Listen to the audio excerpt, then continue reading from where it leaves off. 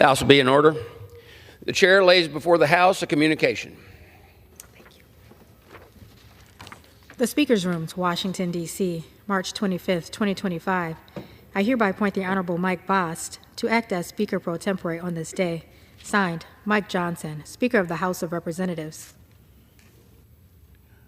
Pursuant to the order of the House of January 3rd, 2025, the chair will now recognize members from lists submitted by the majority and minority leaders for morning hour debate. The chair will alternate recognition between the parties with time equally allocated between the parties. Each member other than the majority and minority leader and the minority whip are limited to 5 minutes, but in no event shall debate continue beyond 11:50 a.m. The chair now recognizes the gentlewoman from Oregon, Miss Bonamici. I got it, for 5 minutes. Consent to address the House for up to 5 minutes. The gentlewoman is recognized. Thank you, Mr. Speaker. I rise today to condemn, in the strongest terms possible, President Trump's executive order that threatens millions of students and local public schools through the dismantling of the Department of Education. This is an illegal and unconstitutional abuse of power straight out of the Project 2025 playbook. Congress created the department. Only Congress can dismantle it, something I will fight every step of the way. I want to note that Donald Trump and Elon Musk have likely never set foot in a public school, and they certainly do not understand what the Department of Education actually does and why it's important. But students and families and teachers in Oregon and across the country understand. In the past few weeks, several Oregon parents have told me they are terrified that their kids will lose access to vital educational services. One mom said she worries about sending her 2 kids with special needs to kindergarten next year if there are cuts to IDEA, the Individuals with Disabilities Act. Unlike Secretary McMahon, I actually know what IDEA stands for and what it means for students. I've been an education advocate for decades, and no one has ever said we need less money to meet the needs of students with disabilities. It's always a plea: fully fund IDEA. Another mom told me that her kids attend a Title I school, and they get enough to eat because of school breakfast and lunch programs. It's a fact. High poverty schools, about half the schools in the U.S., have greater educational needs. And that's why Title I dollars provide flexibility so districts can determine how to best meet the needs of their low-income students. Cutting that funding will widen rather than close the achievement gap.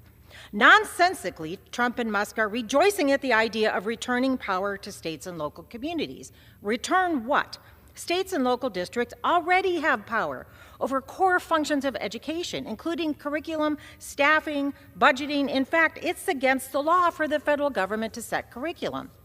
Donald Trump also makes a bogus argument that declining test scores justify abolishing the department. But test scores don't make the case for slashing federal investment in education. On the contrary, they show us where we need to direct resources and support to students, especially low-income students and students with disabilities.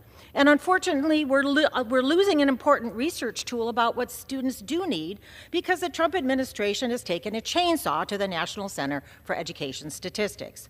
But we do know that more than 51,000 public schools serve concentrated populations of students from low-income families and receive Title I funds. And almost 7.5 million students with disabilities receive a free, appropriate public education because of IDEA. I encourage my colleagues on both sides of the aisle to speak with your local and state legislators and ask them if they have extra resources to fill these gaps. Also, the majority of federal funding through the Department of Education, it's to open doors of opportunity to higher education for students who choose to attend college but can't afford the cost. This includes Pell Grants, federal work study, and low-interest loans to those who qualify. I would not be where I am today without the federal aid I got to attend first community college, then law school. And importantly, the Department of Education is a civil rights agency. The Office for Civil Rights enforces federal laws prohibiting discrimination and harassment, investigating thousands of civil rights cases every year, primarily from students with disabilities. This work will be more difficult, if not impossible, with the Trump administration firing at least 240 employees in the Office of Civil Rights and closing more than half of its regional offices. Now, also, Donald Trump, he says he wants to shut down the department but keep its core functions. Get rid of the people with expertise and give the core functions to other agencies without the expertise or the staff to handle them. That's not government efficiency, it's absurdity. Last month, I introduced House Resolution 94 in defense of public schools and the Department of Education, and more than 85 of my colleagues have signed on. We will fight all efforts to defund and dismantle the important work the department does, and we won't back down. The consequences are clear. Closing the Department of Education will harm students, families, communities, and the economy. The majority of Americans support the Department of Education, and I know public school advocates will be working tirelessly to maintain the strong and vital federal investment in our system of public education. Donald Trump and Elon Musk might think this ill-conceived abuse of power will go unchecked. They are about to find out how wrong they are. Thank you. I yield back the balance of my time. The gentlewoman yields back. Now, members are reminded to refrain from engaging in personalities towards the president. The chair now recognizes the gentlewoman from Minnesota, Ms. Fischbach, for 5 minutes. Thank you, Mr. Speaker. And Mr. Speaker, I rise today to congratulate the Dawson Boyd Blackjacks on defeating the defending champs to claim their first ever Title 1A championship. It has been 34 years since the Blackjacks have been to the state tournament, and their hard work paid off. With what felt like the entire town in Williams Arena, this game was a dream come true. Congratulations on your victory. You have made all of your families, your community, and the 7th District proud.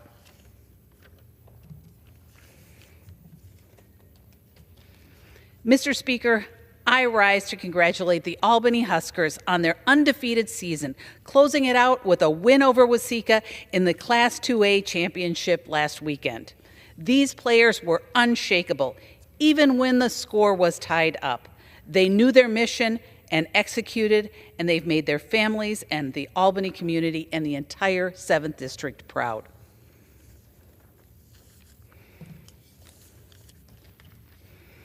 Mr. Speaker, I rise to congratulate the Alexandria Cardinals basketball team on defeating Mankato East for their first ever 3A boys championship title.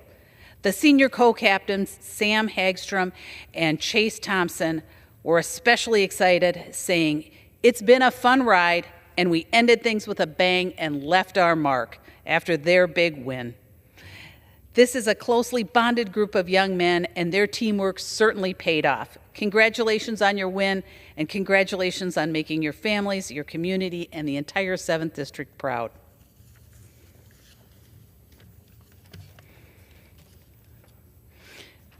Mr. Speaker, I rise to congratulate the West Central Area girls basketball team, the Knights, on their first ever state championship in any sport for their school. As the 4th seed in a season full of upsets, I know this was a hard-fought victory, and you should all be so proud of everything you've accomplished this year. You have certainly made your families, your community, and the entire 7th District proud.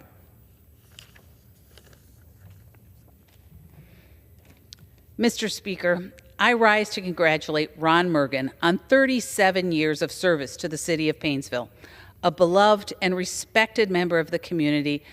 Unsurprisingly, last year he was voted the Boss of the Year. I know his co-workers are sad to see him go, but I also know he won't be a stranger. He has been named the Grand Marshal of this year's Painesville Town and Country Days Parade. Thank you so much for your service, Ron, and your service to the community. Congratulations on a well-earned retirement. Thank you, Mr. Speaker. I yield. The gentlewoman yields back. The chair now recognizes a member from Delaware, Representative McBride, for 5 minutes. Thank you, Mr. Speaker. Across the country, food banks are facing an urgent crisis, and Delaware is no exception. Millions of dollars worth of deliveries of vital food aid have been halted to food banks. In February alone, more than 50% of the food that the Food Bank of Delaware distributed came from the federal government. Now, with shipments frozen and no clarity on whether they will be restored, they are in uncharted territory. The Food Bank of Delaware is now uncertain whether they will receive 14 truckloads over the next 4 months. These halted deliveries represent over a quarter of the food expected to be received from the federal government for the rest of this fiscal year. Kathy Konefsky, the CEO of the Food Bank of Delaware, shared with me that this would be devastating. This is not an abstract issue. It is not a partisan issue. This is about families, working parents, seniors, veterans, children, people who rely on food banks to get through the month. 1 in 8 Delawareans face food insecurity, and the Food Bank of Delaware has been a lifeline for thousands of families. The truckloads in question represent over 600,000 meals that the food bank will not be able to put on the tables of Delawareans. Yes, the Food Bank of Delaware plays a frontline role in combating hunger, but they offer more than just food. They provide dignity, hope, and a sense of community. Food banks who are already stretched thin are now being asked to do even more with even less. The loss of federal support jeopardizes their ability to serve effectively, placing additional strain on state and local resources. At a time when grocery prices remain high and demand for assistance is great, the loss of these shipments could mean fewer meals for families in every corner of my state. Further cuts at the hands of the administration to the USDA's Local Food Purchasing Assistance Program only adds to this crisis. At the direction of this administration, the USDA axed 2 programs that give schools and food banks assistance to buy food from local farms and ranchers. In Delaware alone, this will amount to $2 million in cuts. Just last month, I stood on this floor to raise the alarm about $10 million in funding owed to Delaware farmers. Now I stand here again to raise the alarm about the Trump administration taking their chainsaw to another life-saving service that supports our farmers in feeding Delaware. All of this will result in fewer customers for Delaware's farmers and higher prices at the grocery store for Delaware's families. The Trump administration has broken their promise time and time again to the American people, ripping funding and literal food from the hands of my constituents.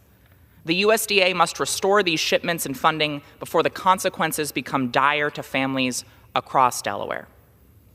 Thank you, Mr. Speaker. I rise today to celebrate the transformation happening in Seaford, Delaware, an investment in economic growth, opportunity, and the future of western Sussex County.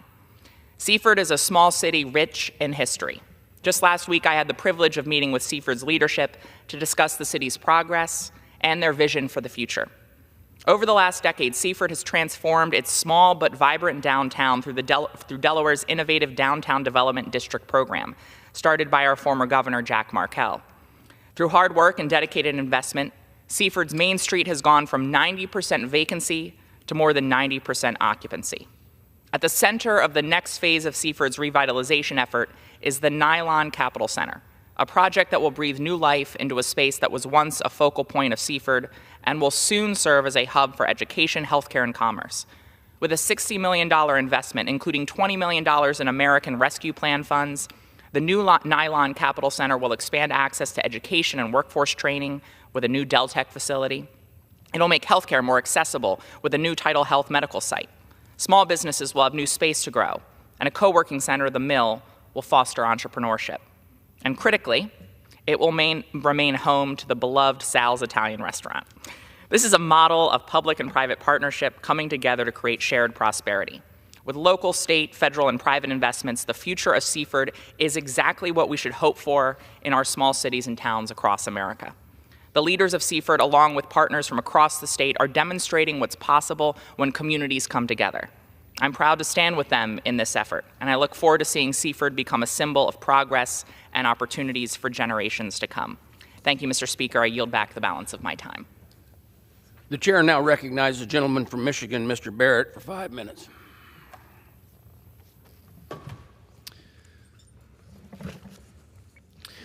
Thank you, Mr. Speaker. I rise today to congratulate the East Lansing Trojans on an incredible achievement winning the state championship with a hard-fought 66-46 victory just a couple of weeks ago. And while the Michigan State Spartans are making a deep run in the tournament in the men's college basketball tournament this month, they only need to look no further than across town at the East Lansing boys basketball team to see another championship team in East Lansing. This championship is a result of countless hours of practice, years of hard work, and serves as a capstone to all of the time spent perfecting their craft, playing as a team, and working under the leadership of head coach Ray Mitchell. A sincere congratulations to each and every one of you. This is a wonderful achievement, and we're very proud of you. Thank you.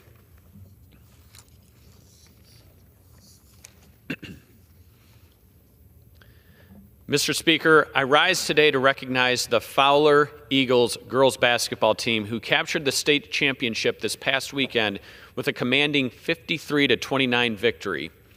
I was at the Breslin Center to watch the game with two of my daughters, Eleonora, who just finished her first season of basketball, and Gwen, who's excited to start playing next year. These young ladies on the basketball court really served as a great example for my own daughters and so many others across our state. What we saw was more than just great basketball. We saw poise, teamwork, and excellence, especially for young girls like my daughters who could watch that in action. To the Fowler Eagles, thank you for inspiring the next generation and making our community proud. And I will tell you, Gwen, my 7-year-old, wants each of your autographs, so I hope that we can catch up with you sometime for that. Congratulations on an incredible season. We're all so proud of you, and I yield back. Gentleman yields back. The chair now recognizes the gentleman from New York, Mr. Kennedy, for 5 minutes.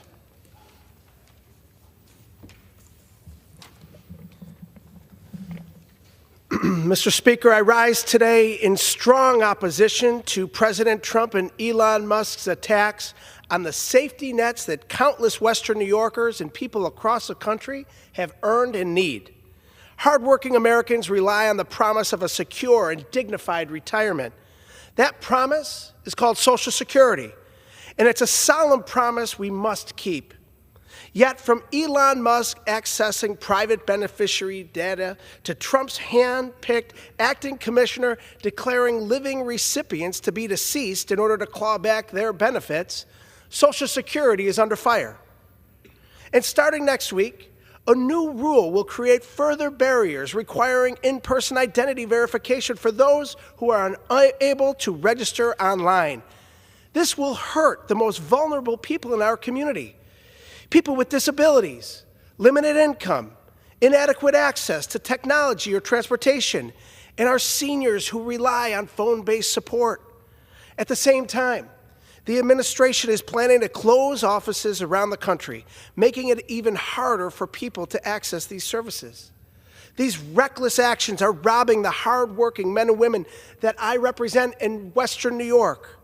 It's a slap in the face to every American citizen who has spent decades paying into the system, and every widow, person with a disability, and child who lost a parent too soon, who deserves and needs the benefits that allows them to survive.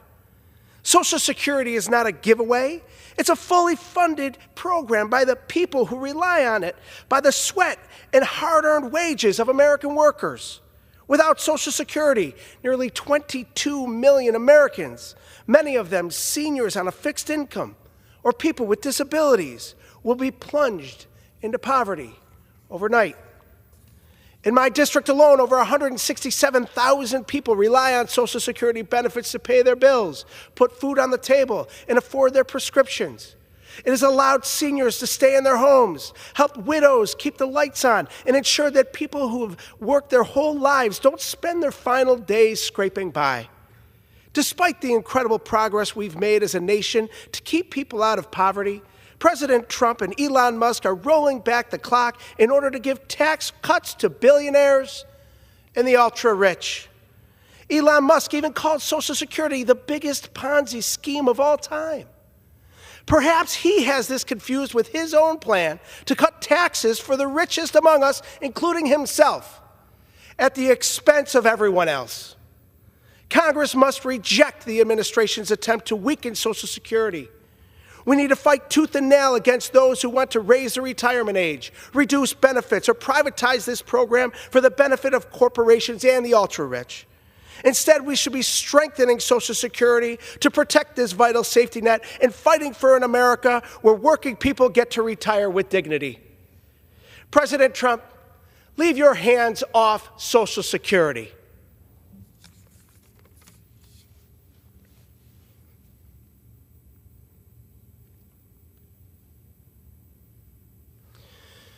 I rise today to honor a true American, World War II veteran Edgar Carl Wilkie, as he celebrates his 100th birthday. A resident of West Seneca, New York, Mr. Wilkie served our nation with courage in World War II, where he was wounded in battle defending the freedoms we hold dear. After enlisting from his hometown of Buffalo, he achieved the rank of Private First Class while serving in the 24th Infantry Division of the 21st Regiment. For his bravery and heroic conduct in the Pacific Theater, he was awarded the Bronze Star Medal. For wounds taken during the Battle of the Philippines, he received a Purple Heart Medal. Along with these two high honors, he's received numerous other awards, including the American Campaign Medal, the Asiatic Pacific Campaign Medal with 2 Bronze Service Stars, the World War II Victory Medal, the Combat Infantry Badge, and the Marksman Badge with Rifle Bar. Mr. Wilkie's sacrifice is a reminder that the liberties we enjoy today were secured by the bravery of patriots like him. We owe our veterans more than gratitude. We owe them our unwavering commitment to ensuring that they receive the care, benefits, respect, and recognition that they deserve. Mr. Wilkie, on behalf of the people of Western New York and a grateful nation, I wish you a very happy 100th birthday. Thank you for your service, and may your century of life continue to be an inspiration to us all. I yield back. The gentleman yields back. The gentleman from Maryland, Mr. Olszewski, is recognized for 5 minutes. Speaker, I ask unanimous consent to address the House for 5 and revise and extend. Without objection, the gentleman is recognized for 5 minutes. Thank you, Mr. Speaker. In November, the American people sent us all here to Congress with one clear mandate: to lower costs, to make life easier for working families, to ensure that no one in this country has to choose between putting food on the table and keeping the lights on. I came to this floor 49 days ago with a similar poster. Now here we are again, 81 days into this session of Congress, and I return with the exact same message. Nearly 3 months in, and what do we have to show for our work? Not one vote. Not one serious effort from Republican leadership of this House to tackle rising costs for struggling families. Nothing to lower grocery prices, bring down the cost of gas or prescription drugs, help parents afford childcare, or support seniors who are worried about their retirement. President Trump promised to lower costs on day one. He has now failed to deliver on his day one promise for 64 consecutive days. Making matters worse, costs are anything but lower. Instead, the reality is grocery prices are rising, inflation is up, and the stock market is unstable. In fact, rather than lowering costs, the Trump administration is actively promoting policies that are poised to drive up costs even higher. The Trump tariffs alone will increase costs for the average family by as much as $2,000 per year, simply to buy essentials like gas and groceries. God forbid your family need a new car or a home renovation in the near future. Making matters even worse, as prices go up, safety nets for our most vulnerable families are poised to be slashed under this reckless Republican budget. I voted no because it cuts hundreds of billions of dollars in funding for SNAP and Medicaid, which means children will go hungry, seniors will lose care, and people with disabilities will be left behind. Period. And you don't have to take my word for it. The Congressional Budget Office issued a letter on March 5th where they reinforced that the math is conclusive.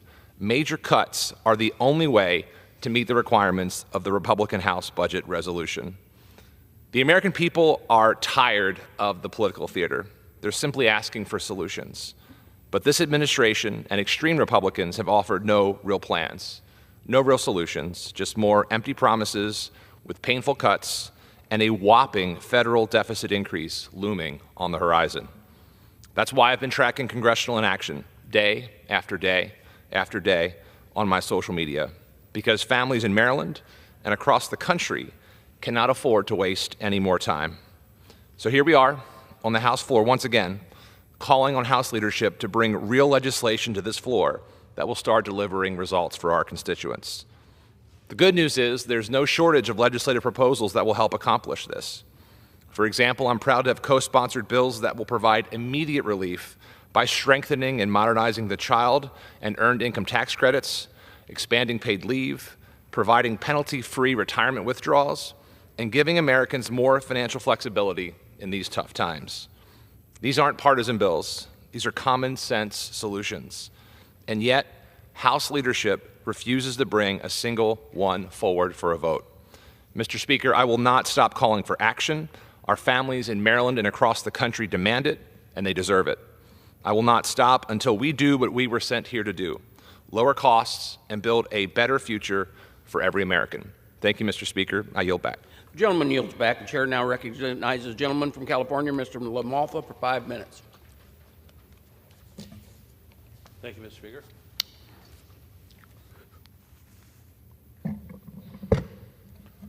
Mr. Speaker, the previous administration, the Biden administration, spent most of its years forcing extreme energy mandates onto everyday appliances, our gas stoves, our water heaters, dishwashers, air conditioners, you name it. These rules really aren't about efficiency, as the manufacturers have worked for decades to make them more efficient and meet already existing standards. No, it's more of a control situation. These drive up costs, they limit the choice for consumers and force everything onto an already overloaded power grid. Gas stoves, I know, are the preference for many people in their homes. Gas water heaters work well. It's a deal where government wants to take away the choices. Natural gas is indeed one of the most affordable, reliable energy sources we have. The previous administration was the enemy of that. Did everything it could to push it out of homes and businesses and the production of it on our open lands that have so much potential, especially in the western states. We've seen these attempts to regulate gas stoves out of existence, and earlier this month, we in the House voted to overturn one of those rules.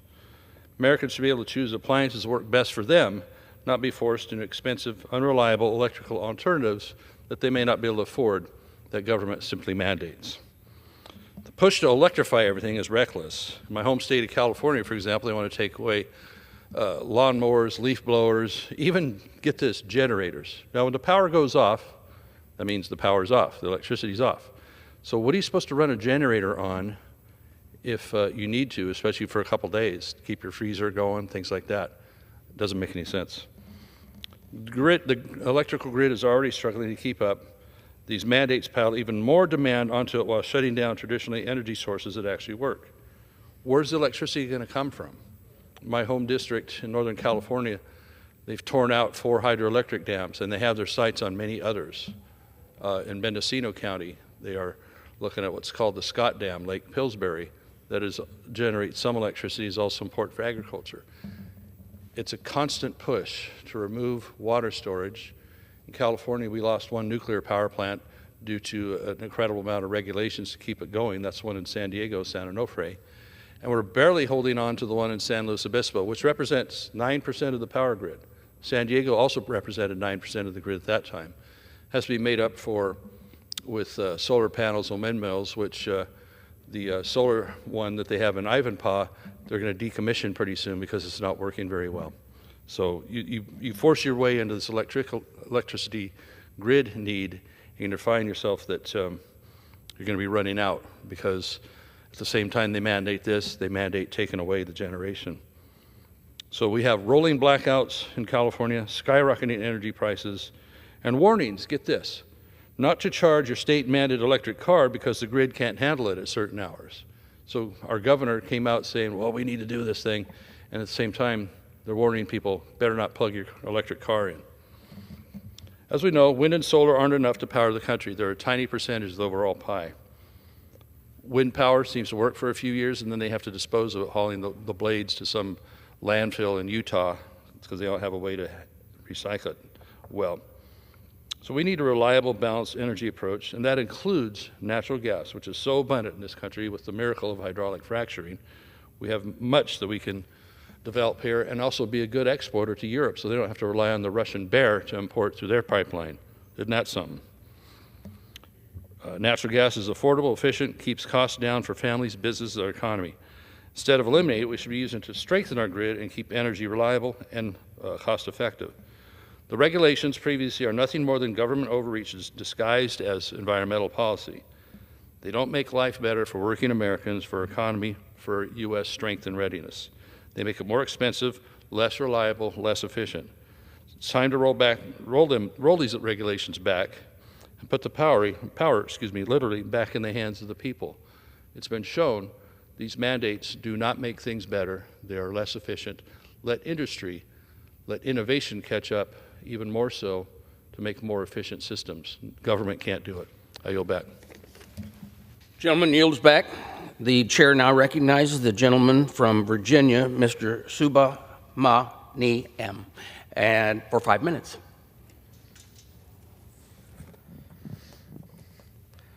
Mr. Speaker, I rise today to celebrate the Osborne Park High School girls basketball team's historic state championship victory.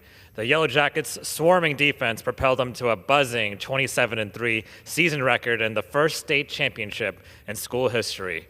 Their championship win was a testament to the hard work, determination, and overcoming a little bit of adversity as well. In fact, just before the game, head coach Chrissy Kelly broke her pinky toe. The flu swept through the team, keeping them away from practice, and on the day of the championship, the team's bus accidentally traveled to the wrong arena.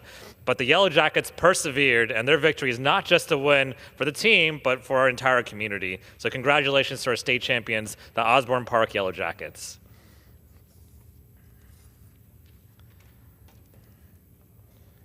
Mr. Speaker, I'm excited for the future after having the honor of meeting some incredibly driven individuals at a local science fair.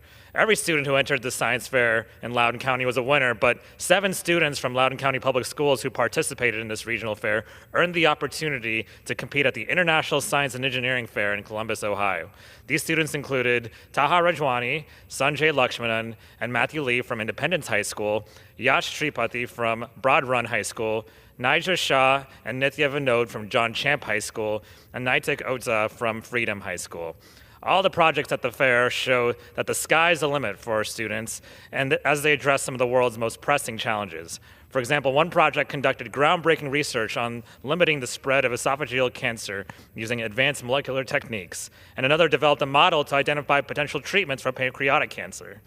All the young scientists and researchers who participated are paving the way for breakthroughs that could transform the world we live in for the better. Their dedication showcases the promise of the next generation in tackling complex problems with creativity and determination. So I commend the hard work of all the participants and wish them tremendous success, especially the ones who are moving on to the International Science and Engineering Fair.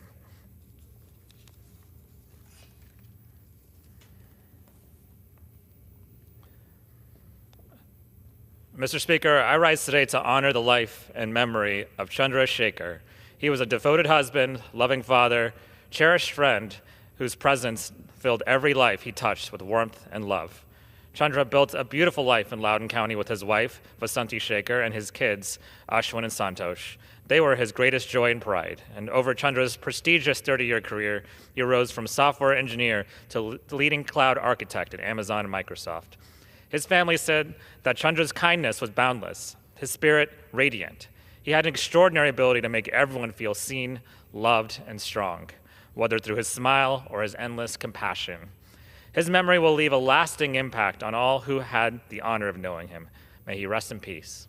I yield back. Gentleman yields back. The chair now recognizes the gentleman from Georgia, Mr. Carter, for 5 minutes.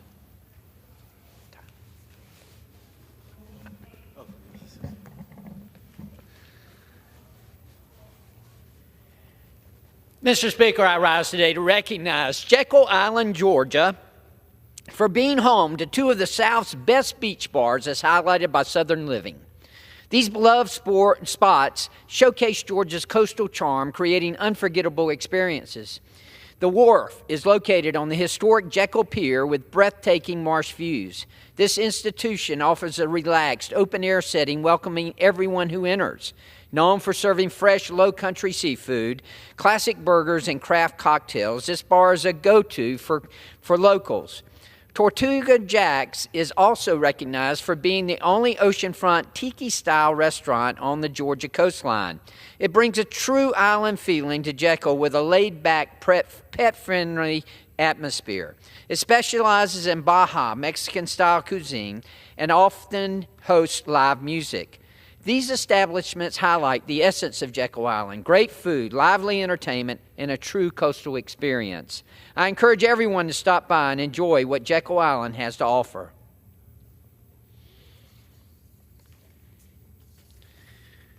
Mr. Speaker, I rise today to honor the legacy of Lydia Thompson, a passionate conservationist, avid birder, and well-known artist, affectionately known as the Bird Lady.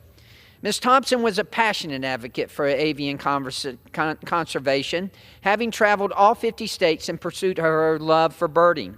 She was also active in the Georgia Audubon Society, Georgia Shorebird Alliance, and the Georgia Coastal Artists Guild.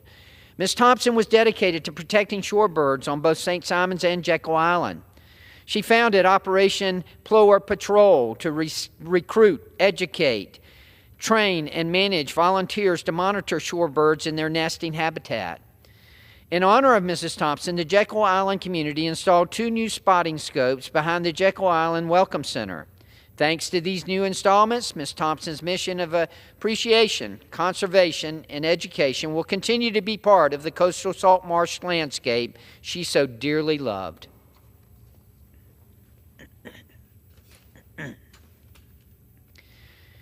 Mr. Speaker, I rise today to recognize the Port of Brunswick as the busiest port in the nation for heavy equipment and auto shipments. 2024 was a record year for the Port of Brunswick, handling more than 2 million tons of cargo, 600,000 tons of exports, and about 900,000 individual roll-on, roll-off units of autos and heavy equipment. New infrastructure and strengthened partnerships contributed to the port's significant growth in many areas, including the upgraded storage capacity that allowed for a 106% increase in heavy equipment shipping. Georgia's ports promise auto manufacturers world-class service and long-term gains for their business. In addition to the growth already recorded, the Port of Brunswick is continuing to make improvements to keep up with the rise in manufacturing and growing population, including an upgraded shipping channel to prepare Brunswick to handle larger vessels. Georgia's 1st District is proud to be the home of the nation's busiest port for heavy equipment and auto shipments, and I look forward to the continued excellence of the Port of Brunswick.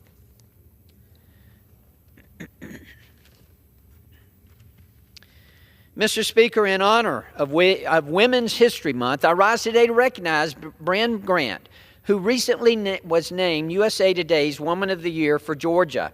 As a child, Bryn watched her father being sworn into a state-appointed position by the late President Jimmy Carter, who was then governor of Georgia. Bryn's career spans more than 2 decades at the Savannah Economic Development Authority, where she rose to the position of Chief Operating Officer and Vice President of the World Trade Center in Savannah.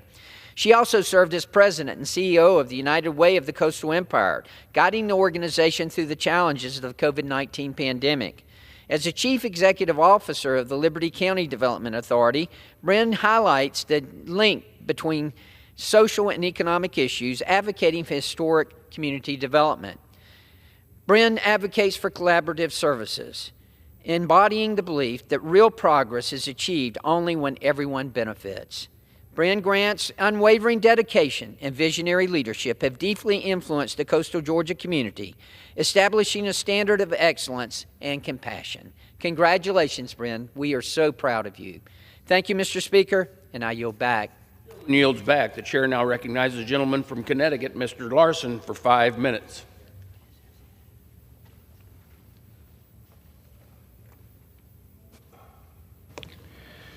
Thank you, Speaker Bost.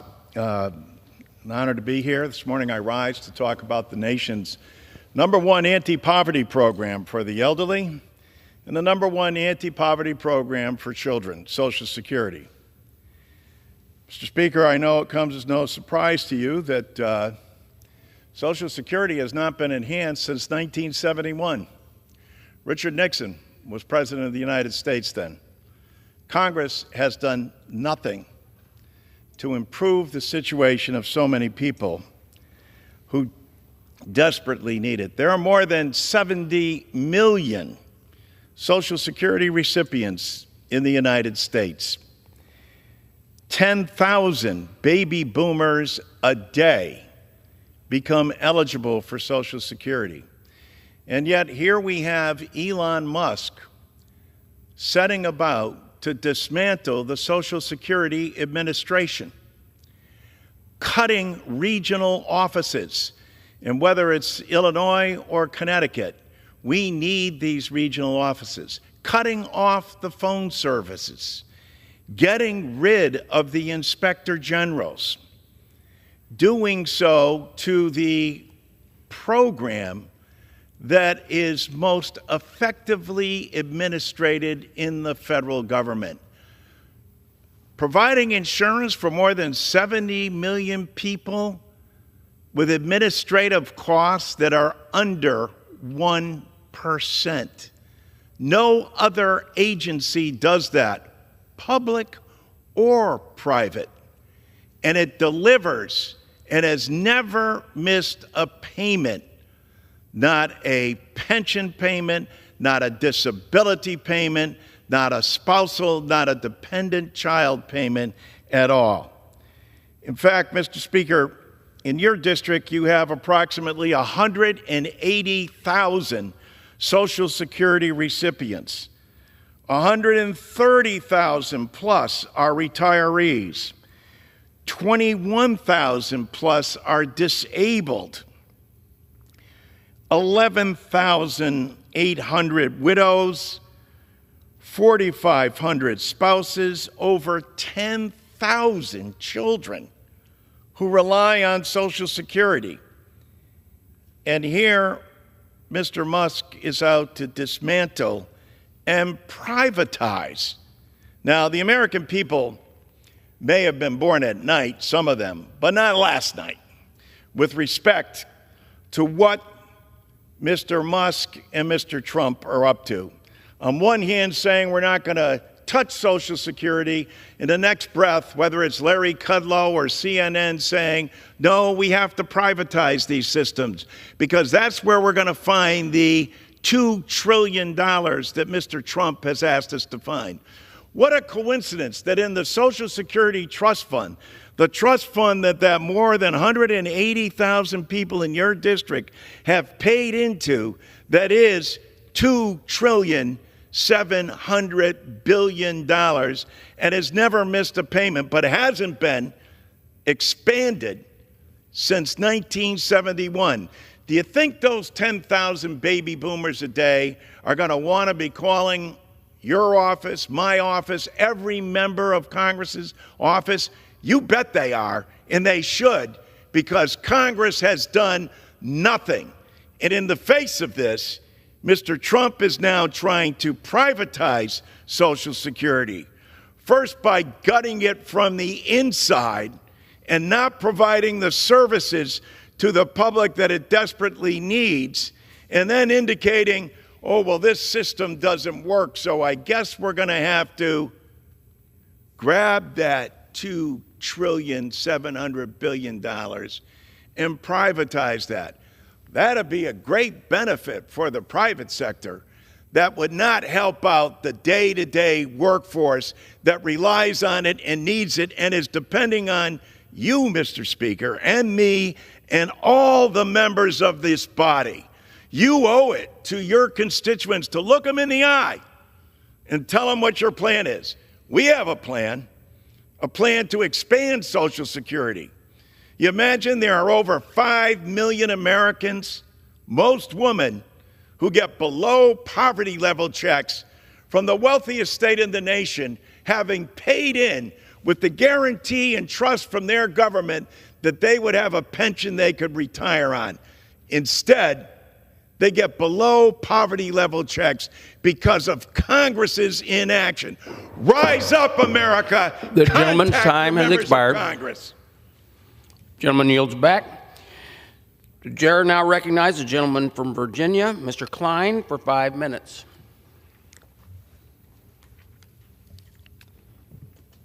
Thank you, Mr. Speaker. Mr. Speaker, please join me in recognizing the Salvation Army of Harrisonburg and Rockingham County. For over 100 years, they've remained dedicated to sharing the gospel of Jesus Christ while providing care and support to all those in need. Just 60 years after the founding of the international movement known as the Salvation Army, the Salvation Army of Harrisonburg and Rockingham County was established on June 27, 1925. Since its founding, the Salvation Army of Harrisonburg and Rockingham County has partnered with the local community to efficiently and effectively assist individuals and families facing poverty. It's made a positive difference in countless lives, offering a helping hand to those caught in difficult circumstances. Today, the organization is faithfully led by Lieutenants Douglas and Sharon Ingold, who continue the mission of serving others with compassion and integrity. Salvation Army of Harrisonburg and Rockingham County holds its iconic Red Kettle campaign every year to raise funds for the organization's programs that benefit the local area. The organization remains steadfast in its commitment to offering programs and services to all those in need without discrimination.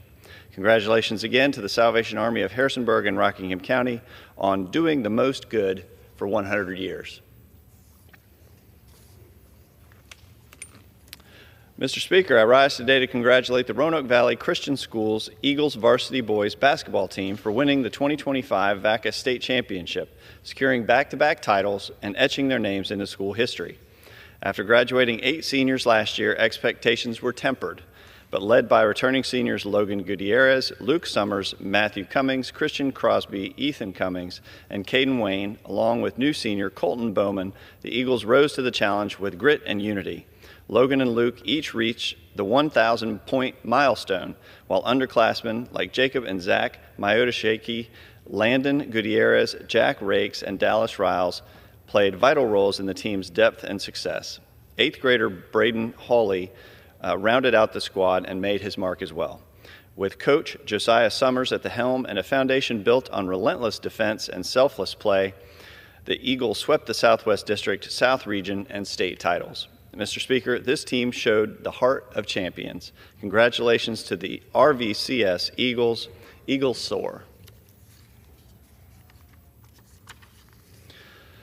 Mr. Speaker, House Republicans are delivering on the mandate the American people gave us last November. We passed a responsible budget resolution, and now we're moving forward with a strong reconciliation package that reflects President Trump's America First agenda. The bill secures our southern border, keeps taxes low for working families and small businesses, strengthens our economy, protects Social Security, restores American energy leadership, supports our men and women in uniform, and brings much-needed accountability to Washington. We've taken the lead in the House. Now it's time for the Senate to do the same. When they return to Washington, the senators should take up the House resolution, move the bill forward, and send it to the President's desk. The American people expect results. They want a government that works for them, not against them. And with this legislation, we have the chance to make real, lasting change for the American people. Let's get it done. Mr. Speaker, I yield back. Gentleman yields back. The chair now recognizes the gentleman from Rhode Island, Mr. Magaziner, for 5 minutes. I ask permission to address the House and revise this time my remarks. Gentleman, without objection, the gentleman is recognized for 5 minutes. Mr. Speaker, I rise today to introduce the No Invading Allies Act, a bill to prevent President Trump from invading Canada, Greenland, or Panama without a vote of Congress. It is crazy that we even have to have this conversation. These places, these nations, are our allies. They pose no threat to the United States. And after thousands of brave American soldiers fought in Iraq and Afghanistan, many losing their lives, their limbs, and their loved ones, the last thing the American people want is to send our troops to any new wars, especially against countries that pose no threat to our own. But now President Trump will not stop talking about taking over Canada, Greenland, and Panama. He is obsessed. Listen to me when I tell you that he is not joking. When he says he wants to take over Canada, Greenland, and Panama, he means it. He even said that we will, quote, expand our territory in his inaugural speech. When is the last time you heard a president say something like that? But the American people do not want to take over other countries. Nobody voted in the election to take over Canada or Greenland. The president never talked about that during his campaign. No one was thinking about taking over Canada when they went to vote last November. No, the American people want lower cost, safe streets, and peace. The last thing Americans want is unnecessary war. But we cannot trust Donald Trump to keep us out of one. That is why I am introducing a new bill, the No Invading Allies Act, to prevent the president from sending the armed forces to invade Canada, Panama, or Greenland without a vote of Congress. Now listen, our country's founders feared the possibility of a president engaging in unnecessary wars. In Article 1 of the Constitution, the founders gave Congress, not the president, the power to declare war. Congress later passed the War Powers Resolution of 1973, which allows presidents to engage in military action for up to 60 days without a vote of Congress. But Donald Trump's reckless threats to take over peaceful nations means that he cannot be trusted with this unchecked power. So Congress must reassert our role under the Constitution by passing this bill. With this bill, we send a message to our allies and adversaries alike that the United States does not support the illegal seizure of sovereign territory. And most importantly, we say to American troops and their families that you will not be sent into more unnecessary wars, not on our watch. I urge my colleagues, whether you believe the president is serious about wanting to take over other countries or not, whether you take him at his word or not, whether you think he might involve us in unnecessary wars of conflict or not, let's not leave it up to chance. The decision of whether to make war is perhaps the most important responsibility Congress has under the Constitution. Let's not surrender our responsibility to a president who speaks so casually about taking over other nations. Our men and women in uniform deserve better than that, and our country deserves better than that. I yield back. The gentleman yields back. Pursuant to Clause 12A of Rule 1, the chair declares the House in recess until noon today.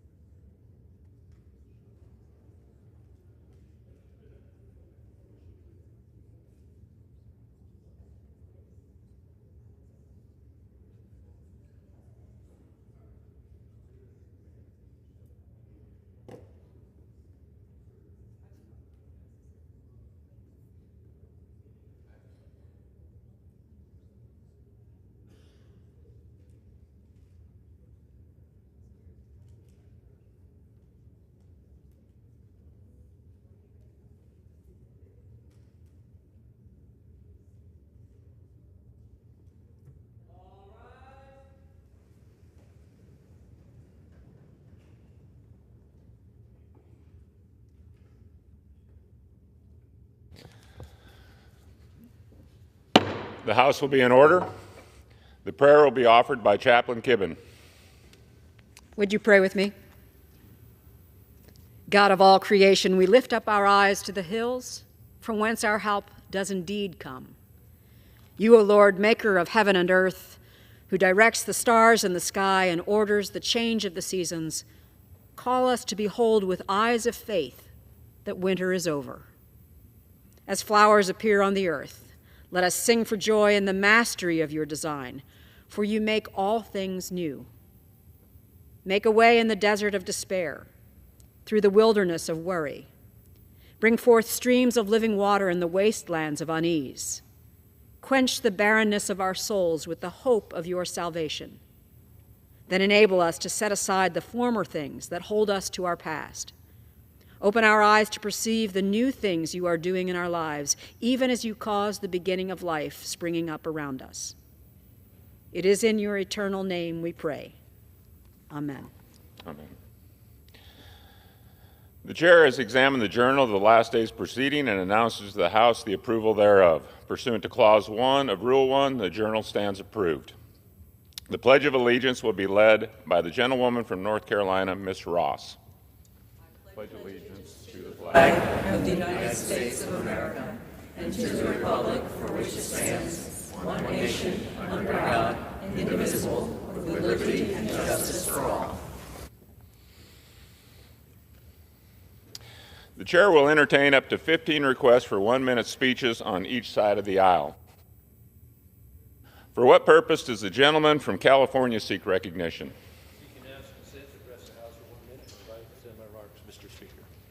Without objection, the gentleman is recognized for 1 minute.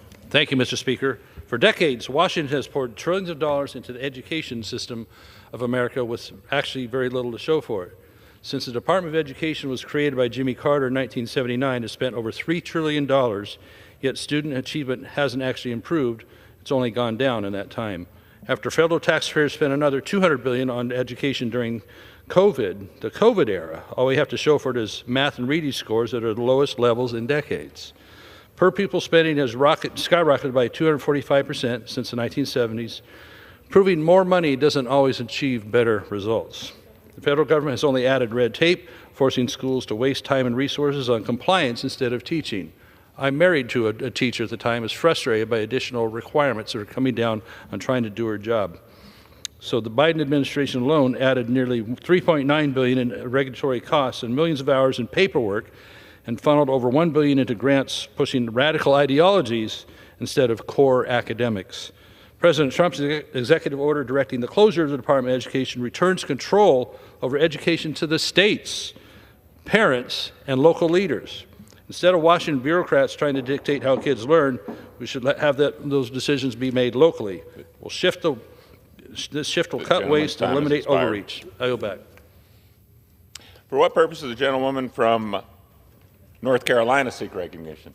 To address the House for 1 minute and revise and extend my remarks. Without objection, the gentlewoman is recognized for 1 minute. Mr. Speaker, I am deeply concerned about the Trump administration's act to fire more than 1,000 EPA scientific researchers who have dedicated their careers to protecting the American people. I represent part of the Research Triangle Park, home to the largest EPA facility in the nation, where researchers and scientists are solving some of our most complex environmental problems. In North Carolina, these committed public servants are working to combat PFAS, address our air quality issues, and they were on the front lines of helping our citizens during Hurricane Helene. The Trump administration is attacking federal research offices because they expose disastrous policies and hold polluters accountable. Eliminating the Office of Research and Development not only violates the law, it puts our people, our public, our health, and the environment in danger. I will fight this dangerous plan to fire federal workers and silence scientists with everything I have. Thank you, Mr. Speaker, and I yield back. Gentlelady yields back. For what purpose does the gentleman from Texas seek recognition? For 1 minute. Without objection, the gentleman is recognized for 1 minute.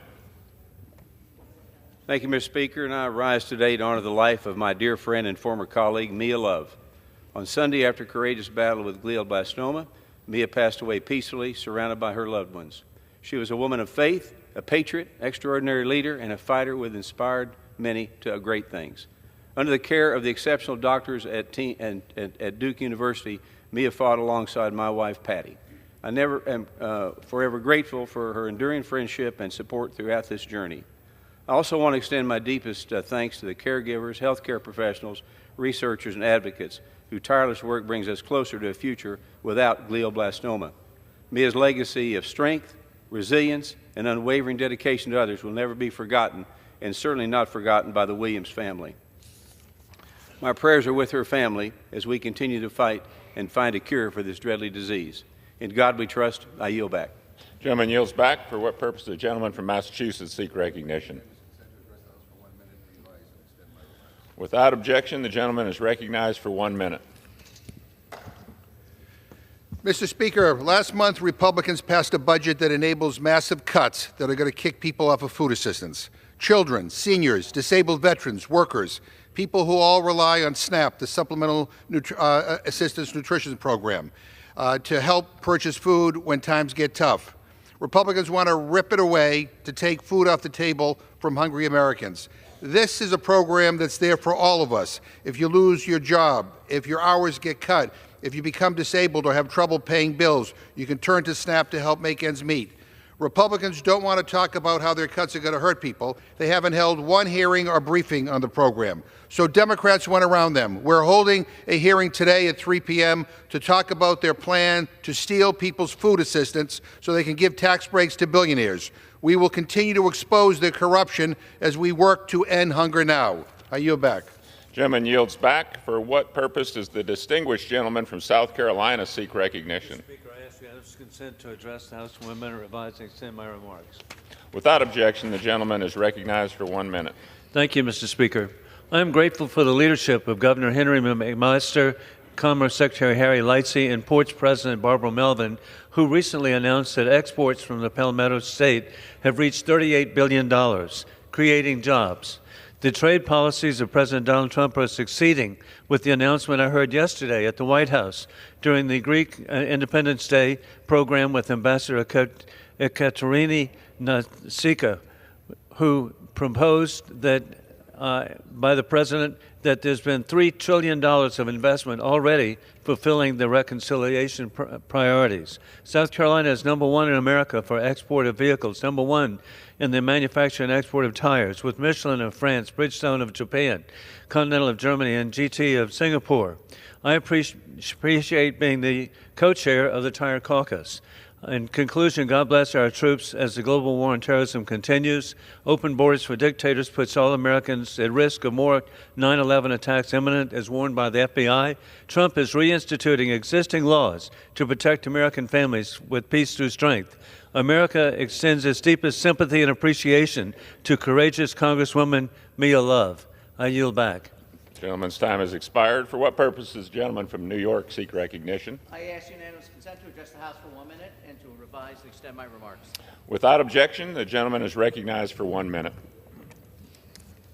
Thank you, Mr. Speaker. I rise today to congratulate the Rochester Community Players Theater Group on their 100th season.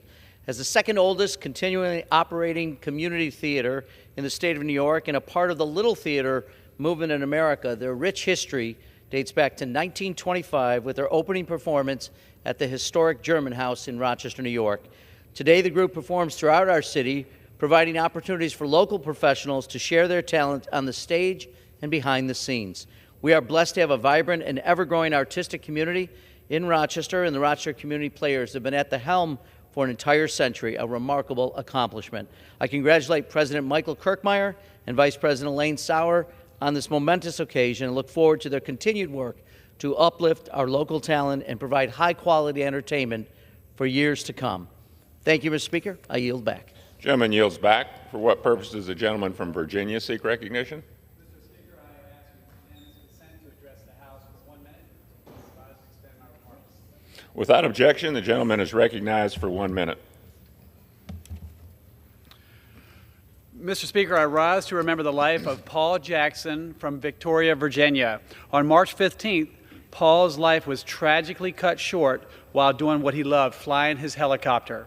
Last year, Paul was asked to help with Hurricane Helene relief in North Carolina. Over the next 10 days, he flew critical supplies to North Carolina on his own dime. Paul was President Trump's #1 fan. He was a personal friend to me, and he made anyone he met want to be a better person. His daughter, Raven, described him as a true patriot and a man who loved our country. Paul is survived by his wife, Christy, his son, Christopher, his daughter, Raven, his 5 children, his brother, Nelson, and many, many friends. I hope everyone hearing this will strive to help others just like Paul. And with that, I yield back. Gentleman yields back. For what purpose does the gentlelady from California seek recognition? Without objection, the gentlelady is recognized for 1 minute.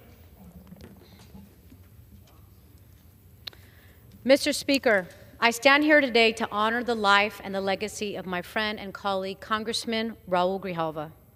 Raul was more than a public servant. He was a force for justice, a relentless champion for working families, for our environment, for indigenous communities. He led with passion, conviction, and an unwavering belief that government should serve the people.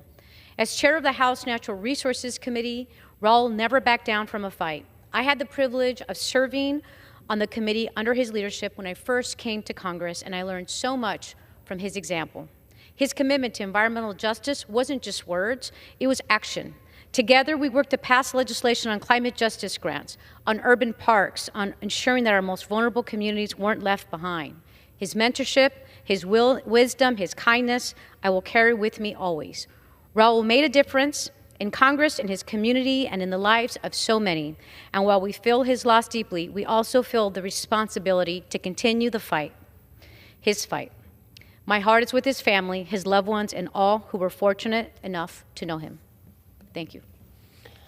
Gentlelady yields back. For what purpose does the gentleman from Ohio seek recognition? Mr. Speaker, I ask unanimous consent to address the House for 1 minute and revise and extend my remarks. Without objection, the gentleman is recognized for 1 minute. Mr. Speaker, I rise today to recognize the Ironton Fighting Tigers for winning their first football state championship in 35 years. With an incredibly strong work ethic and a commitment to excellence, the Ironton High School football team spent all season training and working together with one goal in mind, the state title. In the championship game, senior Sean Terry led his team to victory with 300 all-purpose yards, including 148 receiving yards and 3 touchdowns. This championship win is evidence of a season full of hard work, dedication, and commitment to excellence. Since the school's last title in 1989, the Ironton Fighting Tigers have appeared in 6 state title games in pursuit of a win, which made bringing home this year's trophy even sweeter. Head coach Trevon Pendleton and his staff poured their knowledge and experience into the eager players all season long, guiding them and pushing them towards excellence on and off the field. I'd also like to recognize each parent who supported their players and encourage them to work hard. And I'd like to congratulate each player for your hard-earned victory and new state title. Congratulations, and go Fighting Tigers. Thank you, Speaker, and I yield back. The gentleman yields back. For what purpose does the gentleman from Virginia seek recognition? I ask unanimous consent to address the House for 1 minute to revise and extend my remarks. Without objection, the gentleman is recognized for 1 minute. Mr. Speaker, Signalgate is real. Protecting the details of ongoing military operations is a critical and basic requirement to ensure our national security and the safety of our military personnel. I know this from my 25 years in the Army and from my work on the National Security Council. I joined my colleague, Congressman Pat Ryan, in calling for an immediate congressional investigation of Signalgate. If the messages aren't classified and contain no sensitive war plans, as the administration claims, they should be released immediately. I'm calling for the full conversation to be shared with Congress so that we can fulfill our oversight role and verify the administration's accounting of events. If the administration truly believes no lines were crossed, no war plans discussed, and no classified information shared, then they should release the messages and let members of Congress and the American people see for themselves, as the President has done in the past, and defend those actions publicly. The American people deserve transparency and competence. We must verify that no laws were broken and ensure our national security isn't being used as a shield to avoid accountability. American lives are at stake. Gentleman yields back. For what purpose does the gentlelady from North Carolina seek recognition? Thank you, Mr. Speaker. I ask unanimous consent to address the House for 1 minute. Without objection, the gentlelady is recognized for 1 minute. Thank you, Mr. Speaker. I rise to recognize Cadet Lieutenant Colonel Mikhail Karnak, who was named as a recipient of the General Ira C. Eaker Award. This award is the second most prestigious honor in the Civil Air Patrol Cadet Program. Fewer than 1% of cadets are selected to receive it. Mr. Speaker, I have great respect for those in the Civil Air Patrol. Their selfless commitment to duty and country deserves the highest praise from their elected leaders. Congratulations on this special accomplishment, Mikhail. You've earned it. I'm very much looking forward to hearing more about your progress and accomplishments in the coming months and years. May God continue to bless you and your family. I yield back. The gentlelady yields back. For what purpose does the gentleman from New Jersey seek recognition? Mr. Speaker, I ask unanimous consent to address the House for 1 minute and to revise and extend my remarks. Without objection, the gentleman is recognized for 1 minute. Thank you. I rise today in support of our federal judiciary and the judges who work tirelessly to uphold and defend our democracy. The hypocrisy that we are seeing unfold among our colleagues across the aisle and in this administration is deeply concerning. The separation of powers is the cornerstone of our democracy. Each and every day, federal judges work as a check on the powers of both the legislative and executive branches, regardless of who is in charge. This is a good thing and something each and every one of us should be working to protect. Instead, our colleagues across the aisle are seeking to impeach federal judges. More hypocritical can they be? The Biden administration faced 133 multi-state lawsuits from Republican AGs. Texas Attorney General Paxton alone filed over 100 lawsuits against the Biden administration. But now Republicans are seeking to undermine and attack the same judiciary they used to take the Biden administration to court. And not just that, but they are personally attacking judges whose decisions they disagree with. I urge everyone to stand against this reckless attack on our judiciary. Thank you, and I yield back. The gentleman's time has expired. For what purpose does the gentleman from Nebraska seek recognition? Mr. Speaker, I ask unanimous consent to address the House for 1 minute. Without objection, the gentleman is recognized for 1 minute. Mr. Speaker, I rise today to recognize the 46th anniversary of C-SPAN's coverage of the U.S. House of Representatives, a milestone in government transparency. For nearly 5 decades, since March of 1979, C-SPAN has provided the American people with unfiltered, gavel-to-gavel coverage of the debates and the decisions that shape our nation. It is a service that strengthens our democracy and fosters accountability. This incredible resource exists thanks to the commitment of America's cable and satellite providers who voluntarily fund C-SPAN as a nonprofit service. But let's be clear, millions of Americans are being denied access to this vital coverage because major TV streaming platforms like YouTube TV and Hulu Plus Live TV refuse to carry C-SPAN. At a time when trust in government is more important than ever, no company should be standing in the way of public access to democracy and the inner workings of our constitutional republic. I urge YouTube TV and Hulu Plus Live TV and all streaming providers to do the right thing. Carry C-SPAN. Give their customers the same access to government that cable and satellite viewers have. The American people deserve nothing less. With that, thank you, and I yield back. Gentleman yields back. The chair lays before the House a communication. The Honorable, the Speaker, House of Representatives, sir. Pursuant to the permission granted in Clause 2H of Rule 2 of the Rules of the U.S. House of Representatives, the clerk received the following message from the Secretary of the Senate on March 25, 2025 at 11:10 a.m. Appointment, Congressional Award Board. Signed sincerely, Kevin F. McCumber, Clerk. The chair announces the Speaker's appointment pursuant to Section 1 of the Library of Congress Trust Fund Board Act 2 U.S.C. 154 and the order of the House of January 3, 2025 of the following individual on the part of the House to the Library of Congress Trust Fund Board for a 5-year term.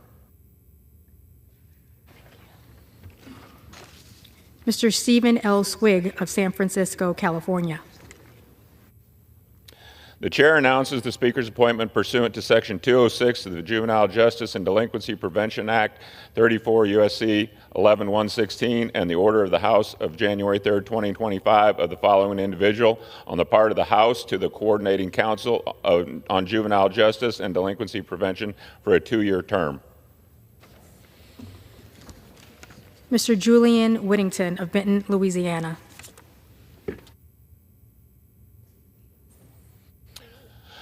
For what purpose does the gentlewoman from North Carolina seek recognition? Thank you, Mr. Speaker. By the direction of the Committee on Rules, I call up House Resolution 242 and ask for its immediate consideration. The clerk will report the resolution. House Calendar Number 12, House Resolution 242. Resolved that upon adoption of this resolution, it shall be in order to consider in the House the Joint Resolution, House Joint Resolution 24, providing for congressional disapproval under Chapter 8 of Title 5 United States Code of the rules submitted by the Department of Energy relating to Energy Conservation Program, Energy Conservation Standards for walk-in coolers and walk-in freezers. All points of order against consideration of the joint resolution are waived. The joint resolution shall be considered as read. All points of order against provisions in the joint resolution are waived. The previous question shall be considered as order on the joint resolution and on any amendment thereto to final passage without intervening motion except one.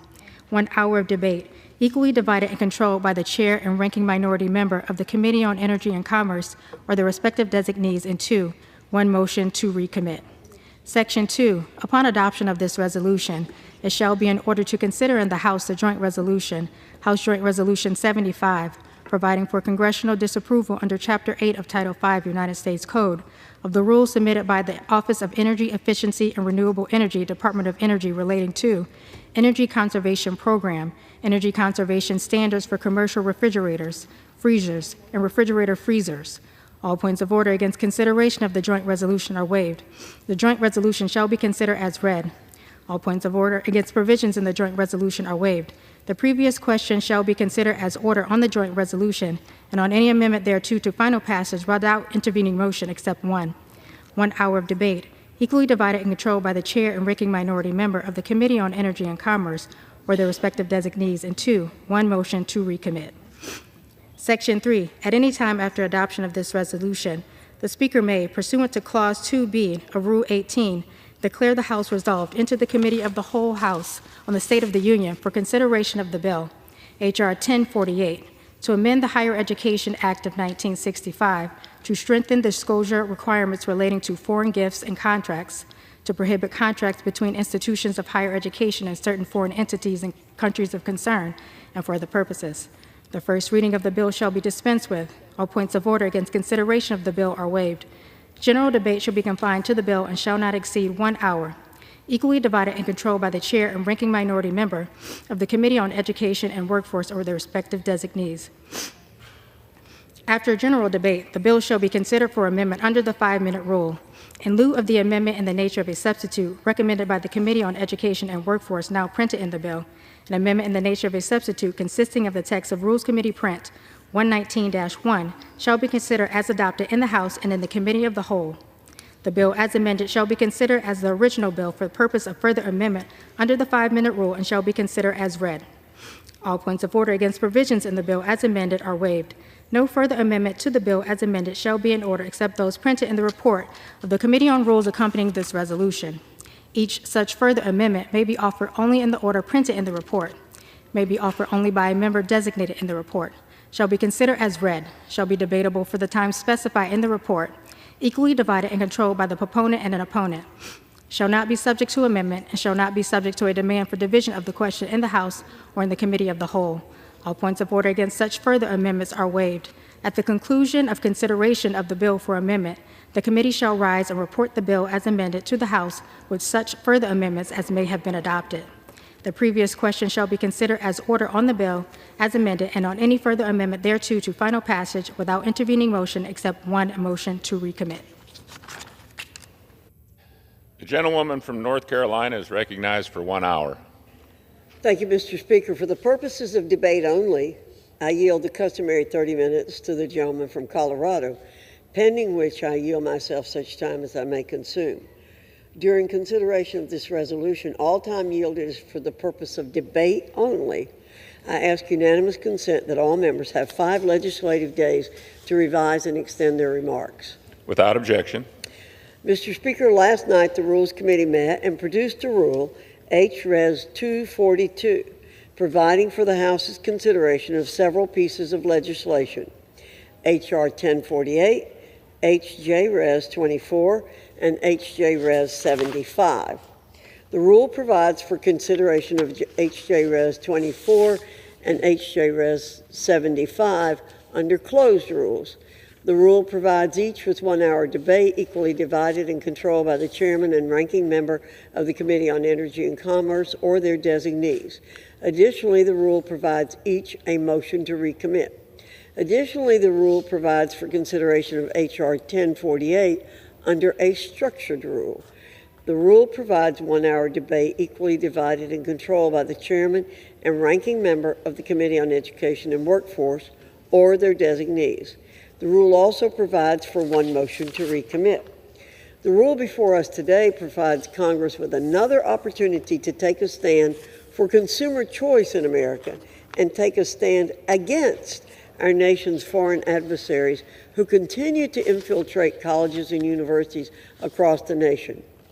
The Deterrent Act, one of the bills considered under this rule, offers a necessary injection of transparency, accountability, and clarity to foreign gift reporting requirements for colleges and universities.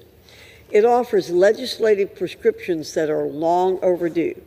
Under current law, Section 117 of the Higher Education Act, colleges and universities must adhere to reporting requirements related to foreign donations. However, many fail to do so because of how weak the current law actually is. A 2019 Senate report found that up to 70% of colleges and universities fail to comply with reporting requirements outlined in Section 117 of the Higher Education Act. You heard that right. Up to 70% of colleges and universities fail to comply. The Deterrent Act updates Section 117 to provide the very clarity and guidance that colleges and universities need to ensure they properly disclose foreign sources of funding and remain in compliance. It also adds a set of razor-sharp teeth to current law to hold colleges and universities accountable for failing to comply with Section 117. Again, the Deterrent Act offers legislative prescriptions that are long overdue. The other 2 pieces of legislation under consideration via today's rule are 2 separate Congressional Review Act resolutions, H.J.Res 25 and H.J.Res 75. These 2 CRAs will strike down separate rules from the Department of Energy that were finalized under the Biden administration. H.J.Res 24 overturns a wrong-headed midnight rule from the Department of Energy relating to conservation standards for walk-in coolers and walk-in freezers. The Department of Energy issued this final rule a mere 2 days before Christmas last year, yet another gift from the Biden administration that nobody asked for. This midnight rule piles on additional costs to the shoulders of Main Street businesses, while at the very same time takes a hatchet to consumer choice. H.J.Res 75 will overturn yet another wrong-headed rule from the Department of Energy related to conservation standards for commercial refrigerators, freezers, and refrigerator freezers. Like the previous rule from the Department of Energy that was just discussed, this rule is yet another example of the regulatory barrage that the Biden administration launched against Main Street as well as consumers. Thankfully, the regulatory warfare of the past 4 years is over. Republicans are back in charge. Mr. Speaker, regulating this country into the ground benefits absolutely no one. It does not benefit Americans and their families. It does not benefit free enterprise and entrepreneurs. It does not benefit small businesses. Nobody wins when the federal government goes hog wild with regulations. These two CRAs that the House will consider under this rule will help us break out the shovels and bury the Department of Energy's rules in the grave. They won't be missed. With that, Mr. Speaker, I reserve. The gentlelady from North Carolina reserves. The gentleman from Colorado is recognized. Mr. Speaker, I thank the gentlewoman from North Carolina, Chairwoman Fox, for the customary 30 minutes. I ask unanimous consent to revise and extend my remarks and yield myself such time as I may consume. Without objection, the gentleman is recognized. Mr. Speaker, I rise today, yet again, to expose to the American public the misplaced priorities of the House Republican Conference and the Republican majority here in the House of Representatives. As you know, Mr. Speaker, the Republican majority gavelled us out of session 11 days ago.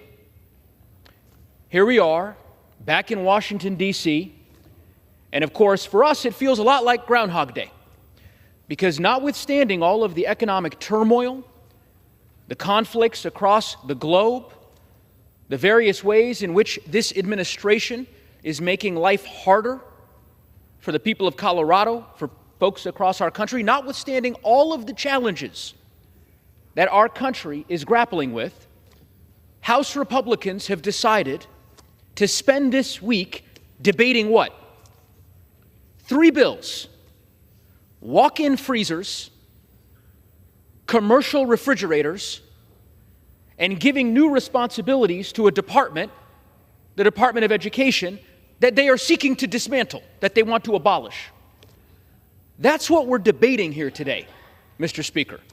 It is important. I listened to every word of the chairwoman's address, outlining every component of the bills that we're considering. But for folks who are watching, for those who have graced us with their presence in the gallery, please understand, 3 bills: one regulating commercial refrigerators, another regulating walk-in refrigerators, and the third, a bill to give an agency new responsibilities that they are seeking to destroy. That's it. That's what we're debating this week in Washington, D.C. So if folks in the gallery stay here through the week, that's what you will hear. You will hear a debate today, you'll hear a debate tomorrow, you'll hear a debate on Thursday on those 3 bills. I suspect that the folks who are watching this debate, Mr. Speaker, would agree with me that there are better things for us to spend our time on here in Washington, D.C. than debating walk-in refrigerators. Seriously? I don't know. Maybe, Madam Chairwoman, it's really important to the people of North Carolina. You may have a lot of constituents who have walk-in refrigerators. I don't know. But for me, I can tell you, I just spent a week in Colorado, in the rural communities that I represent, hosting town halls, visiting with folks in my community, constituents, ranchers, farmers, teachers, working families, packed town halls. And at those town halls, you know the one subject that no one brought up? Commercial refrigerators. It never came up. No constituent of mine approached me at a town hall that we held 3 days ago with over 1,000 people in my community. No one at that town hall said, "Congressman, can you please go back to Washington and pass legislation on commercial refrigerators? It's really important." Nobody said that. They were really concerned about the Republicans' plan to gut Medicaid. They're pretty concerned about the Republican plans to dismantle Social Security offices across the country.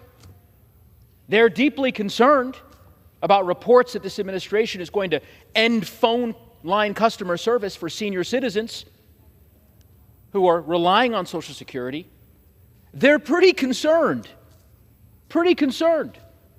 about a Secretary of Defense who apparently is sending out war plans on unencrypted messaging apps, putting our national security at risk.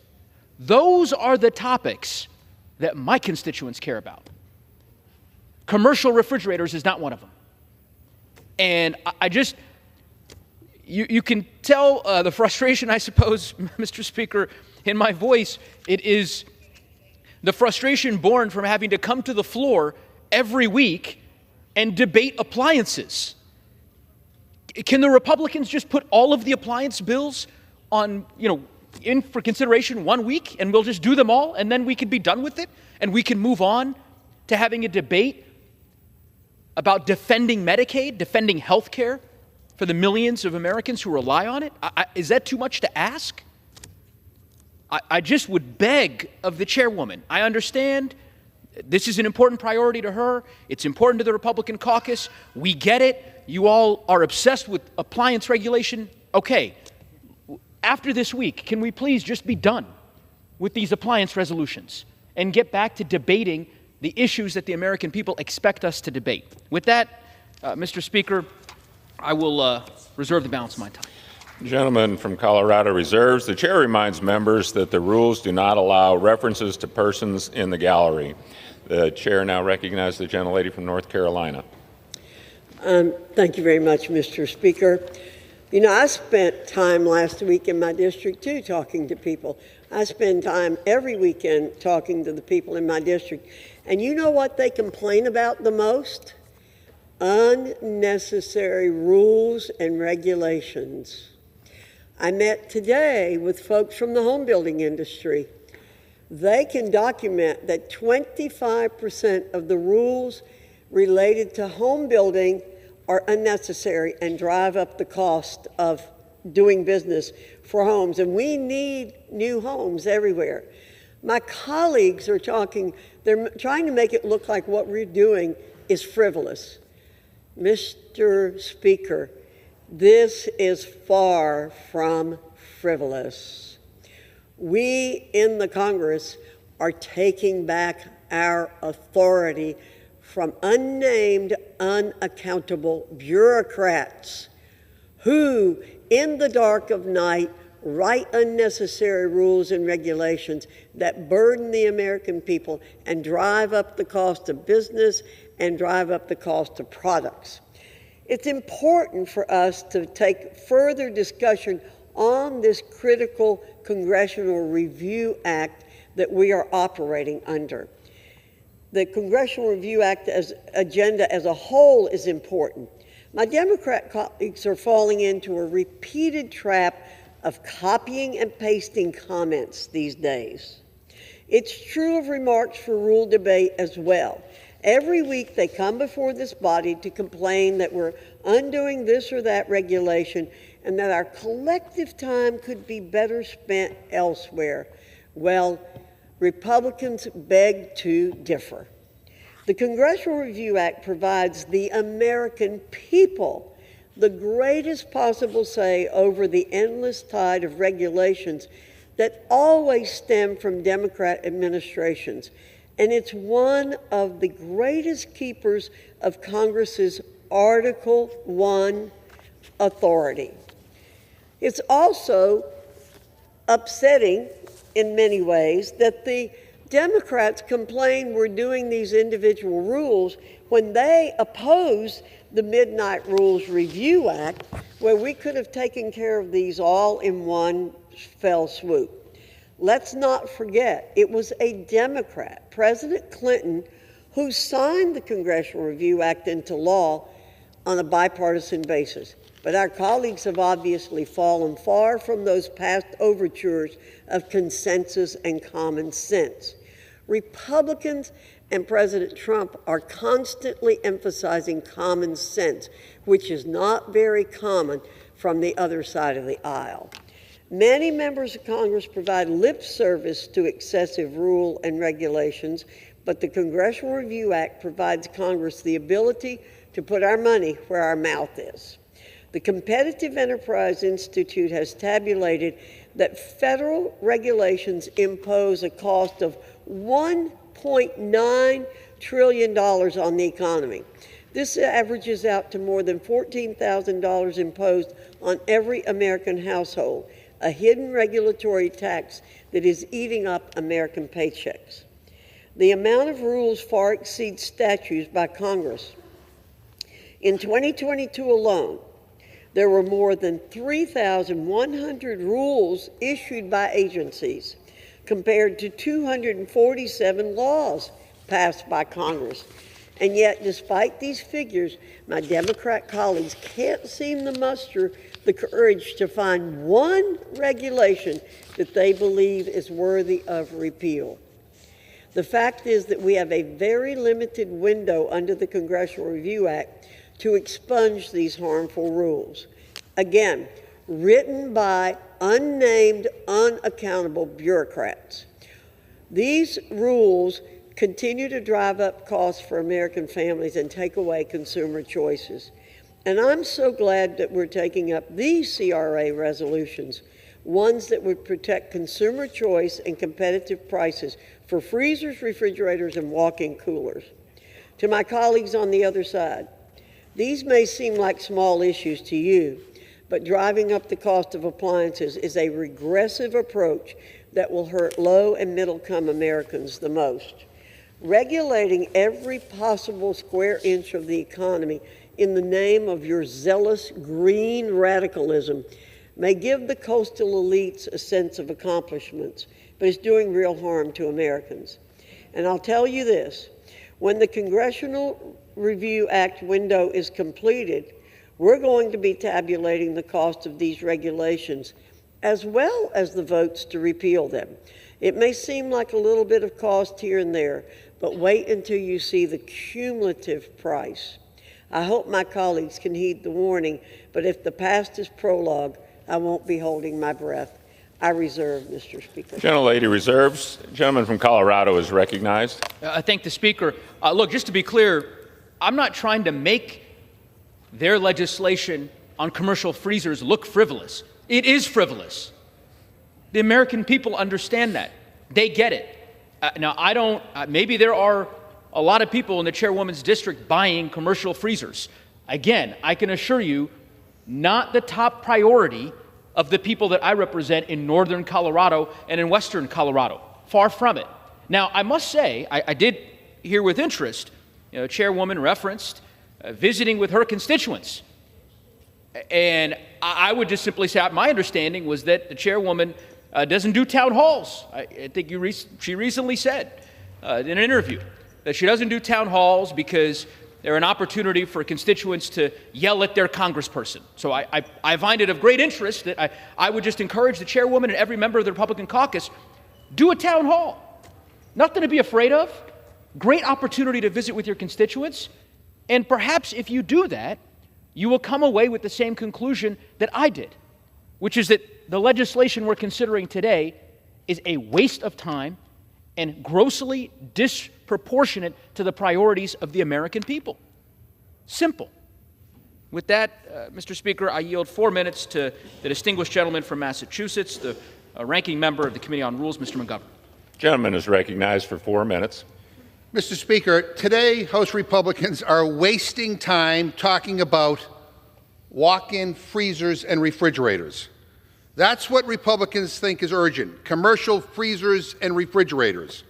You know what I think that is? I think that's insane.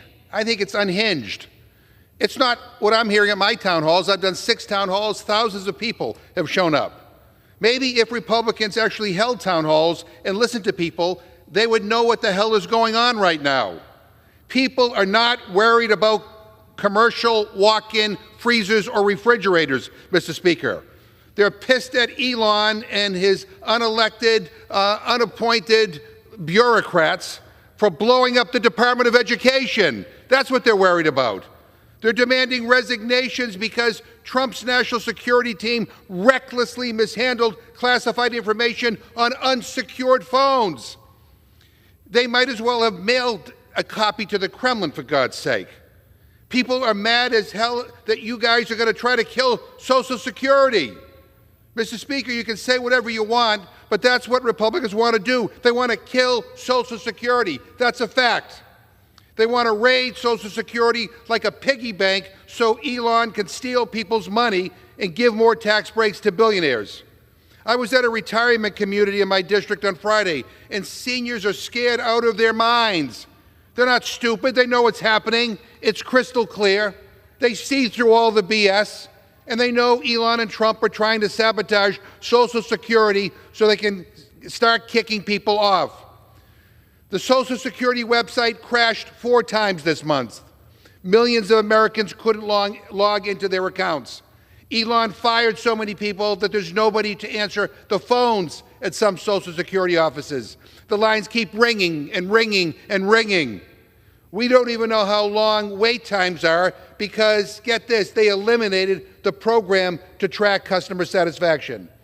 And Elon is still lying, saying millions and millions of dead people are collecting Social Security checks and calling Social Security a Ponzi scheme. Mr. Speaker, that's a lie. It is not true, and he knows it's not true. And we heard Donald Trump parrot that same propaganda in this chamber because President Elon told him to, because they want an excuse to cut seniors off of Social Security. These guys are rich, out-of-touch billionaires who just don't get it. They're having champagne and caviar at Mar-a-Lago while senior citizens wait for hours on the phone to talk to somebody. Trump's Commerce Secretary said if Social Security didn't send out checks for a month, his 94-year-old mother-in-law would not complain. Well, good for her. But he's a billionaire, for God's sake. Must be nice to have one in the family. But guess what? Most people are not so lucky. When I talk to seniors, they tell me one missed Social Security check means going hungry. It means falling behind on rent. It means skipping medications. People out there can't afford groceries, but Trump's team is telling them to go buy Tesla stock. That's their retirement plan. I mean, these people are nuts, Mr. Speaker. The bottom line is that for Republicans, Social Security is just another thing they can cut to pay for billionaire tax breaks. Well, guess what, Elon? We are not letting you get your greedy, grubby billionaire hands anywhere near Social Security. It is not a handout. It is not a giveaway. It's a benefit that 70 million Americans paid into for their entire lives, expecting that it would be there when they needed it. It is a promise, and we are going to fight like hell to keep that promise for the people who built this country. I yield back. Gentleman yields back. Members are reminded to refrain from engaging in personalities towards the President. The gentlelady from North Carolina is recognized. Thank you, Mr. Speaker. You know, I said it before, they're cutting and pasting and saying the same things over and over again. Fear-mongering is beneath the dignity of this body. That is not what we are here to do. We've told our colleagues over and over, and they know this, but they refuse to acknowledge it. Nothing we've done this session has touched the sanctity of Social Security. Nothing. In fact, President Trump has over and over again said he will not touch the sanctity of Social Security. I've said that. Our colleagues have said that. We've done nothing. Putting out false information to the American people is really unfortunate because it does frighten people. However, we have the facts on our side, Mr. Speaker, and the facts are that no bills we've passed, the budget bill nor the continuing resolution, hurt in any way Social Security, Medicaid, Medicare, or any other program that the federal government has a contract with the American people on. And it is time for our colleagues to stop saying that. In fact, Republicans sued over ads that were being run in certain districts last week, and the Democrats had to pull those ads because the court ruled that they were not factual, and they were the same kinds of things that are being said on this floor day after day. But let's get back to the bill at hand, the rule that we're discussing, and the underlying bill with that rule. We want to talk, we've talked in the abstract, but I'd like to drill down on the actual problems this bill would address. the specific failures of disclosure that this bill would address. A 2019 Senate report found that up to 70% of all institutions, these are institutions, post-secondary institutions, that fail to comply with Section 117, and those that do not comply often underreport.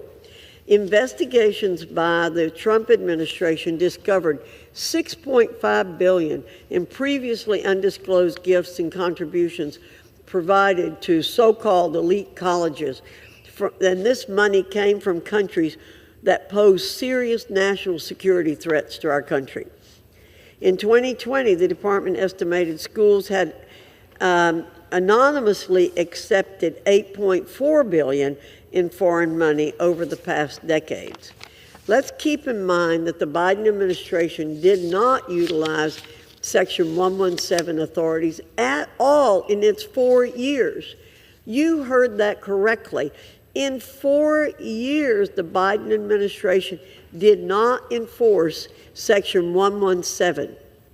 Despite the Trump administration's uncovering and investigating, the Biden administration didn't invoke Section 117 at all, not once. But let's turn to some more recent examples. In April 2023, the former chair of Harvard University's Chemistry and Chemical Biology Department was sentenced to prison for lying about his affiliation with and income from Wuhan University of Technology in Wuhan, China. In July 2024, University of Maryland College Park paid $500,000 for failing to disclose foreign funding from the Chinese companies of 3 researchers who simultaneously received federal grants. In September 2024, the Research Foundation of the State University of New York paid $313,574 after a scientist failed to disclose Chinese support. In December 2024, the University of Delaware paid $700,000 for not disclosing that a faculty member receiving a NASA grant taught at a Chinese university. A 2024 joint investigation between the House Select Committee on the Chinese Communist Party and Ed and Workforce found 21 joint U.S.-Chinese Education Institute. A case study of 2 such institutes, UC Berkeley and Georgia Tech University, revealed both a lack of proper disclosure under Section 117 and research with clear military applications. Just those 2 schools alone totaled over $40 million in unreported contracts with China. Clearly, Congress needs to do more to bring these unreported contracts, gifts, and funding sources of all sorts into the public eye. Taxpayer dollars are going to these universities. The public is owed the facts about where the rest of these funds are coming from. With that, Mr. Speaker, I reserve. Gentlelady reserves. The gentleman from Colorado is recognized. I thank the Speaker. First, I just want to note, Mr. Speaker, and perhaps it's a point of information for your purposes, you admonished the prior Speaker, the ranking member, for not making personalities, or rather making personalities against the President. My understanding is the only person he referenced throughout the duration of his speech was Elon Musk. And so I'm not sure if that was an accident on your part or if that's intentional.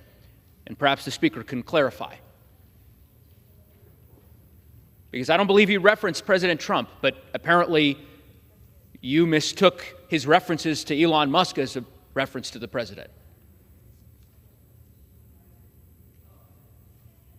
Not going to issue an advisory opinion at this point. Well, I would just say, Mr. Chair, that would be an important thing to clarify in the House moving forward, that references to Elon Musk will be treated as references to the President of the United States, which apparently is what the Speaker is doing. That if someone references Elon Musk, that the Speaker will treat it as though we are referencing the President. On that point. The gentleman is not correct on that point. Well, I will perhaps a point of clarification for a future time. I will say this before yielding some time to the distinguished gentlewoman from New Mexico. The chairwoman made reference to supposed fear-mongering regarding Social Security. It isn't fear-mongering. It's on the front page of the Washington Post. I'll read you the quote. Elon Musk put a big target on the Social Security Administration in the first weeks of the Trump administration, end quote.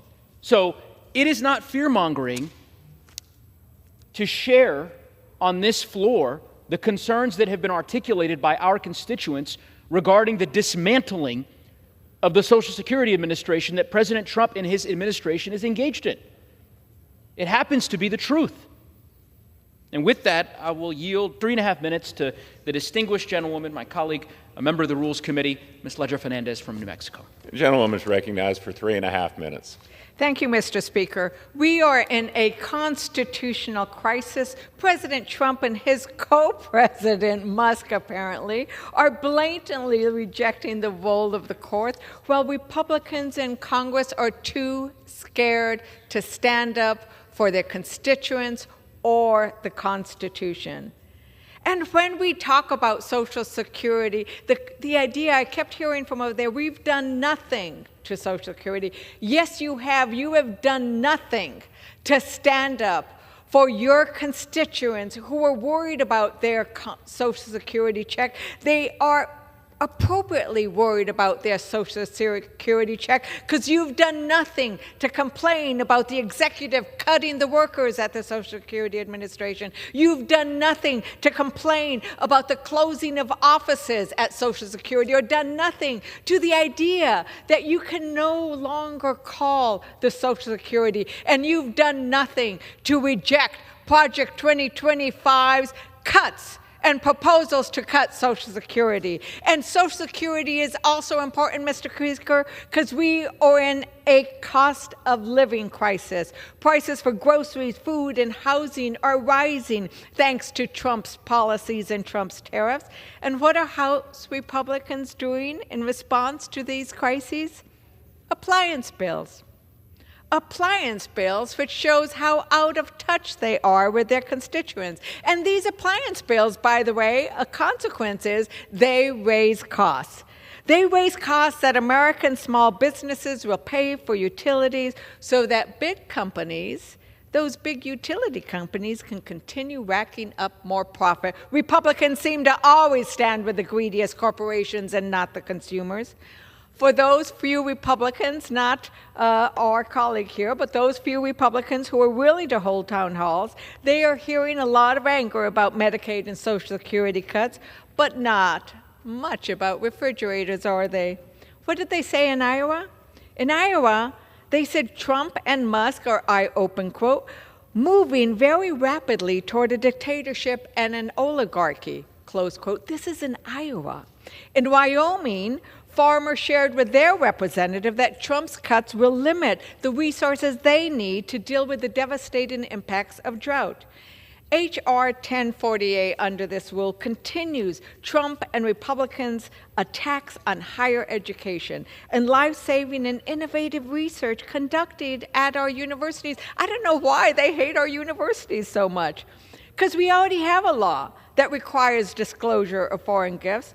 But this Republican bill will add impossible burdens of reporting to a department that they want to eliminate. What are we doing here with a bill that goes to a department they want to eliminate? But this bill shows how out of touch Republicans are, once again, to Americans' concerns, because a majority of Americans want to keep a Department of Education that funds programs for kids with disabilities, provides student loans, and makes sure poorer schools can hire enough teachers.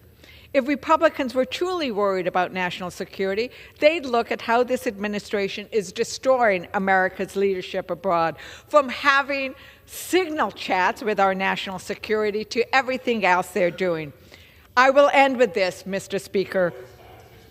While Republicans' billionaire class might not need public schools for their kids, the gentlelady's time has in my expired. district do. I yield back. Gentleman from Colorado reserves. The gentlelady from North Carolina is recognized. Thank you, Mr. Speaker. Mr. Speaker, give me a break. We are to believe that something printed on the front page of the Washington Post is always true? Mr. Speaker, only 31% of the American people have any faith in the print media in this country. And they are very, very wise in that assessment. That's almost as low as the 27% of Americans who have faith in the Democrat Party right now. And I'd like to clarify something else that was said. You know, it's said that Republicans hate universities, or there's a question as to why we hate universities. Mr. Speaker, we don't hate universities. We just want the universities to be honest, and we want them to be transparent. And that's what one of the bills that we're discussing here today that this rule covers.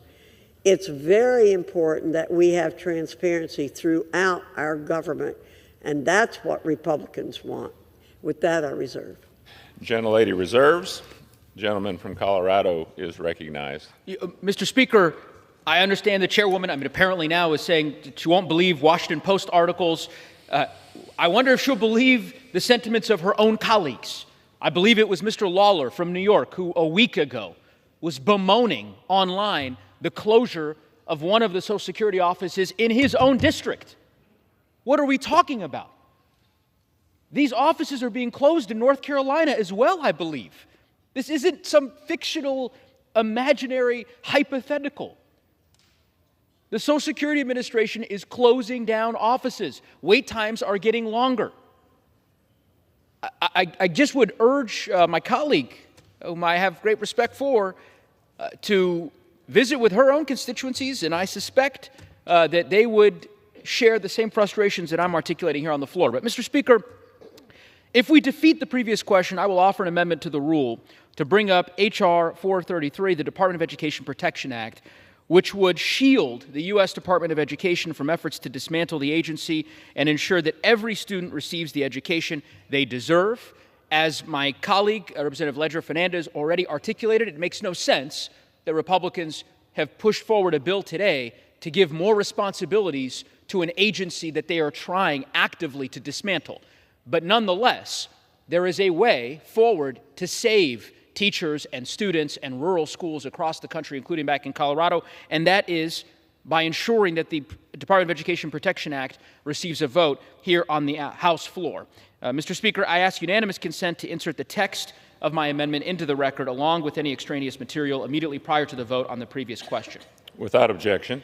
Mr. Speaker, to discuss her proposal, I yield 3 minutes to the distinguished gentlewoman from Connecticut, the author and the sponsor of this legislation, a former public school teacher, a National Teacher of the Year, someone who has spent her life serving the students, the young folks, and the working families of the people of Connecticut, Ms. Johanna Hayes.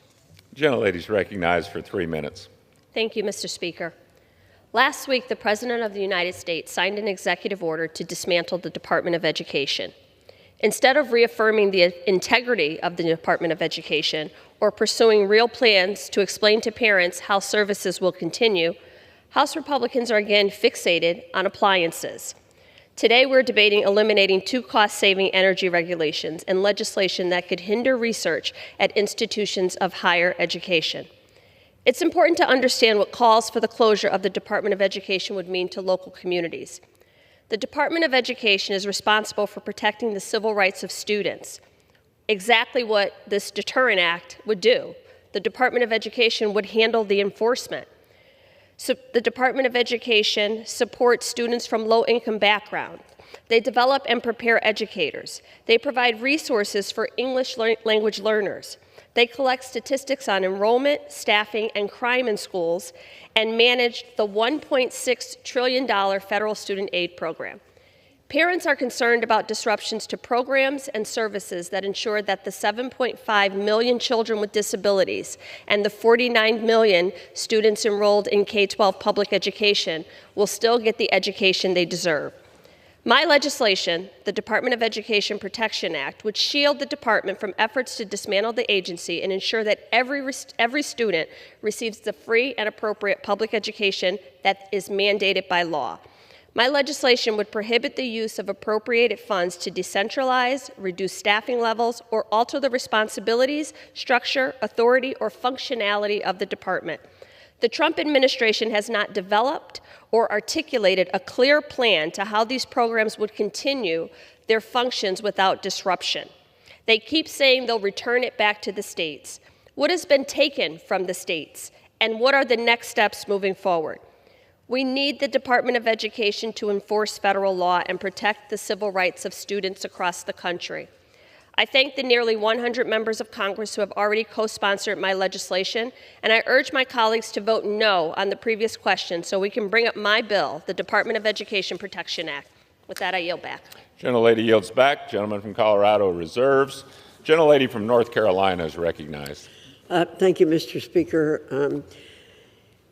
Mr. Speaker, the gentleman seems to believe that the new personnel, and the gentlelady, the new personnel structure at the Department of Education couldn't possibly implement this bill. Yet, our colleagues failed to mention the fact that Section 117 investigations weren't invoked a single time under the Biden administration. What were the people at the Section 117 desk doing under President Biden's watch? Collecting a check, apparently, or perhaps they were asleep at the switch. Very fitting for the Biden era. Mr. Speaker, President Trump has made it clear that the Department of Education will implement the laws that we pass here in Congress until such time as the full transition is made with the department. So the number of personnel at the department doesn't really matter if you don't have the political will to carry out the authorities. I know that the people in the Department of Education will carry out these authorities until such time as the department does not exist. And at that time, whatever laws exist will be implemented by appropriate agencies and departments. But whatever we do is going to be better than what was done under the Biden administration when this law was never enforced and should have been. With that, Mr. Speaker, I reserve. Gentlelady reserves. Gentleman from Colorado is recognized. Thank you, Mr. Speaker. Some of this can get lost in translation, so just try to make this very simple. The gentlewoman, who I respect, wants to abolish the Department of Education. She's unabashed about that. She has voted to close the Department of Education. She supports the president's efforts to dismantle the Department of Education. I presume she supports the president's efforts to reduce the workforce by half. 50% of the personnel in the Department of Education are now gone on administrative leave. And yet, here we are today debating her bill to create new responsibilities, new requirements, new duties on the very department she seeks to destroy. What are we doing here? If you don't want the Department of Education, again, that's their view. They don't want a federal Department of Education. They're not hiding that. Why are we debating a bill to give the Department of Education more power? It's insanity. Insanity. With that, Mr. Speaker, I'd yield 3 minutes to the distinguished gentlewoman from the state of New Mexico, Ms. Stansbury. Gentlelady is recognized for 3 minutes. Thank you, Mr. Speaker. I think insanity is a good word for what's happening here on the House floor today. Another good word is bizarre. You know, when I go home and I tell my constituents what happens in these halls, they're amazed. And today is one of those days where I'm like, what the hell are these folks doing? Because while our economy is in crisis, while groceries and housing are at an all-time high, while our veterans and our firefighters and our teachers are being illegally fired, while Elon Musk is dismantling the U.S. Department of Education, and while the Secretary of Defense is trying to cover up the most incompetent national security leak I have ever heard of in my life, The Republicans in the House are trying to save the American people from the scourge of walk-in cooler and refrigeration efficiency standards. That's right. We are here wasting precious debate time on the U.S. House of Representatives floor debating, dismantling efficiency standards for walk-in refrigerators. How out of touch are you with the American people? Like, literally, I know you're not holding town halls and meeting with your constituents anymore, but you think that the American people voted for you to waste our time on refrigeration standards? That's what you think you were elected to do? Literally, how out of touch are you? Because no American voted. No American, I don't care where you are on the ideological spectrum, you did not vote for this. This is ridiculous, it's preposterous, and it's just stupid. Yesterday, it was reported that the Secretary of Defense and National Security Advisor and the Vice President leaked war plans to a journalist. This is the same administration that accidentally fired nuclear scientists and engineers who maintain our nuclear stockpile. This is the same administration that is illegally firing federal employees and dismantling federal agencies. And you're here running a resolution on refrigerators. And meanwhile, tomorrow, you all are going to hold a hearing and haul NPR and PBS in front of Congress to try to undermine the media, just like you did just here on this floor a few moments ago, as you're kicking the media out of the Pentagon and the White House because you don't believe in the media anymore. Well, maybe this is exactly what the end conclusion of dismantling education and American democracy is, because this is ridiculous, and we will vote no. I yield back. Gentlelady yields back. Gentleman from Colorado reserves. Gentlelady from North Carolina is recognized. Mr. Speaker, I would characterize what we're doing here today as the people's business. We are the people's house. We are here to look after the American people in the best way that we can. We are fulfilling our constitutional duties. Unnamed, unaccountable bureaucrats pass rules and regulations in this city every day that they should not be passing. Congress gave ourselves the ability to stop those. And my colleagues are complaining that we're wasting time, that it's slow and inefficient to implement the Congressional Review Act. And it is slow and inefficient. But we passed a bill called the Midnight Rules Relief Act primarily with Republican votes. That would have allowed Congress to dispense with multiple rules and regulations under one bill. That bill is currently in the Senate. And if that would pass and be signed by the President, we could all save time and be much more efficient. But we are doing the people's work today. I reserve. Gentlelady reserved. Gentleman from Colorado is recognized. I thank the Speaker. I would simply echo the sentiments that have been expressed by so many of my colleagues that the policies Republicans are pursuing here on the House floor are not the priorities of the American people. And I think we all would be far better served if we debated the actual issues of the day, the challenges that Representative Stansberry and so many others described so eloquently. I also would just say this, because there's been a lot of discussion about town halls. And I don't quite understand, and perhaps the gentlewoman would be willing to expound upon this, her opposition and the opposition of so many of my colleagues in the Republican conference to doing town halls. I've held 100 town halls over the course of the time that I've had the privilege of representing Colorado in the United States Congress.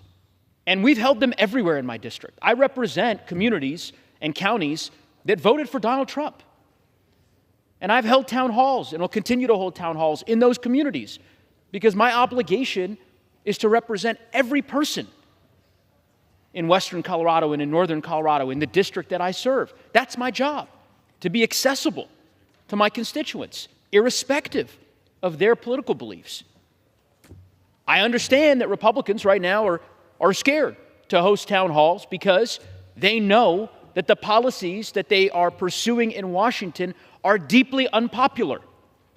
If I spent my week in Washington pushing bills on commercial freezers, I would probably be a little nervous to do a town hall back in my district too. I get it. So I understand where they're coming from.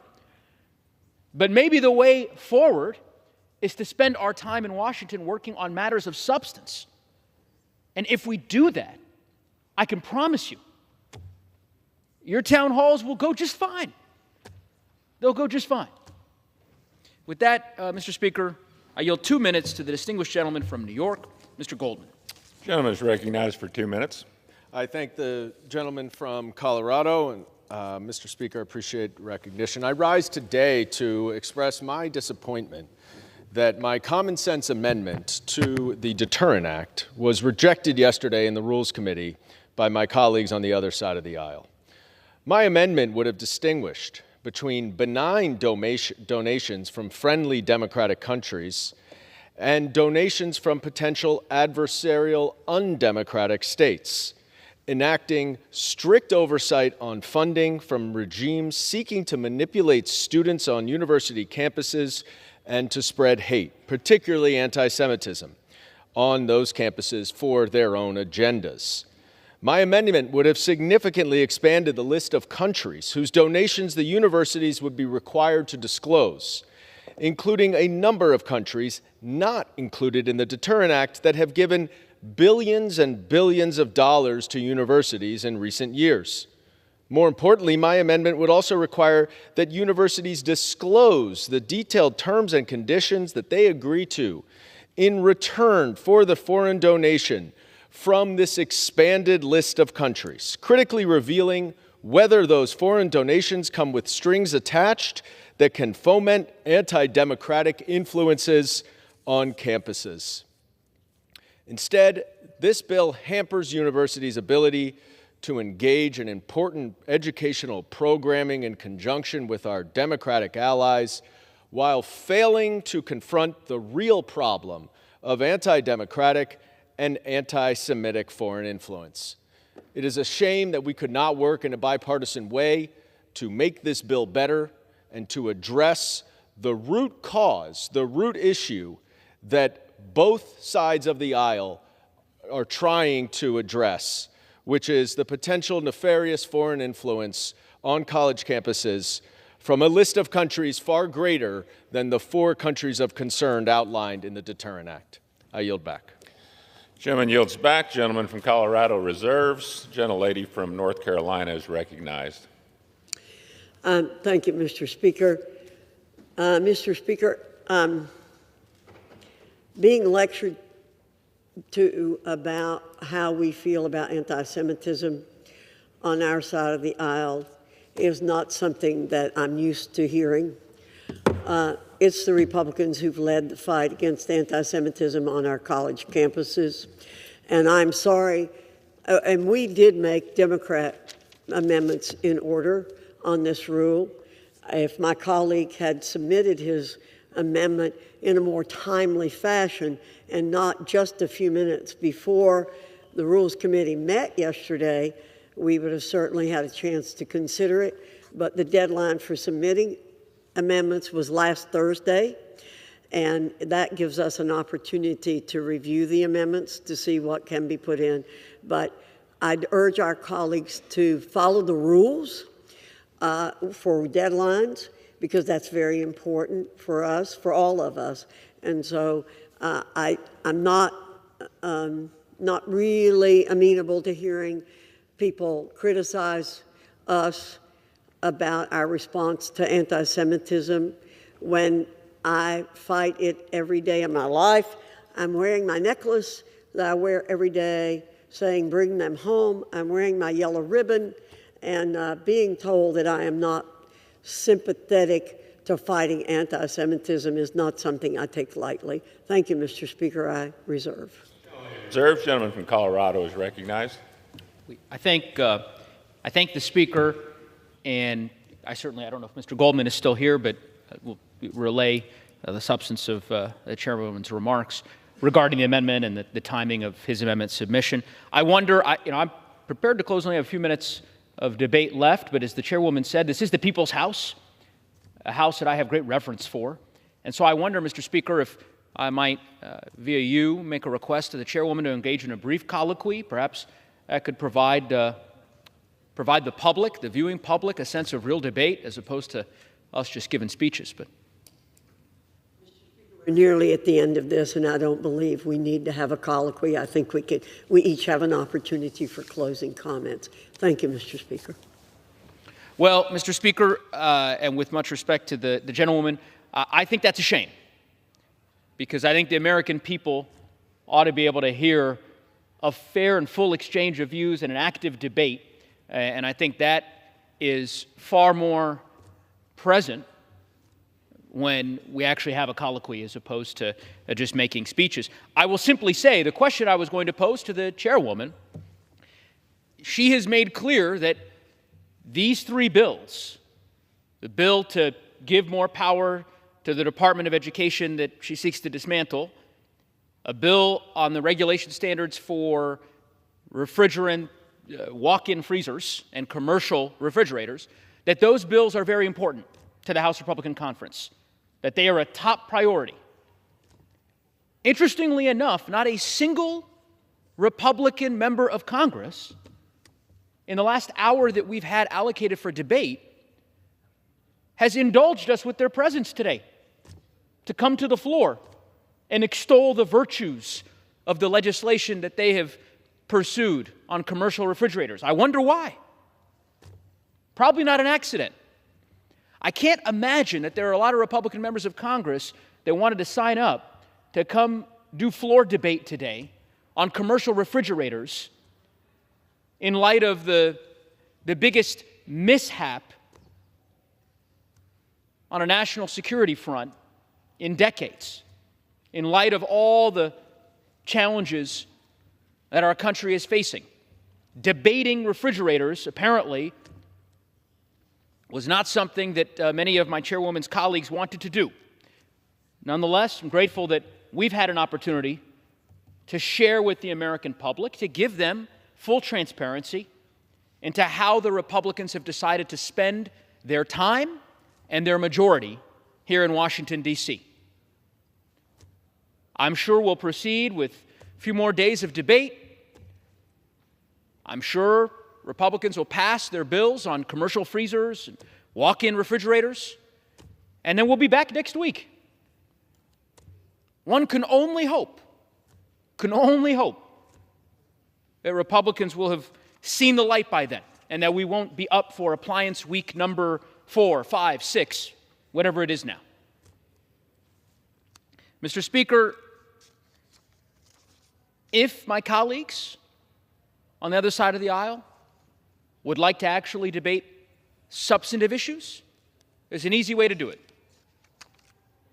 Opposing the previous question, opposing the rule and the underlying bills, so that the House can get back to doing the people's work. With that, I yield back the balance of my time. The gentleman yields back. The gentlelady from North Carolina is recognized. Well, thank you, Mr. Speaker. Mr. Speaker, House Republicans are laser focused on governing and advancing legislation that addresses pertinent issues across the nation. It's unfortunate that our colleagues do not agree that protecting Americans from unnecessary rules and regulations is not something important to them. It's very important to us, and we are following regular order here. The Rules Committee is represented by me, the chair, on this important rule today. That's significant. The three pieces of legislation that will be considered under the rule that will be debated tomorrow are part of our governing efforts are in alignment with the mandate that Americans gave us last November. Shielding consumer choice and combating foreign influence within higher education are issues that Americans care about. We have heard their concerns, and we're addressing them yet again this week. With that, Mr. Speaker, I urge my colleagues to vote yes on the previous question, yes on the rule, and then later yes on the bills that will be presented as a result of this rule. And with that, I yield back the balance of my time and move the previous question on the resolution. Gentlelady yields back. The question is on ordering the previous question on the resolution. Those in favor say aye. Those opposed, no. In the opinion of the chair, the ayes have it. Mr. Speaker, I request the yeas and nays. The yeas and nays are requested. Those favoring a vote by the yeas and nays will rise. A sufficient number having risen, the yeas and nays are ordered. Pursuant to Clause 8 of Rule 20, further proceedings on this question will be postponed.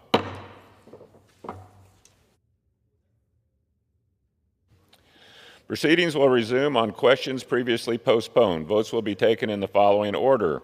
The motion to suspend the rules and pass H.R. 1534, ordering the previous question of the House on Resolution 242 and adoption of the House Resolution 242 if ordered.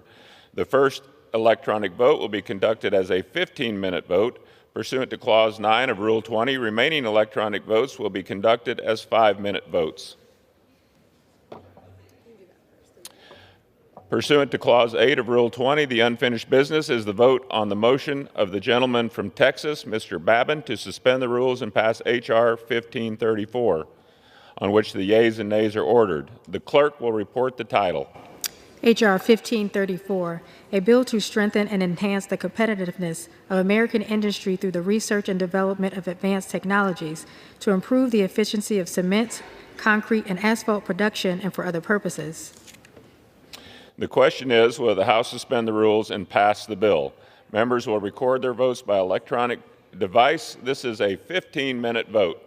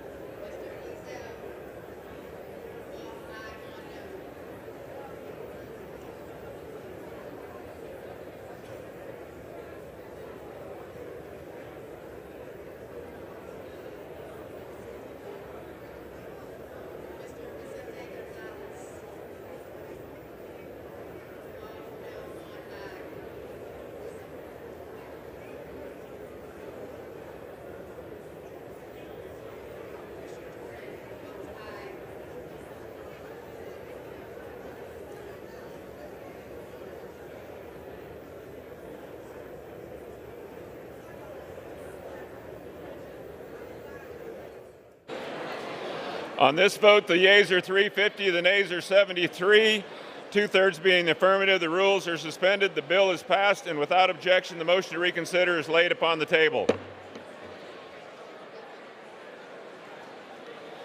Pursuant to Clause 8 of Rule 20, the unfinished business is the vote on ordering the previous question on the House Resolution 242, on which the yeas and nays are ordered. The clerk will report the title of the resolution. House Calendar Number 12, House Resolution 242.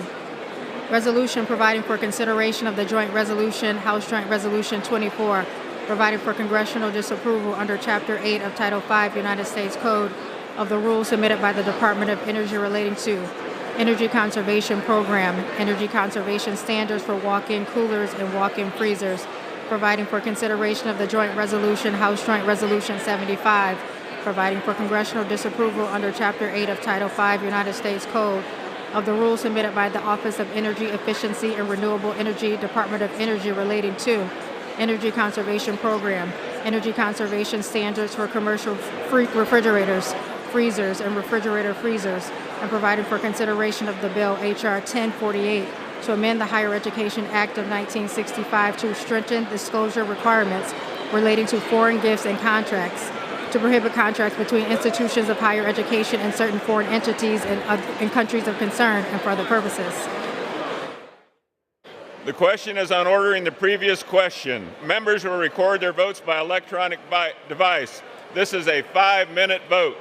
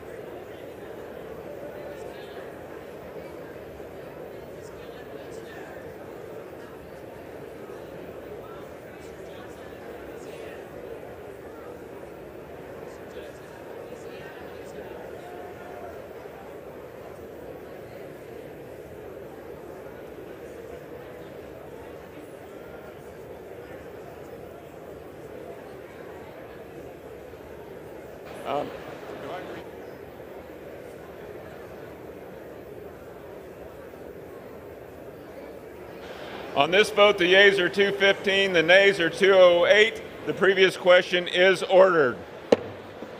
The question is on adoption of the resolution. Those in favor say aye. Those opposed say no. No. In the opinion of the chair, the ayes have it. Mr. Speaker. For what purpose does the gentleman from Massachusetts seek recognition? Ask for a recorded vote. A recorded vote is requested. Those favoring a recorded vote will rise. A sufficient number having risen, a recorded vote is ordered. Members will record their votes by electronic device. This is a 5-minute vote.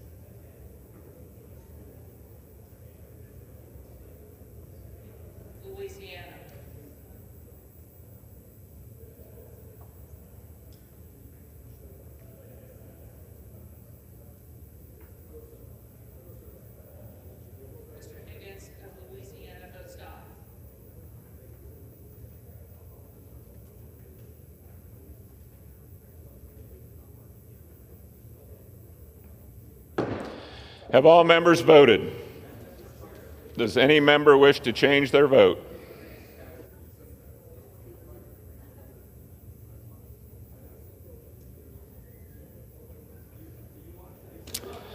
On this vote, the yeas are 214 and the nays are 207, with 0 answering present. The resolution is adopted without objection. A motion to reconsider is laid on the table. I don't know.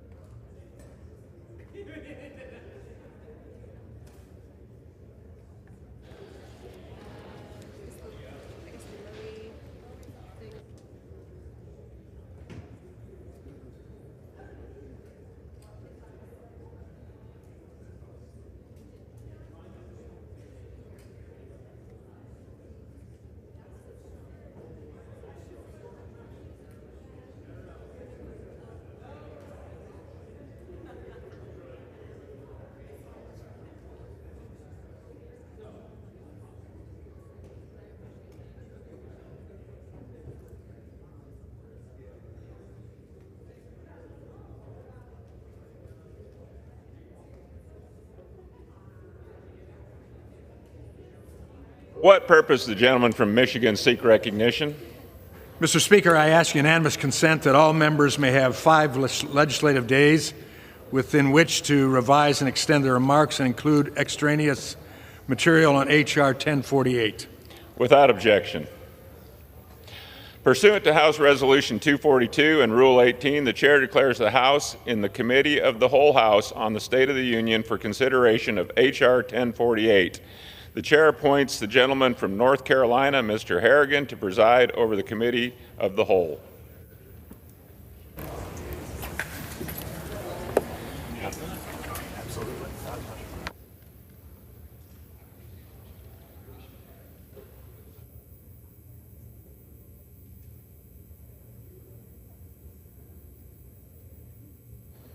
Very good.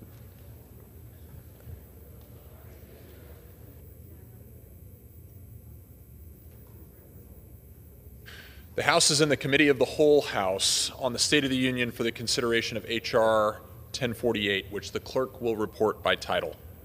H.R. 1048, a bill to amend the Higher Education Act of 1965 to strengthen disclosure requirements relating to foreign gifts and contracts, to prohibit contracts between institutions of higher education and certain foreign entities and countries of concern, and for other purposes. Pursuant to the rule, the bill is considered read the first time. General debate shall be confined to the bill and shall not exceed 1 hour, equally divided and controlled by the chair and ranking minority member of the Committee on Education and Workforce or their respective designees. The gentleman from Michigan, Mr. Wahlberg, and the gentleman from Virginia, Mr. Scott, each will control 30 minutes. The chair recognizes the gentleman from Michigan, Mr. Wahlberg. Thank you, Mr. Chair. I yield myself such time as I may consume. The gentleman is recognized. Thank you. I rise today in support of H.R. 1048. Foreign nations, including our biggest adversaries, like Chinese Communist Party, contribute to billions of dollars to American universities. The lack of transparency around foreign relationships should concern every American, as we see stolen research, anti-Semitic propaganda, and academic censorship. None of these things belong inside our borders, yet alone on our college campuses. By establishing footholds in American schools, bad actors gain access to valuable research and intellectual property that can be used to bolster their own military and undermine our nation's best interests. Under the Higher Education Act, schools are required to report foreign gifts and funding. Unfortunately, loose legislative language, the Biden-Harris administration's inaction, and colleges' refusal to adhere to the laws have resulted in billions of foreign funds infiltrating our country undetected. Last year, a congressional investigation of 2 research universities uncovered nearly $40 million in unreported research contracts with the Chinese Communist Party. $40 million in unreported funds at just 2 universities. Of course, this is just the tip of the iceberg. Without transparency, we have no idea the true amount of impact of foreign funds at our institutions. This is why we need the Deterrent Act. It closes these loopholes and has more strict reporting requirements for foreign funding and contracts. It also will hold institutions accountable by imposing fines, such as the loss of student aid funding for schools that continually fail to comply. This bipartisan bill is a common-sense solution to an irrefutable problem, which is why it passed last Congress with bipartisan support. We should be loud and clear. No American university should be helping the hidden agendas of the Chinese Communist Party or other nations continue to threaten U.S. national security. I thank Mr. Baumgartner for introducing this vital piece of legislation. I'd also like to highlight that the Deterrent includes bills from my committee colleagues, Representative Harris, Representative Owens, and Representative Messmer. I urge my colleagues to support the Deterrent Act. Doing so will help defend against our adversaries while also holding our institutions to a higher standard that take foreign money first, ask questions later is not the way to go. I reserve the balance of my time. The gentleman reserves. The gentleman from Virginia is recognized. Thank you, Mr. Chairman. Mr. Chairman, I yield myself such time as I may consume. The gentleman is recognized. Thank you, Mr. Chair. I rise in opposition to H.R. 1048, the Deterrent Act. Let's acknowledge, first of all, the elephant in the room. Just last month, the Secretary of Education fired half of the department staff. And last week, President Trump signed an executive order aimed at dismantling the entire department. This administration is actively working to eliminate an agency that has long been the cornerstone of ensuring that every child in America has access to a quality education. Today we're discussing a bill that would add even more responsibility to the very department that you're trying to destroy. It's almost as if you're trying to dismantle the agency, but at the same time recognizing its critical role and piling on additional duties. This is not only nonsensical, but reckless. You can't argue that the Department of Education is unnecessary and then hand it more work, expecting it to function without staff, resources, or the leadership that it needs. This Congress has a responsibility to address the many pressing issues that students face, like closing the achievement gaps, improving college affordability, and ending gun violence in schools. Instead, we find ourselves considering bills that target vulnerable groups, and now this bill, which risks isolating America from the global partnerships in research and education. Instead of requiring institutions to report foreign gifts or contracts large enough to exert any influence, the bill before us would require institutions to report gifts of any value from people who are not U.S. citizens if they are from a list of, quote, countries of concern, a list that is difficult to find and will be very difficult to keep track of because it is subject to change. The Department of Education has already lost half its staff, and if this bill passes, it would have to process an exponentially larger number of reports than it has to process already. Now, how can we place these new responsibilities on an agency that's being hollowed out, and how can we expect it to manage these complex issues when the institution is being dismantled? H.R. 1048 would also impose burdensome and unnecessary penalties on institutions for working with international scholars and organizations. Since faculty really don't know their colleagues' citizenship status, it is reasonable to believe that discrimination will follow, and institutions will be incentivized from hiring talented international faculty. Now, Mr. Speaker, present law already requires reporting of any gift large enough to exert any influence over a university, and this bill requires the reporting of gifts of any value, that is, a cup of coffee, a donut, from people who are from so-called countries of concern, and requires the Department of Education to process all of those reports. The same Department of Education that just lost half its staff. And if the problem is millions of dollars in unreported gifts.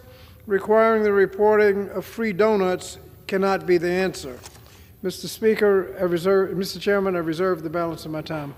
The gentleman reserves. The gentleman from Michigan is recognized. Thank you, Mr. Chair. I now am pleased to give 3 minutes to the sponsor of this piece of legislation, Representative Baumgardner from Washington. The gentleman is recognized. Well, thank you, Mr. Chairman. It is an honor to be a member of this august body, and as the son of a university professor who cares deeply about American higher education and a former State Department officer that cares deeply about American national security, I'm excited and proud to sponsor this bill. Indeed, there are many wonderful things that happen on American university campuses, but there are also some nefarious and concerning issues on American campuses that deal with foreign adversaries. Indeed, Mr. Chairman, the numbers do not lie. Foreign adversaries have poured billions into American universities, and much of it remains hidden from public view. In just 2 universities alone, congressional investigators uncovered nearly $40 million in unreported research contracts tied to the Chinese Communist Party. Nearly 30% of disclosed foreign funding lacked even basic details, like contract dates or intended purpose. And current regulations permit anonymous giving. These are not clerical errors. This is a systemic failure, one that has left our institutions wide open to foreign influence with real consequences for American society. Let's be clear. Every dollar from an adversarial nation comes with strings attached. Expectations about what gets taught, which research gets funded, and who gets hired or silenced. And we have already seen the consequences. The committee report accompanying the Deterrent Act highlighted research from the Network Contagion Research Institute, which analyzed foreign funding data between 2014 and 2019 and found that universities receiving undisclosed donations from Middle Eastern sources saw on average a 300% increase in more anti-Semitic incidents than other institutions. Correlation is not causation, but one thing is certain. Secrecy allows these influences to operate unchecked and go unexamined. The less we know about where this money is coming from and what it is funding, the easier it is for malign actors to push their agendas without scrutiny. And the problem is far bigger than any one country. 60% of all foreign money in the U.S. in U.S. universities comes from just 4 sources, including China and Qatar, nations that oftentimes have strategic and ideological conflicts with U.S. interests. Despite this, 70% of universities fail to comply with foreign funding reporting requirements. Worse, universities can simply list foreign donors as anonymous, further obscuring the sources of gifts. How can we claim to protect academic integrity when billions in foreign influence remains hidden in the shadows? This is why the Deterrent Act is necessary.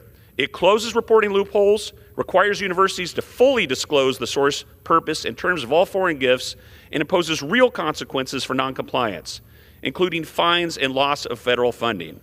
It also ensures transparency in private university endowments, preventing foreign adversaries from quietly shaping campuses, culture, and academic research behind closed doors. The American people want to know when foreign countries, including our adversaries, are active on our college campuses. That is what this bill is about. And universities have a choice to lead now with accountability. Thank you very much. I reserve. The gentleman reserves. The gentleman from Virginia is recognized. Mr. Chairman, I yield 2 minutes to the gentlewoman from California, Ms. Chu. The gentlewoman is recognized. Mr. Chair, as Chair Emerita of the Congressional Asian Pacific American Caucus, I rise in strong opposition to the Deterrent Act. For now, the American university research system is the envy of the world, but the Deterrent Act would burden our higher ed institutions and federal agencies with massive amounts of reporting of a gift of any value from foreign countries and would cast a chilling effect disproportionately on the Asian American academic community. From the incarceration of Japanese Americans in World War II to the racial profiling of Chinese American scientists under Trump's failed first term, the China Initiative, countless Asian Americans have had their lives destroyed because our government falsely accused them of being spies. Already, 72% of Asian American academic researchers report feeling unsafe. By publicizing the private personal information of certain faculty and staff on databases, the bill would make the problem worse, making them much easier targets for xenophobic attacks. Safeguarding national security can be done through common sense reforms Democrats have offered that don't come at the expense of U.S. scientific innovation, global collaboration, and the Asian American community. And as if we need another reason to oppose this bill, it would create enormous new responsibilities for the Department of Education at the same time that Trump is attempting to illegally dismantle that very department. I urge my colleagues to vote no, and I yield back. The gentleman from Virginia reserves. The gentleman from Michigan is recognized. Thank you, Mr. Chair. I appreciate the concerns of my colleague, but my committee has worked very closely with the Select Committee on CCP to combat malign influence at our universities. One type of malign influence is very different than what we're talking about here. The influence is known as transnational repression, which is efforts by the CCP to exert influence over dissidents that could be coming here to gain a great education at our universities, but are discouraged by the CCP. This legislation would encourage true students seeking an education here and be able to push back against the malign influence of the CCP. Having said that, I'm pleased to recognize the great representative from North Carolina and a co-sponsor of this bill with portions of his bill in the bill as well. For 2 minutes, Mr. Harris. Thank you, Chairman Wahlberg, and thank you to Congressman Baumgardner for the work on this bill. Mr. Speaker, each year, adversarial nations like China, North Korea, Iran, and Russia attempt to buy the ability to influence our next generation through donations and contracts with American colleges and universities. The Deterrent Act will shine the light on these shady backroom deals that get malign foreign influence out of our schools. The legislation will strengthen the thresholds of reporting foreign gifts and contracts. According to the Wall Street Journal, in the last 12 years, U.S. schools had nearly 3,000 contracts with China valued at no less than $2.32 billion. That raises an important question. Why would a country that certainly doesn't have the best interest of American students in mind pay such enormous sums to American universities? This bill will get to the bottom of it. The Deterrent Act includes language from my own legislation, the No Contracts with Foreign Adversaries Act, which requires a college or university to be transparent about the reason they might want to contract with one of the 4 countries currently designed by our government as a, quote, country of concern. It's true. There could be an academic purpose for a partnership with a country like China, North Korea, Iran, or Russia. But these partnerships cannot come at the expense of our national security, research integrity, or our future generations. Students, parents, and taxpayers have a right to know the financial ties of these universities. The Deterrent Act strengthens current law by raising the reporting standards and providing a real enforcement mechanism if schools try to hide their dealings with foreign countries. I urge all of my colleagues to stand and support the Deterrent Act, and with that, I yield back. Gentleman reserves, and the gentleman from Virginia is recognized. Mr. Chair, I yield myself such time as they may consume. Gentleman is recognized. And I ask unanimous consent that a letter from the American Council on Education on behalf of the American Association of Community Colleges, American Association of State Colleges and Universities, American Council on Education, American Association American Universities, Association of Public and Land Grant Universities, National Association of Independent Colleges and Universities, which says in part that as currently proposed, the Deterrent Act would significantly impede critical research activities, duplicate existing interagency efforts, and put in place problematic expansion of data collection by the Department of Education without ensuring that actual national security or foreign malign influence threats, including those which espouse support for actions that run counter to American foreign policies, are addressed. Ask unanimous consent that the letter be introduced to the record. The gentleman's request is covered by general leave. I reserve. The gentleman reserves. The gentleman from Michigan is recognized. Thank you, Mr. Chair. I'm now pleased to yield 2 minutes to the gentleman from Indiana, upstanding, proud member of this committee, Mr. Messmer. Gentleman is recognized. Thank you, Mr. Chairman. Mr. Speaker, I rise today in support of the Deterrent Act. This important legislation will bring vital transparency and accountability to gift reporting requirements for colleges and universities. For decades, the Chinese Communist Party, Iran, and Russia have targeted American college systems by pushing dangerous propaganda aimed at influencing impressionable students. As my colleagues have pointed out, many American universities have been far too cozy with their international adversaries. They accept generous investments masked as research projects and infrastructure opportunities, which turn out to be funded by regimes that wish to do us harm. Not only do these corrupt arrangements create dangerous environments for our students and faculty, they also put America's national security at risk. I'm also pleased that my bill, the Instruct Act, is included as one of the Deterrent Act's main provisions. My legislation requires the colleges and universities disclose to American intelligence agencies any and all financial transactional data so we can ensure they remain free of exploitation of hostile foreign influences. I urge my colleagues to pass this bill, not just because it makes sense, but because it will put our adversaries on notice that we're watching them. And most importantly, it will protect our nation's students from foreign manipulation and provide them with transparent and safe learning environment that they deserve. Again, I wish to thank Chairman Walberg for his leadership on this issue, and I yield back the remainder of my time. The gentleman reserves, and the gentleman from Virginia is recognized. Mr. Chairman, I reserve. The gentleman reserves, and the gentleman from Michigan is recognized. I'm pleased now to recognize the Vice Chairman of the House Education Workforce Committee, as well as Chairman of the Higher Ed Subcommittee, the gentleman from Utah, Mr. Owens. Gentleman is recognized. 4 minutes. Thank you, Mr. Speaker. Imagine our esteemed universities, pillars of free thought and innovation, quietly channeling millions of investments into what are linked with Chinese Communist Party, Russian oligarchies, and Iranian regimes. While our students learn about democracy and liberty, the tuition dollars may be funding governments that stand against these very ideals. This isn't hypothetical. It's happening. Since 2013, U.S. colleges and universities have received over $1 billion from Chinese Communist Party affiliated sources. In return, we've seen professors silenced, students groups threatened, and our intellectual property stolen.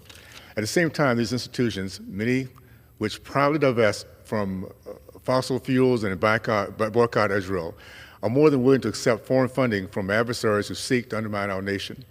The Deterrent Act is our line in the sand. It demands transparency and accountability from higher education. If universities are entangled with foreign adversaries, the American people deserve to know. I'm proud that my reporting on investments in foreign adversaries RIFA Act is included in this legislation. The RIFA Act ensures private colleges and universities disclose whether they are investing their endowments in hostile nations like China, Russia, Iran, and North Korea. These financial partnerships should not be hidden from the public. For far too long, we've allowed educational institutions to become conduits for foreign influences. Administrators on taxpayer dime have given repressive regimes easy access to our students, turned their backs on the very freedoms they claim to uphold. This betrayal must stop. And I must make clear, profit over patriotism, profit over American values, and profit over American culture is traitorous betrayal. The Deterrent Act takes critical steps to safeguard our institutions, protect our students, and preserve American values. We must not allow profit to overshadow patriotism. It's time to reclaim our universities and secure our future. I urge my colleagues to vote yes on this legislation. Thank you, and I yield back. Gentleman reserves. And the gentleman from Virginia is recognized. Thank you, Mr. Chair. I yield myself such time as I may consume. Yes. Thank you, Mr. Chairman. We received a letter from the Association of Public and Land-Grant Universities, which says, in part, that the federal agencies since 2023 have significantly expanded research security efforts and outlines those efforts, and then says that rather than enhance transparency and meaningfully contribute to the plethora of actions taken by Congress and the Trump and Biden administrations over the last 10 years, the Deterrent Act will impede important international collaborations and be duplicative of other federal research agencies' efforts to appropriately strengthen research security and foreign partnership reporting requirements. Then they outline some specific concerns by saying that the bill will inappropriately create a new and highly unusual role for the Department of Education in making determinations about the suitability of international research, education, and cultural partnerships, despite its lack of expertise in scientific research. It also says the bill will require institutions to create new public databases for the disclosure of international gifts to faculty and staff members. This reporting would require the disclosure of non-work-related gifts from any country that the grantees receive from family, for example, even though there are no connections to their work. Records of such gifts would be required to be in a searchable database maintained by institutions and for public universities, such reporting would potentially be subject to open records requests that would allow foreign actors to identify leading researchers to target for influence operations. And finally, it says the bill will create duplicative disclosure requirements for foreign gift disclosures, as federal research grant applicants already must disclose all sources of support, whether foreign or domestic, for research activities. Mr. Chairman, I ask that this letter be entered into the record by unanimous consent. The gentleman's request is covered by general leave. Thank you. I reserve. Gentleman reserves, and the gentleman from Michigan is recognized. Thank you, Mr. Chair. I'm now pleased to give 3 minutes to the gentleman from California, Subcommittee Chair of Early Childhood, Elementary, and Secondary Education, Mr. Kiley. The gentleman is recognized. Thank you, Mr. Chair. Mr. Speaker, America's universities have long been the place where, for better or worse, cultural trends tend to begin and then spread throughout the rest of the country. And unfortunately, in recent years, it has been for worse. An ethos of censorship took hold first in American universities before spreading to tech companies throughout our broader culture and into the government itself.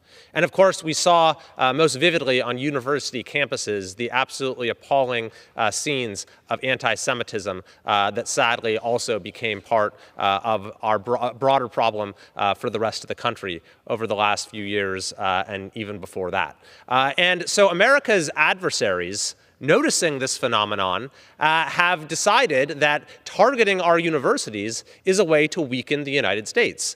Infiltrating our universities is a way to influence our broader institutions and to influence public opinion. And so you see, for example, the People's Republic of China, a congressional investigation found the Chinese Communist Party, there was nearly $40 million in contracts with the CCP or CCP-linked organizations. And this is just what we know about. Institutions have accepted billions in anonymous foreign funds without any transparency or accountability. There was even a recent study from the Institute for the Global Study of Anti-Semitism and Policy showing how this has infiltrated K-12 classrooms, as well as funding from Qatar ended up at Brown University, which developed anti-Israel curricula that then went to 8,000 K-12 schools throughout the entire country. So the Deterrent Act is a much-needed common sense piece of legislation that simply says, if you're going to accept funding from foreign countries, you need to disclose that. After all, universities are massively funded in various forms by the federal government, so if taxpayer dollars are going to support institutions that are taking foreign money, we should know about that. The requirements put in place by this bill simply say that if you accept a gift of $50,000 or more, a foreign gift, then you need to report that. And it's anything of any value if it's from an adversarial nation. The bill also closes reporting gaps, including faculty-level disclosures, and imposes real penalties for non-compliance, including loss of Title IV funds. The good news, Mr. Speaker, is that over the last year or so, we have seen a reckoning begin in higher education in this country, and we are starting to see very positive changes. A number of university presidents have lost their jobs, and universities are increasingly committing themselves anew to protecting civil rights and promoting academic freedom. The Deterrent Act will be an important part of that trend. I'm proud to be a co-sponsor, and I yield back. Gentleman from Michigan reserves, gentleman from Virginia. Such time as they may consume. Gentleman's recognized. Mr. Chairman, we received a letter from the Association of American Universities, which says in part, as currently proposed, sections 117A, B, C, and D in the bill are unhelpful in advancing the national research and security interests of the United States. Indeed, the new faculty and staff gift reporting requirement for any and all countries is excessive, will prove counterproductive, and divert important university resources away from more valuable and focused efforts to address legitimate research security risks. Additionally, the bill's contract waiver requirement will prevent U.S. researchers and students from participating in important international scientific collaborations and exchange programs, ultimately harming, not helping the United States goal in not helping the U.S. maintain its global leadership position in critical areas of scientific research. I ask that this letter be entered into the record. The gentleman's crest is covered under general leave. The gentleman reserve? Reserve. Gentleman from Michigan. Thank you, Mr. Chair. I know my good friend and colleague's concern is sincere about faculty and involvement in reporting at institutions, of course, that know how to keep records of sports donors, boosters, alumni who are contributing various things. I think this is even more important. My colleague argued that requiring researchers to disclose foreign gifts and contracts would be invasive and unnecessary. I first want to remind my colleague that this requirement applies to specific researchers involved in government contracts who are at specific high research institutions. These are faculty working in crucial and sensitive research areas our adversaries have targeted time and time again. This is not just an abstract problem. Just in the last 2 years, prominent research faculty at Harvard, Stanford, the University of Maryland, and the University of Delaware were found to not have disclosed foreign funding from Chinese sources, just to name a few examples. Reporting support specifically for a researcher's grant, in-kind support, is critical, but deterrent provisions also cover other ways our adversaries can influence faculty. Democrats also continue to falsely claim that the deterrent would require reporting for everyday activities like donuts or coffee. Deterrent holds faculty to the exact same standard for monetary gifts as members of Congress. A gift, quote, of a $5,000 purse from a foreign source rightfully needs to be scrutinized and publicized. Regarding privacy concerns, I do want to point out these individuals are often happy to voluntarily publish their own names, their email addresses, and their donors when it comes to their own published works, and that many universities have open directories on their websites. However, Deterrent does have a common sense privacy protection included. The American public deserves transparency, and I urge critics of the bill to ask why relationships, including those with our worst enemies and our adversaries, should continue to lie in the shadows. I reserve. Gentleman from Michigan reserves. Gentleman from Virginia. Mr. Chairman, I'm prepared to close. The gentleman's recognized. We're ready to close. I reserve. We're ready to close. Okay. The gentleman from Virginia is recognized. Thank you. I yield myself the remainder of the time. Mr. Chairman, I urge my colleagues to oppose H.R. 1048 as currently drafted. The bill not only targets our nation's educational institutions, but also undermines the very department we rely on to enforce these very complex policies. You can't effectively dismantle an agency and then demand more from it. You can't ignore the fact that half the department's employees have been fired, and these cuts will make it even more difficult for the department to carry out these increased responsibilities effectively. So the contradictions are clear. How can you demand more reporting and enforcement from an agency that's got half its staff? Furthermore, the bill does not really address any alleged problem. Present law already requires reporting of gifts large enough to exert any influence, and requiring the reporting of free donuts will not do anything to add to national security. What it will do is add to a feeling of problems with researchers from other countries.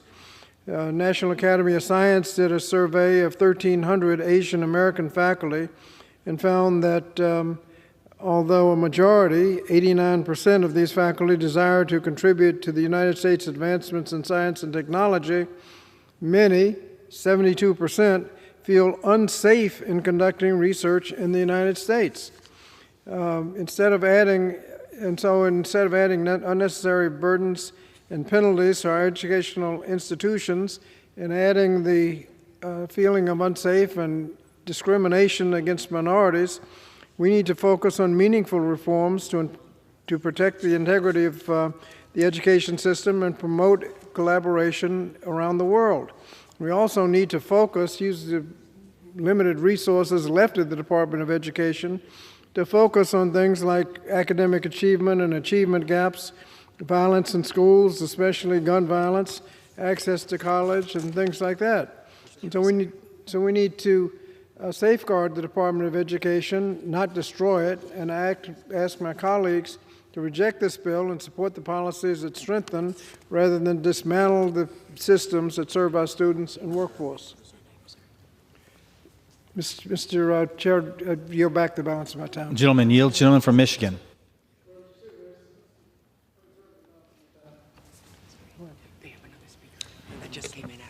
Okay. I understand he has another speaker, so I reserve the balance of my time. Gentleman reserves. Gentleman from Michigan.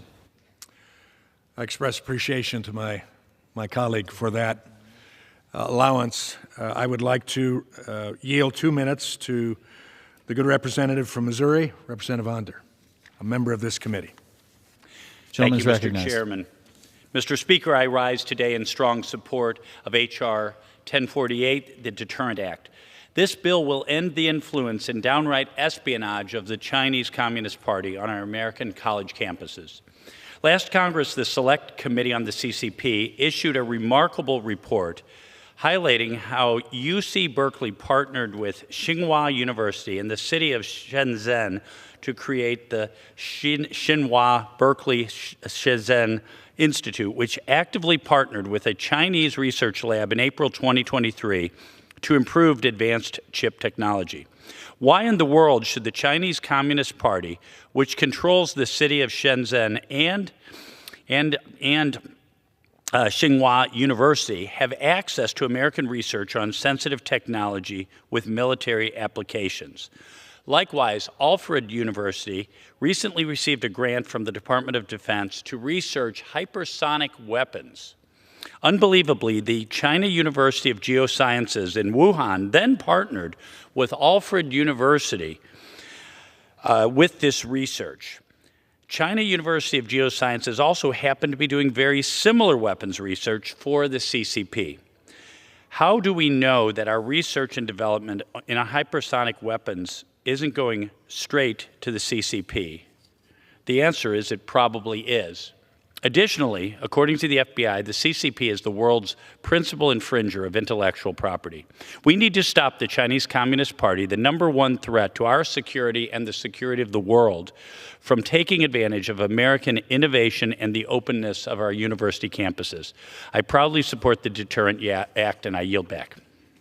Gentleman from Michigan reserves. Gentleman from Virginia. Mr. Chair, I yield back. The gentleman yields. Gentleman from Michigan. I thank the gentleman. Thank you, Mr. Chair. I want to thank my colleagues who have come to speak today on such an important matter regarding not just higher education, but national security. International collaboration is not inherently bad, but foreign nations have been able to operate in the dark for far too long. When foreign adversaries give to universities, it's not out of the goodness of their hearts. It's because they want something in return. Sometimes that's extremely negative. Each dollar that is accepted comes with strings attached, and that can influence student behavior or gain access to research. The Deterrent Act is a crucial step towards transparency and protecting American education and students from malicious foreign influence. The current system has allowed our nation's students to become targets for our adversaries, and that's unacceptable. We must pass this bill. With that, I yield back the balance of my time. Gentleman from Michigan yields. All time for general debate has expired. Pursuant to the rule, the bill shall be considered for amendment under the 5-minute rule. In lieu of the amendment in the nature of a substitute recommended by the Committee on Education and Workforce, printed in the bill, an amendment in the nature of a substitute consisting of the text of Rules Committee Print 119-1 shall be considered as adopted, and the bill as amended shall be considered as read. No further amendment to the bill as amended shall be in order except those printed in House Report 119-38. Each further amendment may be offered only in the order printed in the report by the member designated in the report, shall be considered as read, shall be debatable for the time specified in the report, equally divided and controlled by the proponent and opponent, shall not be subject to amendment, and shall not be subject to demand for division of the question. It is now in order to consider amendment number 1, printed in House Report 119-38. For what purpose does the gentleman from Tennessee seek recognition? I have an amendment at the desk. The clerk will designate the amendment. Amendment number 1, printed in House Report number 119-38, offered by Mr. Ogles of Tennessee. Pursuant to House Resolution 242, the gentleman from Tennessee, Mr. Ogles, and a member opposed, each will control 5 minutes. The chair now recognizes the gentleman from Tennessee. Thank you, Mr. Chairman. America's enemies will stop at nothing to destroy us, and they don't care how they do it. These enemies would stoop so low as to target our young people. For years, countries like the People's Republic of China have used our own universities to advance agendas that hurt American security. Aside from the state of Qatar, there's probably no other country in the world that finances U.S. colleges and universities more than the People's Republic of China. They use this all-access pass to steal our intellectual property, abuse our student visa programs, and prop up communist-inspired Confucius institutes. This places the Chinese authorities in a real position of influence among our young people. And all the more so because our own government doesn't try to hold our colleges and universities accountable to the basic disclosure standards. A 2019 Senate report found that up to 70% of all institutions failed to comply with what are called Section 117 disclosure requirements. Those do not comply with Section 117 substantially underreport their foreign donations and contracts. Under current law, if gifts and contracts, either individual or combined from an originating country, meet or exceed $250,000, these donations must be reported to the Department of Education twice a year. By failing to enforce our laws, we are signaling to our enemies, especially China, that we don't care if they use and abuse the American higher education system. As a result, we really don't have a clear idea of the extent of China's influence campaign against the youth of America. I reserve. Gentleman from Tennessee reserves. For what purpose does the gentleman from Virginia seek recognition? Parliamentary inquiry, Mr. Chair. State is free. What is the amendment that we're considering?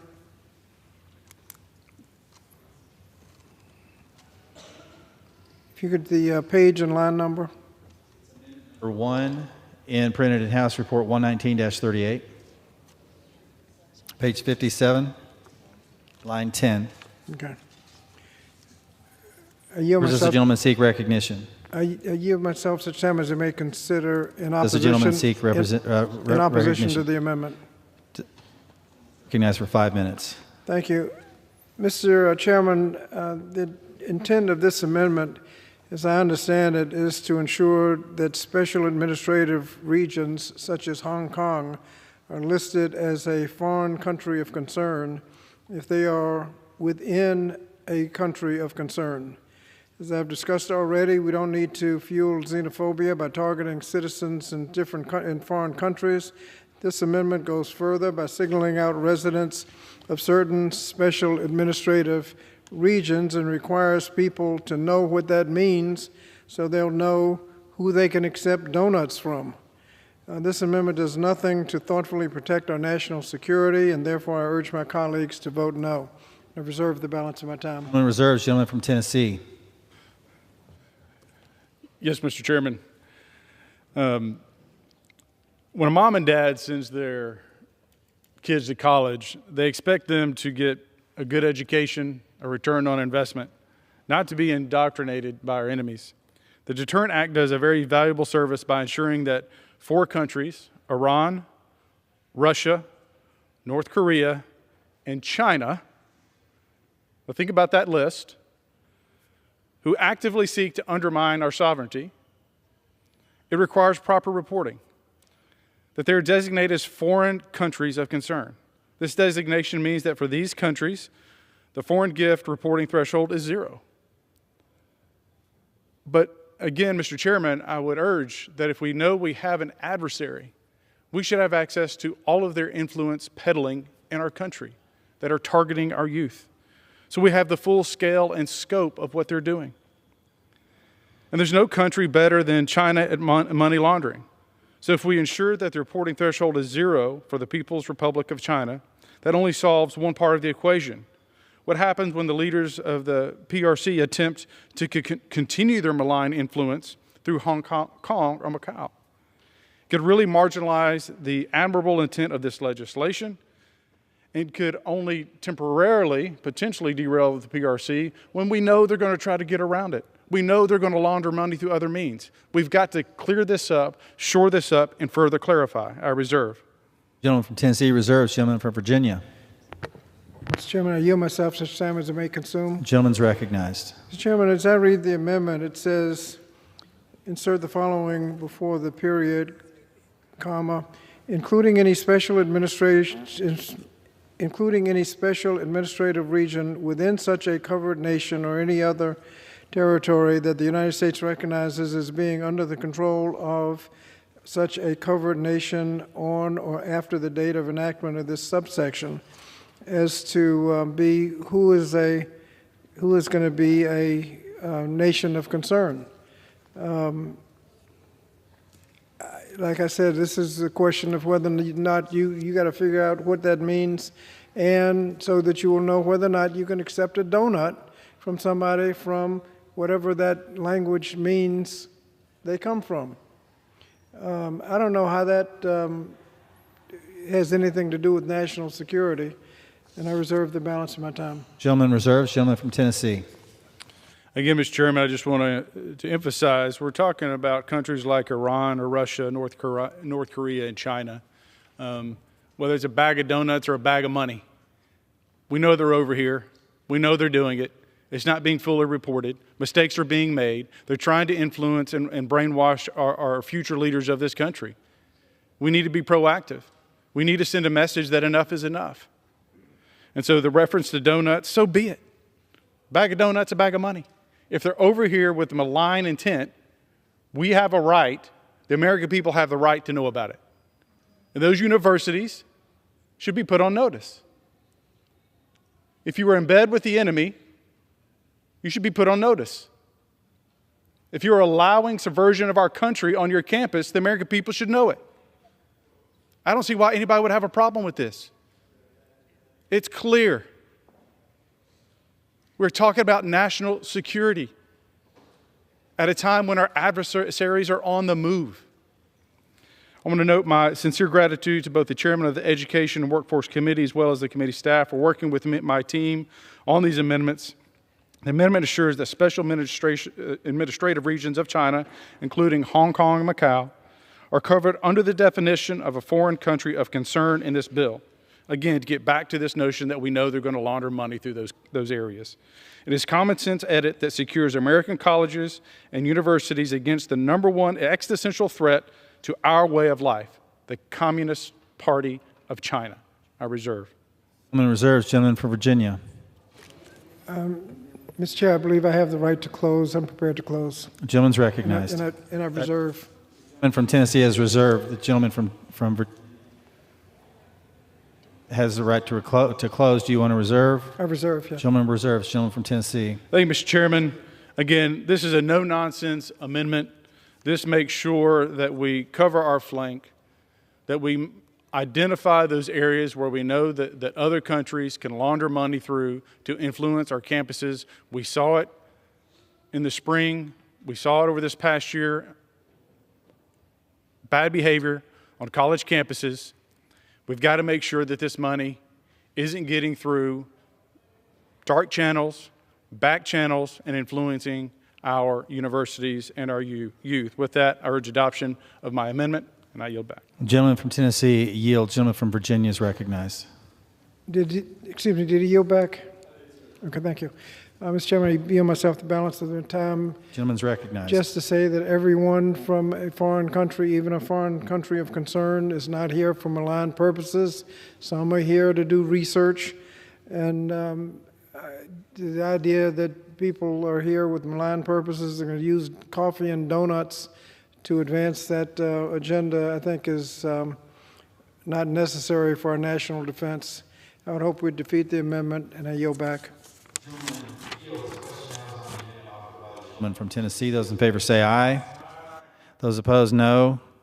In the opinion of the chair, the ayes have it. The amendment is agreed to.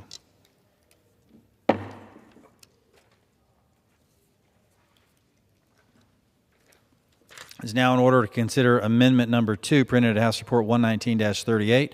For what purpose does the gentleman from Tennessee seek recognition? I have an amendment at the desk. The clerk will designate the amendment. Amendment number 2, printed in House Report number 119-38, offered by Mr. Ogles of Tennessee.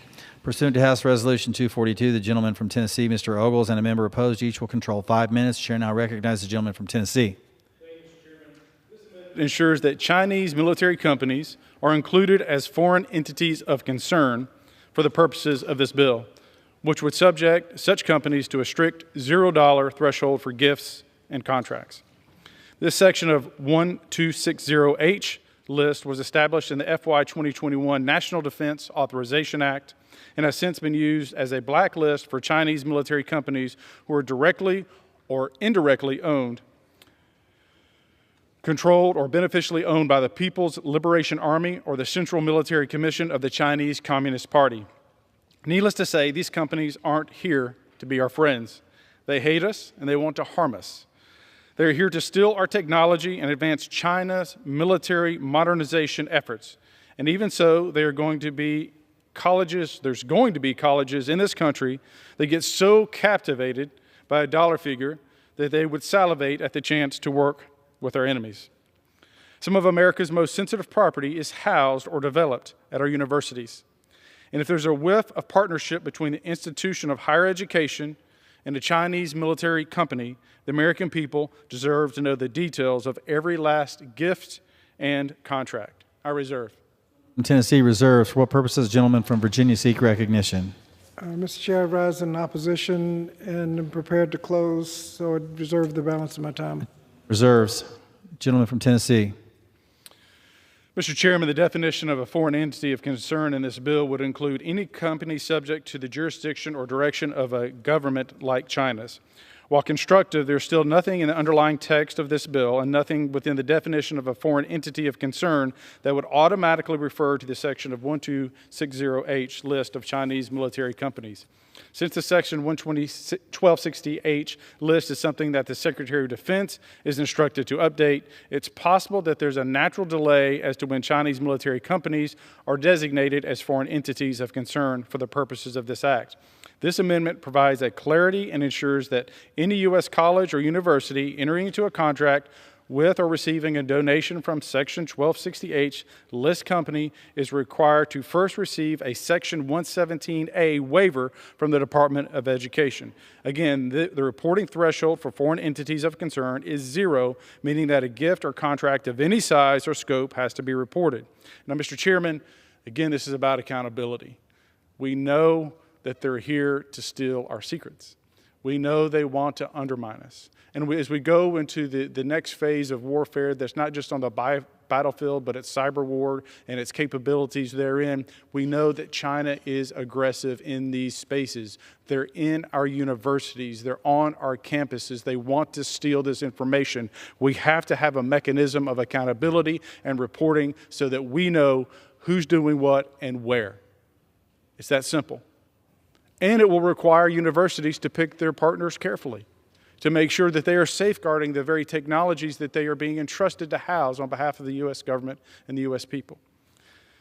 We don't need to enable the Chinese military, their modernization, their weaponization, their attack on us, our Constitution, our way of life. All this does is require reporting.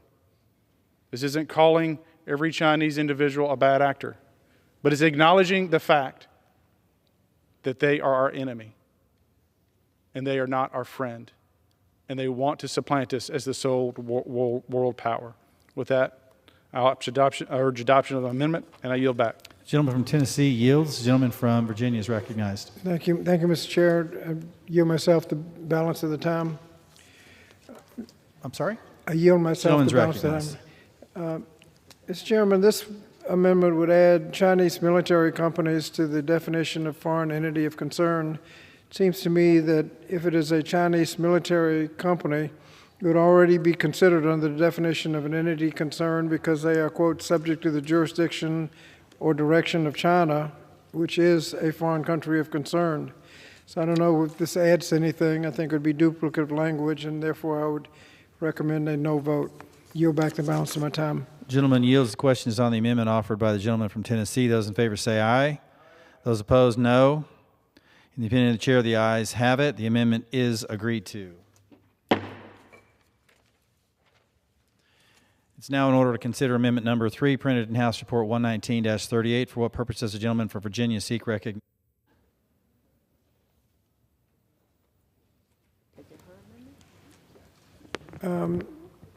Mr. Chairman, I thought I had a amendment nature of a substitute that would be called last.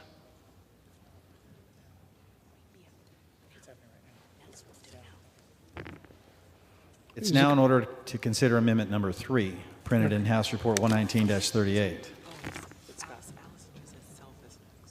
Does the gentleman have an amendment? I have an amendment nature of a substitute, Mr. Chairman. I have a... That amendment is not in order. To the desk. The clerk will read the amendment.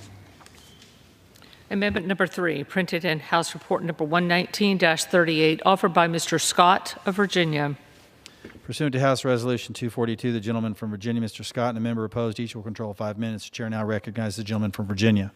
Thank you, Mr. Speaker. Mr. Speaker, I'm pleased to offer a Democratic amendment nature of a substitute to H.R. 1048. As I've mentioned, universities collaborate with various international entities to advance complex research inquiries that contribute to the advancement of our knowledge of many issues.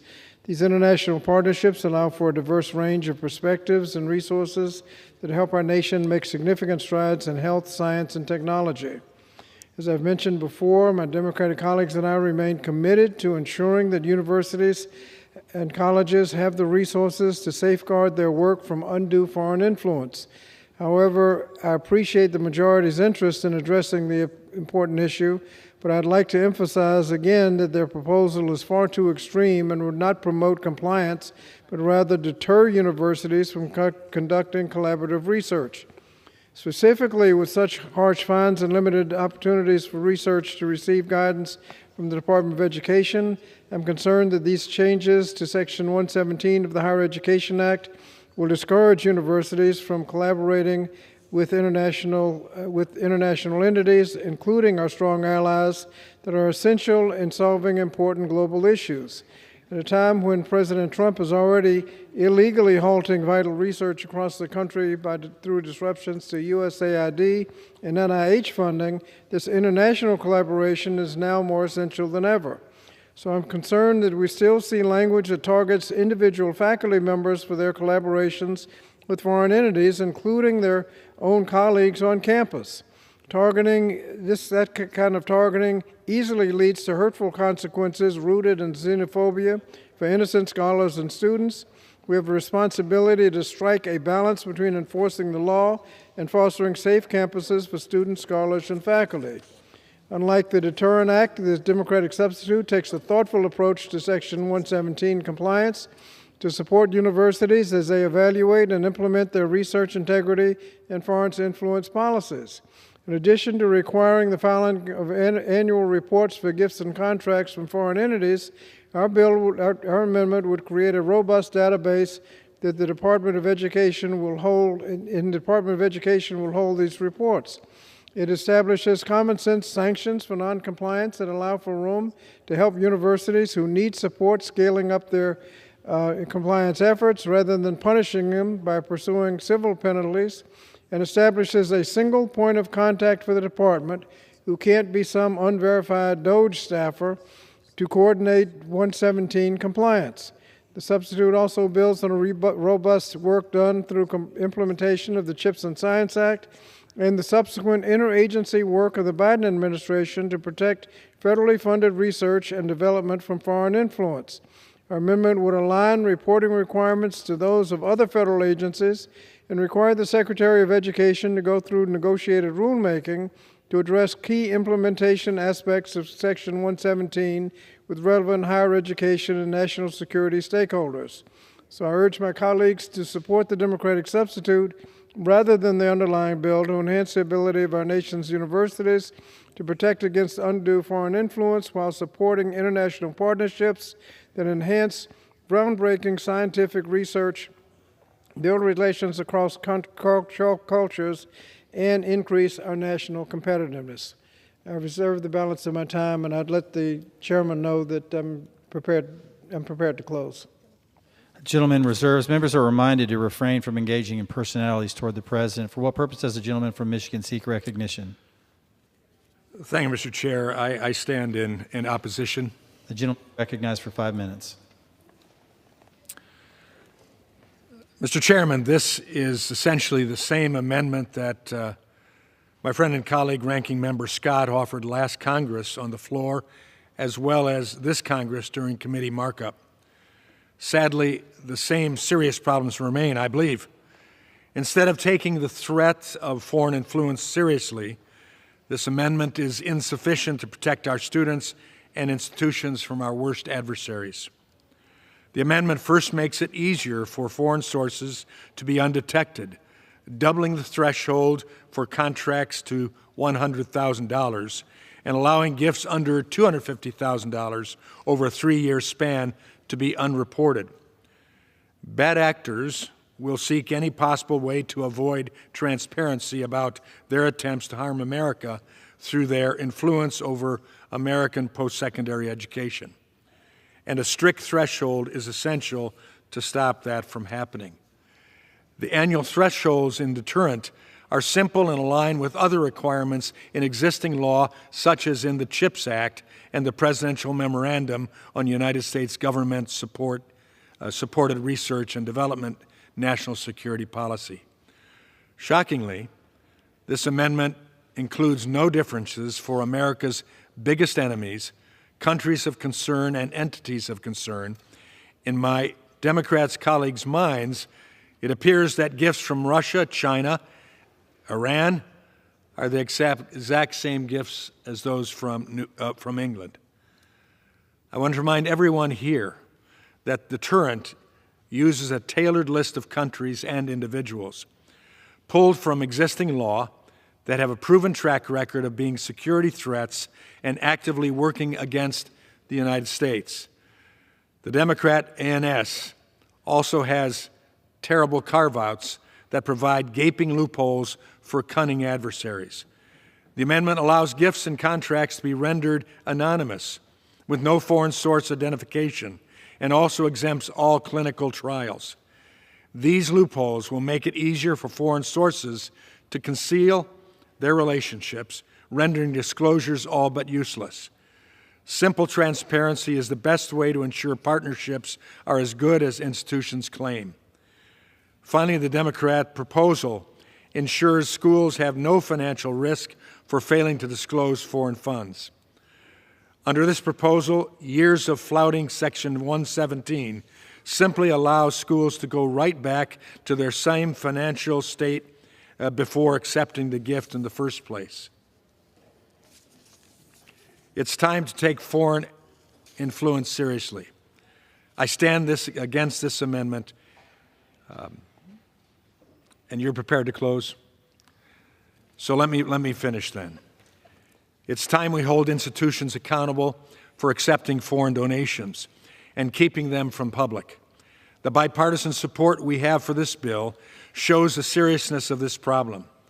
This amendment shows that some Democrats are still willing to turn a blind eye to attempts by hostile regimes to influence students and faculty in our college campuses. I urge my colleagues to oppose this amendment and support the underlying bill, and I yield back. Gentleman yields. The gentleman from Virginia is recognized. Mr. Speaker, I think the gentleman from Michigan had the right to close, so I'll just yield back. Gentleman from Michigan is recognized. No, you just yielded back. Mr. Chair, I yield back. Do you have anything to say in closing? I yield back the balance of my time.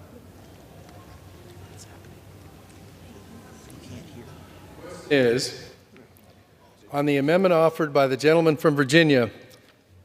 Those in favor say aye. Those opposed say no.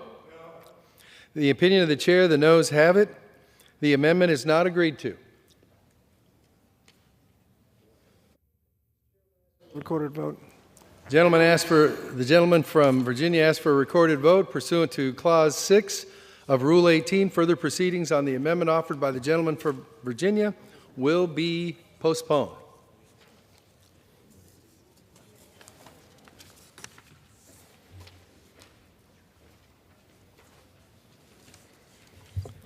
It's now in order to consider Amendment Number 4, printed in House Report 119-38. For what purpose does the gentleman from Texas seek recognition? I have an amendment at the desk. The clerk will designate the amendment. Amendment number 4, printed in House Report number 119-38, offered by Mr. Self of Texas. Pursuant to House Resolution 242, the gentleman from Texas, Mr. Self, and a member opposed, each will have control of 5 minutes. The chair recognizes the gentleman from Texas. Thank you, Mr. Speaker. I rise to support my amendment. I am outraged that our universities and institutions are receiving gifts or entering into contracts with foreign countries that seek to destroy or harm the United States. H.R. 1048, the Deterrent Act, would strengthen disclosure requirements by reducing the threshold from $250,000 to $50,000. But those provisions are not strong enough.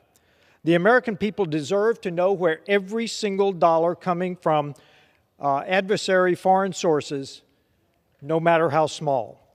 That's why I am introducing an amendment to slash the reporting threshold from $50,000 all the way down to $1.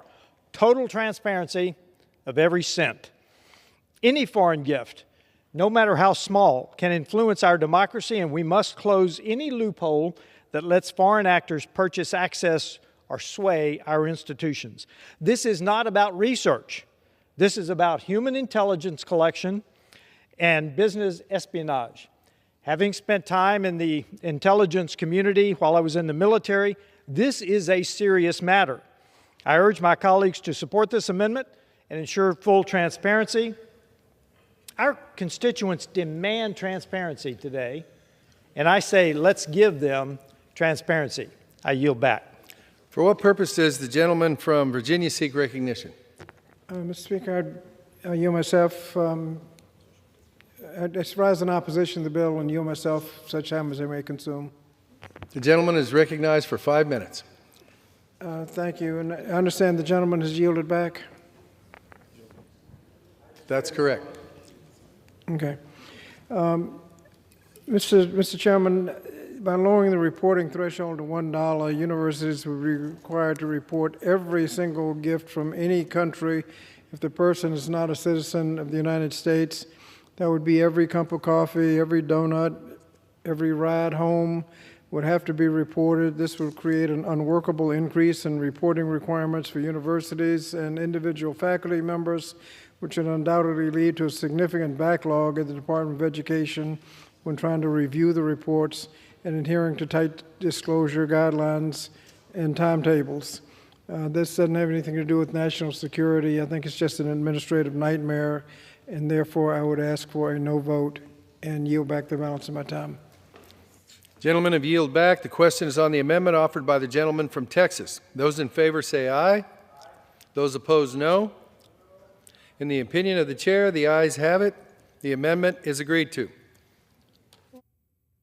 Does the gentleman from Virginia seek recognition? And ask for a recorded vote.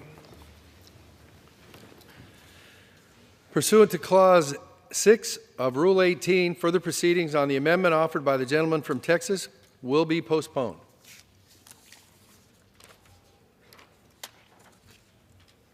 It is now in order to consider amendment number 5, printed in House Report 119-38.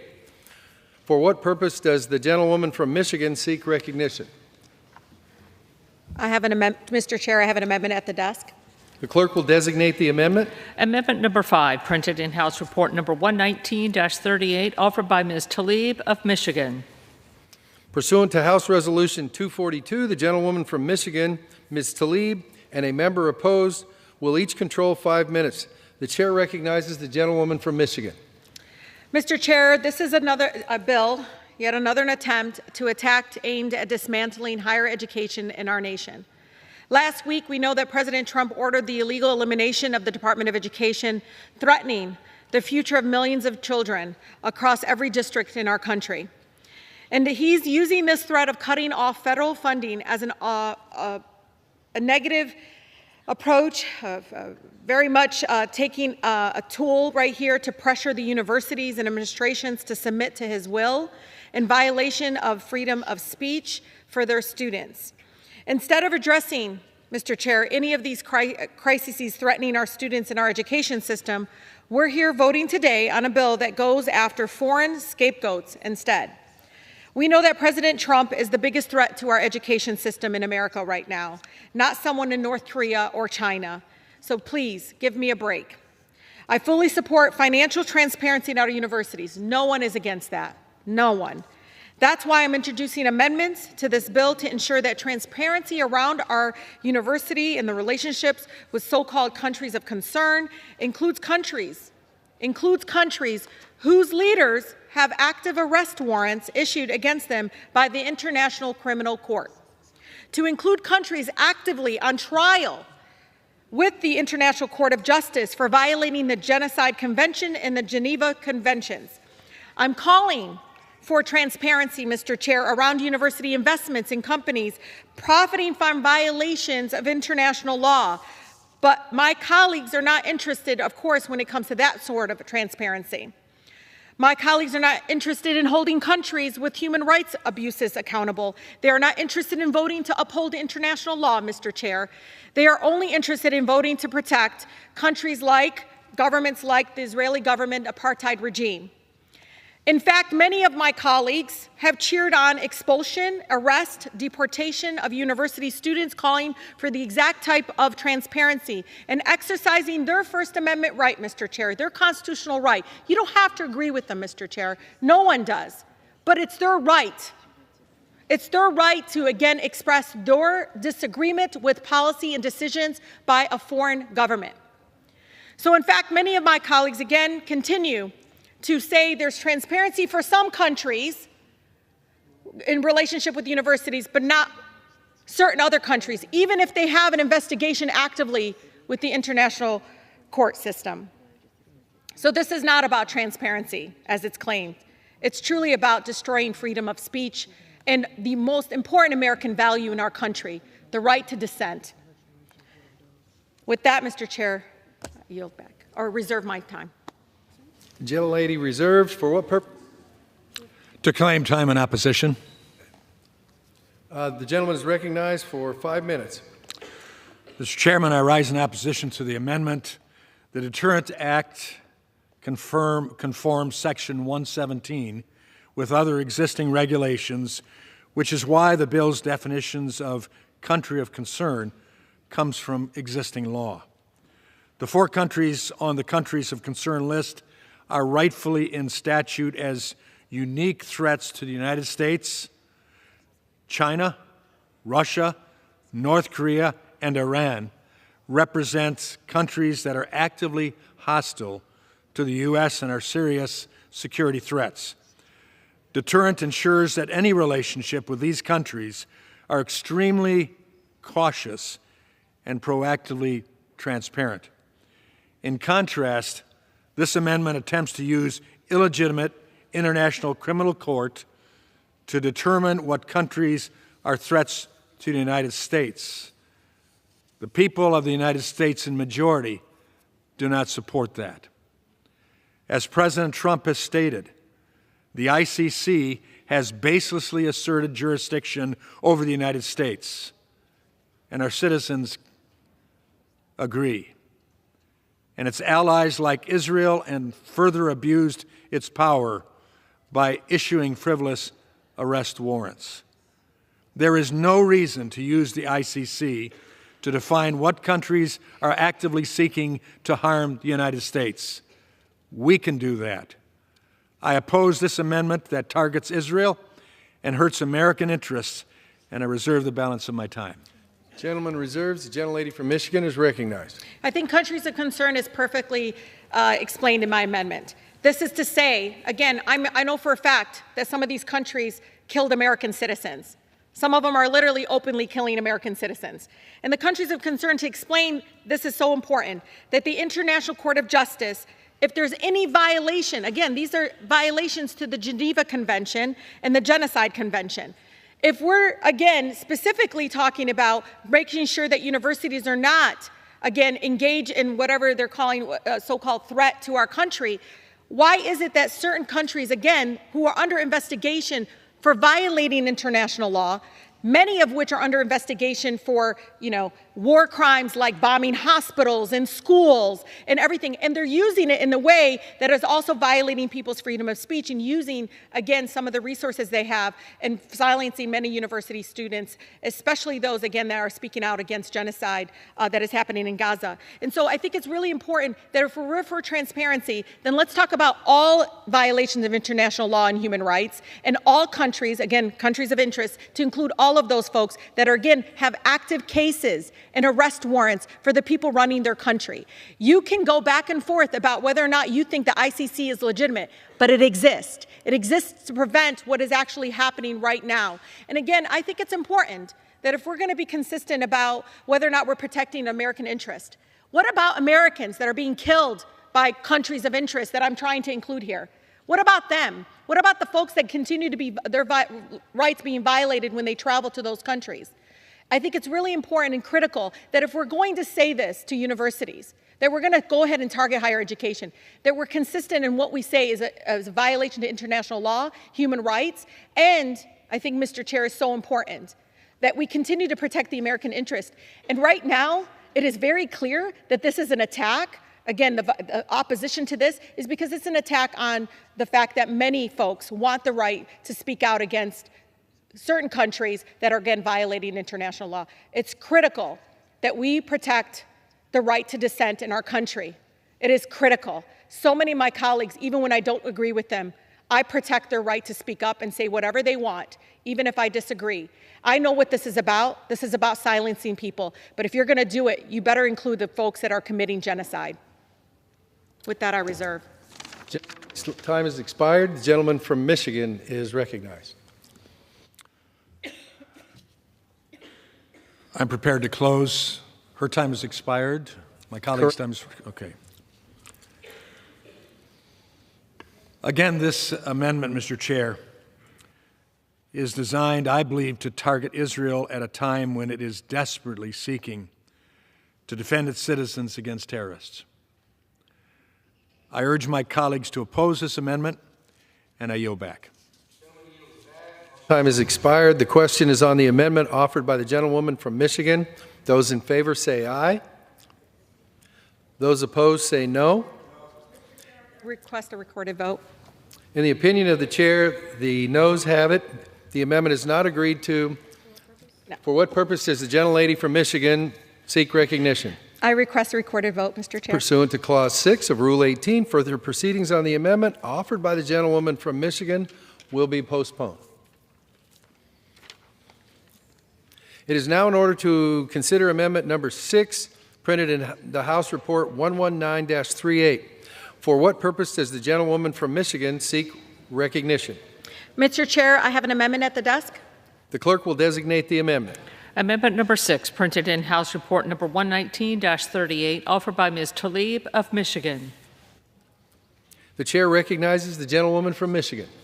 Mr. Chair, this amendment is to discuss whether or not, again, that our body here, the United States House of Representatives, that we are standing again and making sure that we don't undermine international law and the institutions that work to uphold it, especially the International Court of Justice and the International Criminal Court.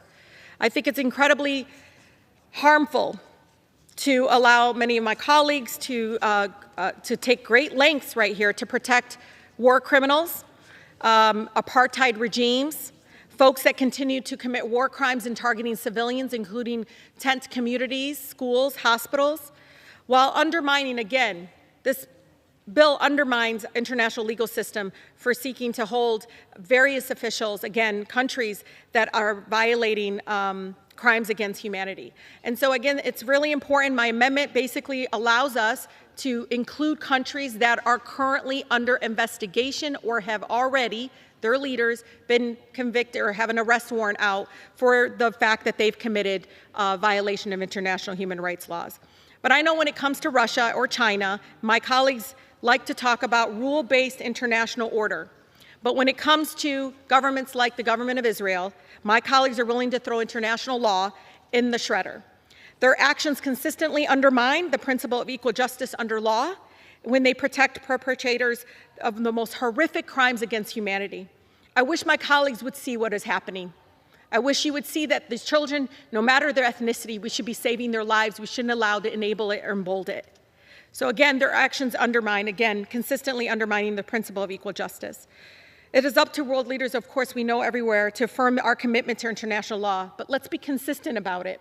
No matter who's committing it, no matter who's committing it, it still is a violation of international human rights laws.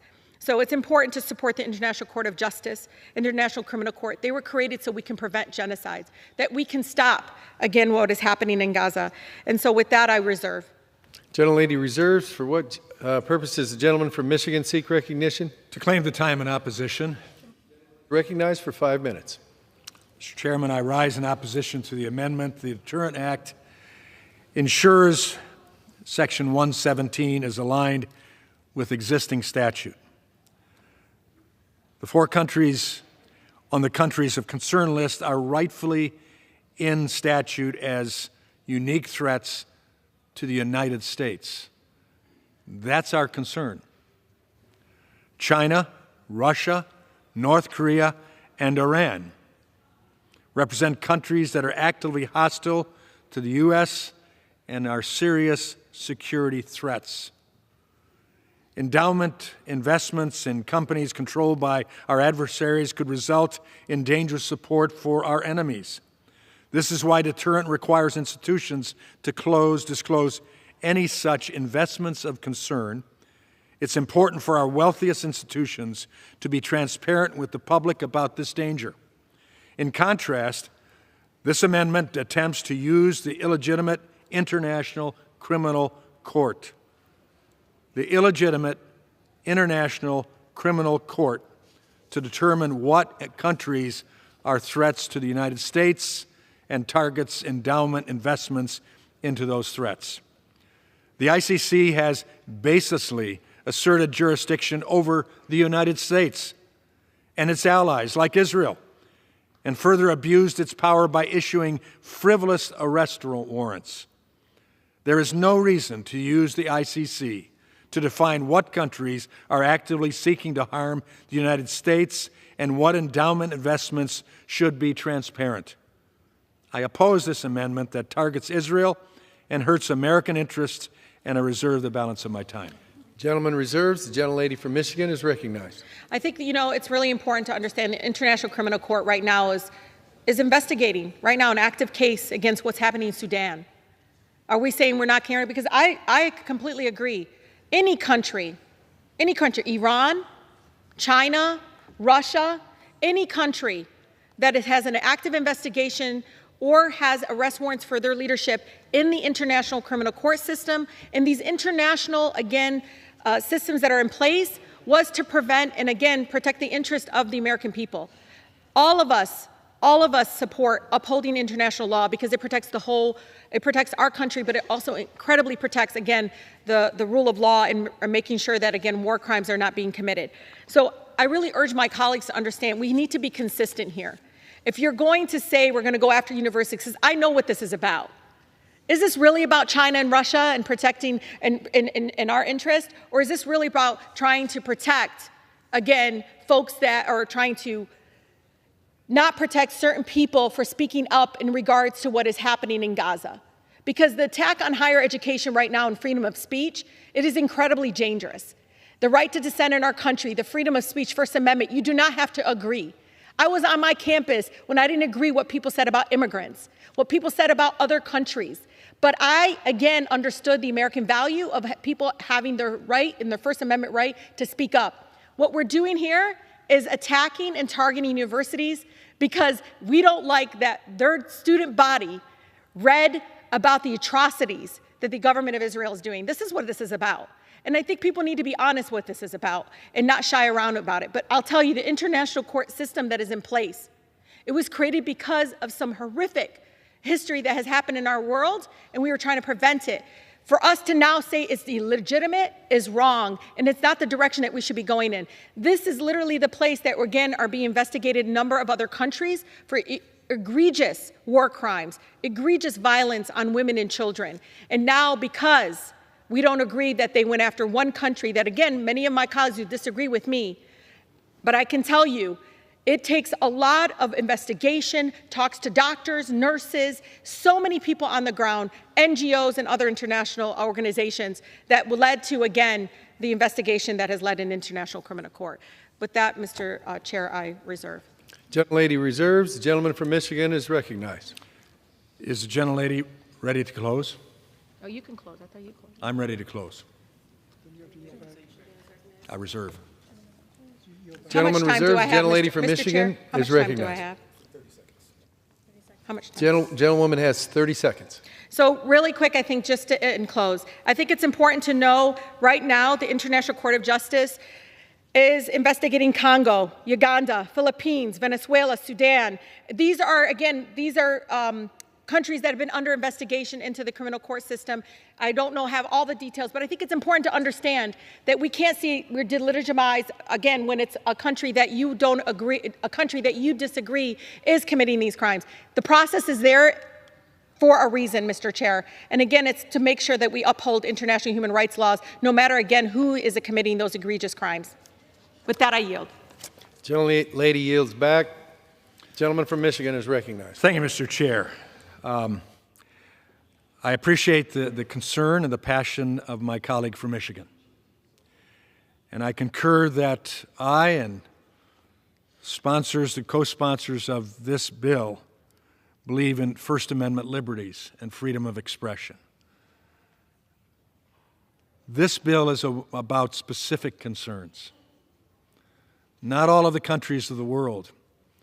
I'm not sure if my colleague was here during the debate to hear the actual statistics of the dollars that have been invested by malign actors, countries of concern in this country, that don't compare with any other that was in the list that my colleague read. But again, this amendment on this bill, outside of the specifics of the bill, is designed to attack Israel for daring to defend itself from terrorists, which they did. This amendment has no place in the bill. I urge my colleagues to oppose this amendment, and I yield back. Gentleman yields back. All time for debate on the amendment has expired. The question is on the amendment offered by the gentlewoman from Michigan. Those in favor, say aye. Those opposed, say no. In the opinion of the chair, the noes have it. The amendment is not agreed to. For what purpose does the gentlelady from Michigan seek recognition? Mr. Chair, I request a recorded vote. Pursuant to Clause 6 of Rule 18, further proceedings on the amendment offered by the gentlewoman from Michigan will be postponed. The chair understands that amendment number 7 will not be offered.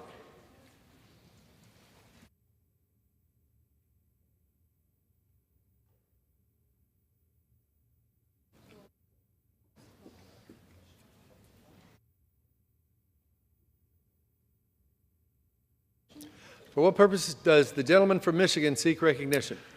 Mr. Chairman, I move that the committee now do rise. Question is on the motion that the committee rise. All those in favor say aye. All those opposed say no. The ayes have it. The motion is adopted. Accordingly, the committee rises.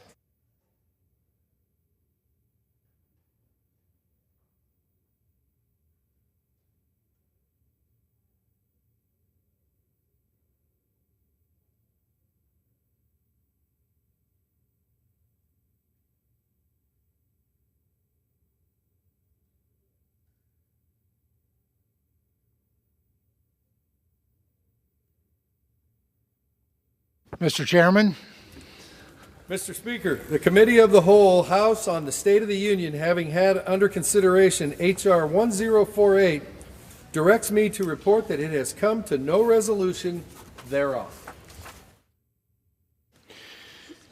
The Chair of the Committee of the Whole House on the State of the Union reports that the committee has had under consideration H.R. 1048 and has come to no resolution thereon.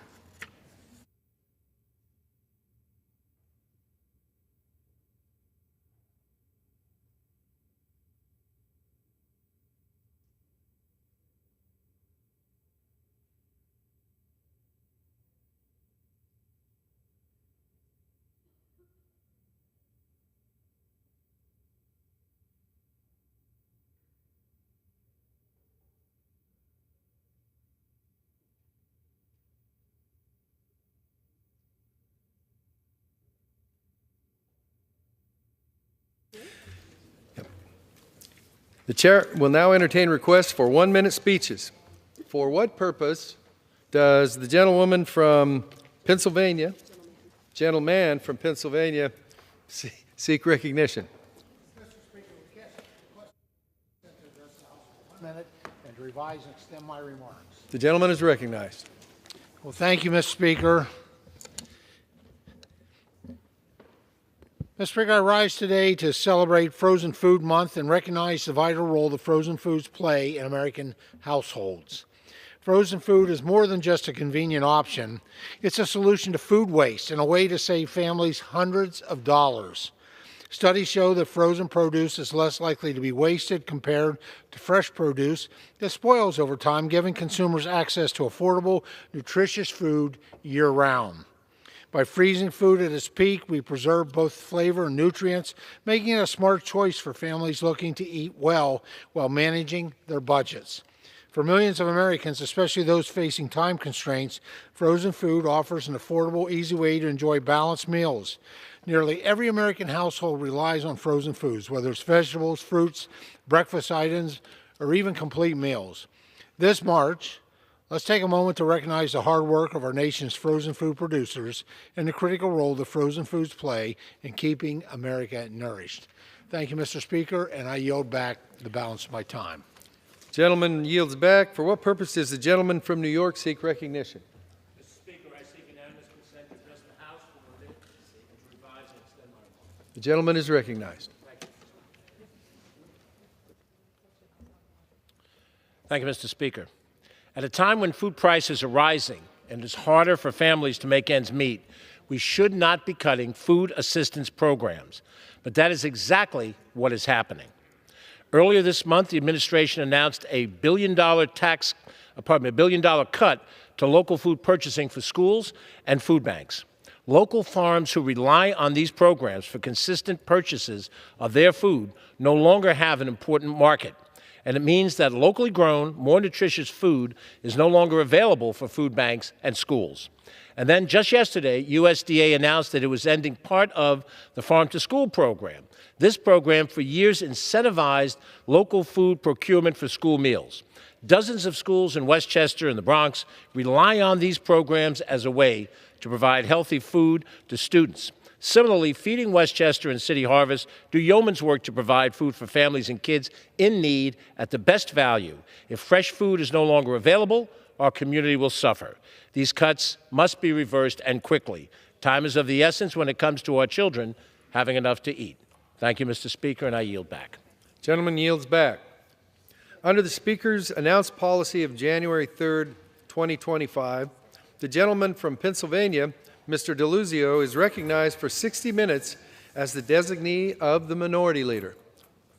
Speaker, I ask unanimous consent for all members to have 5 legislative days, revise and extend their remarks, and include extraneous material on the subject of my special order. Without objection, so ordered.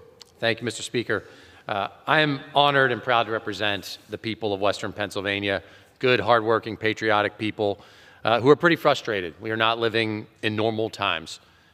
This should not be a normal run-of-the-mill special order hour. What I will convene today, my colleagues on the Democratic side of the aisle, who you'll hear from, these are people who know how to fight for their people. They know how to win. They're not shy or afraid about a righteous fight. They are members of Congress in this chamber from across the country, across the ideological spectrum, and may not agree on everything. Certainly we don't. But we agree that too many in our party have lost their way, and it's time to wake the heck up. Now, don't misunderstand me. This administration and those helping them are wreaking havoc on so much of our country.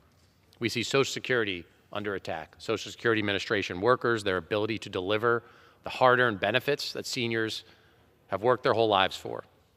We see VA employees on the chopping block, fired, contracts scrutinized and then cut.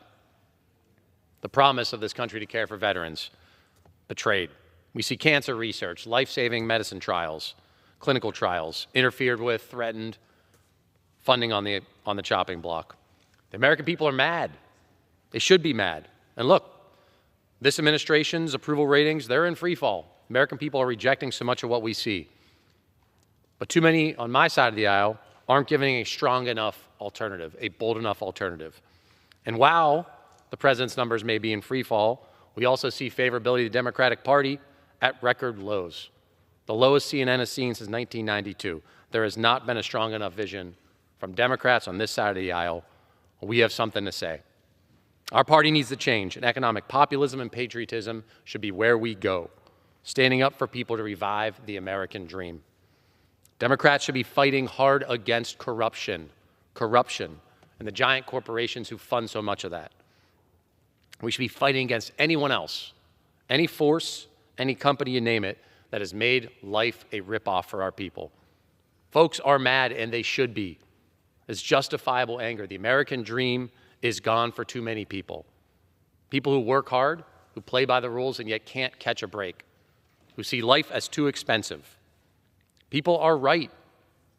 The American people understand that our economy has been rigged against so many. And I say the American dream hasn't slipped away, it has been ripped away. I'm 40 years old. My generation, and those younger than me, the first generation in a long time since the Second World War, who now grows up and don't expect to be better off than their parents. That's what the American dream is all about. It didn't just happen on accident. There are villains here. Corporate power and corruption have been eating away at the American dream. Hedge funds, speculators buying up houses, jacking up the cost of that housing, becoming lousy landlords, pricing people out of what could be a nest egg for their retirement, their home. Monopolies jacking up prices and killing small businesses every chance they can get. Pharmacy benefit managers, or PBMs, raising the cost of medicine, killing local pharmacies. The list goes on and on. Now, this president and others on the other side have capitalized on this anger, used it to get power, lift up their efforts now to let robber barons plunder this government, to attack the fundamental bargain with our seniors and veterans and so many others. Democrats need to wake up and stop defending elites and the establishment. They have failed the American people. Across both parties, those who have been in power have failed at the fundamental task of protecting and strengthening the American dream. So today, a group of us are coming forward, coming to the floor, proposing a new way ahead for Democrats, a new way ahead for this country. We need a fighting spirit of economic populism. It is patriotic. We need this patriotism to be at the heart of this fight and our fight against corruption and anyone else who's in the way of our people and who has wrecked the American dream. So what does this mean, this economic populism? In a sentence, it is fighting for a life that people can afford. It's bringing corporate power to heel. It is taking on the corruption that pervades this town, Washington. And the economy and what life costs people should never be an afterthought for anyone who serves in a chamber like this.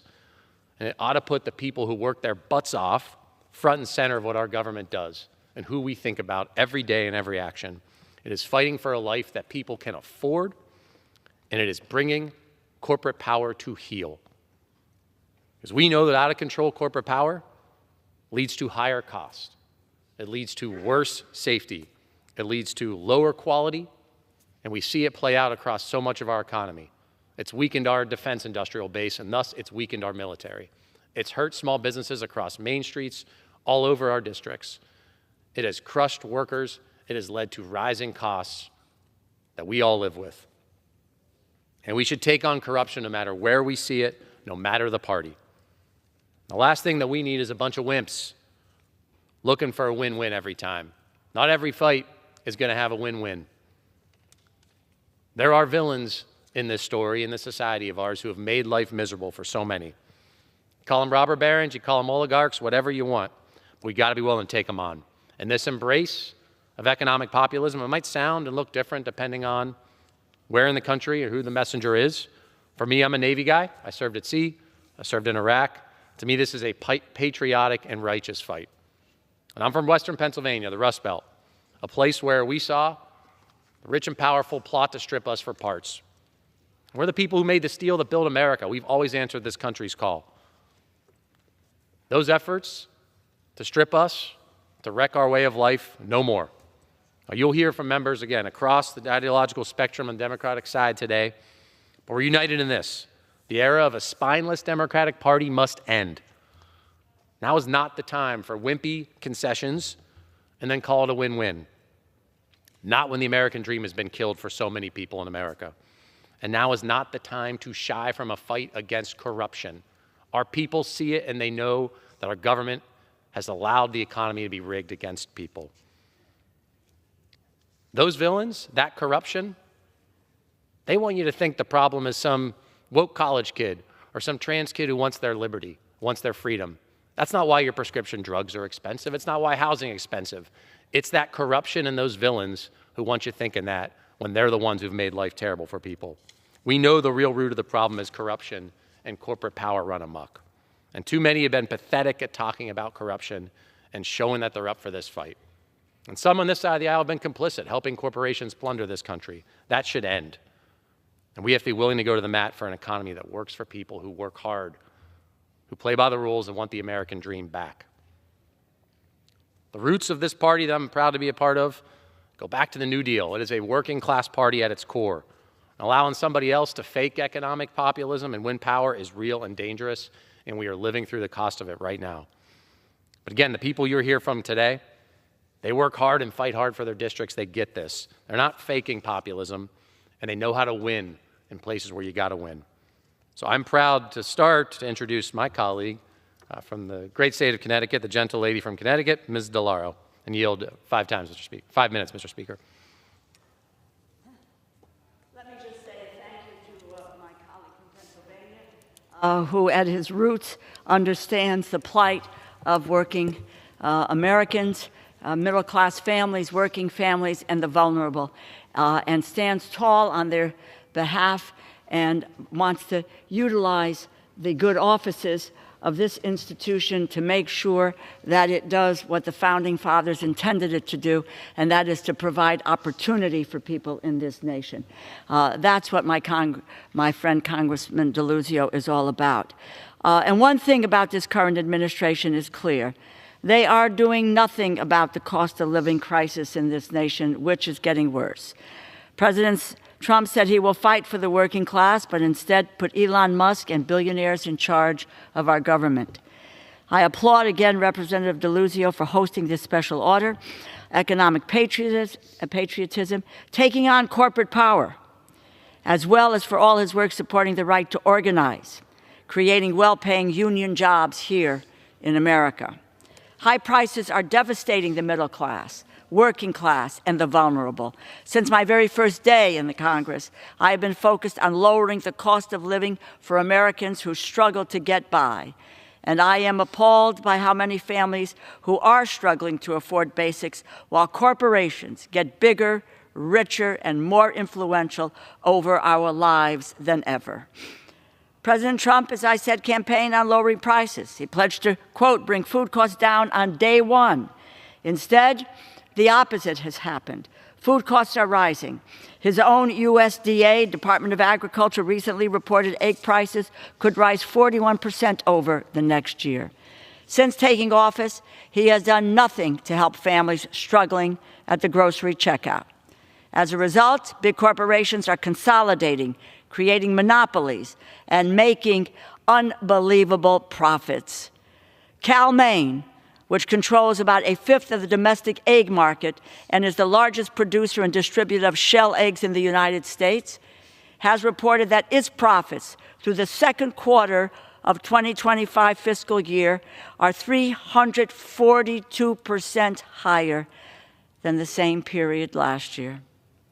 Instead of doing anything to address this cost of living crisis, the president has stacked his cabinet with billionaire after billionaire, empowering them to slash the programs American families rely on, with no oversight, no disclosures about their conflicts of interest.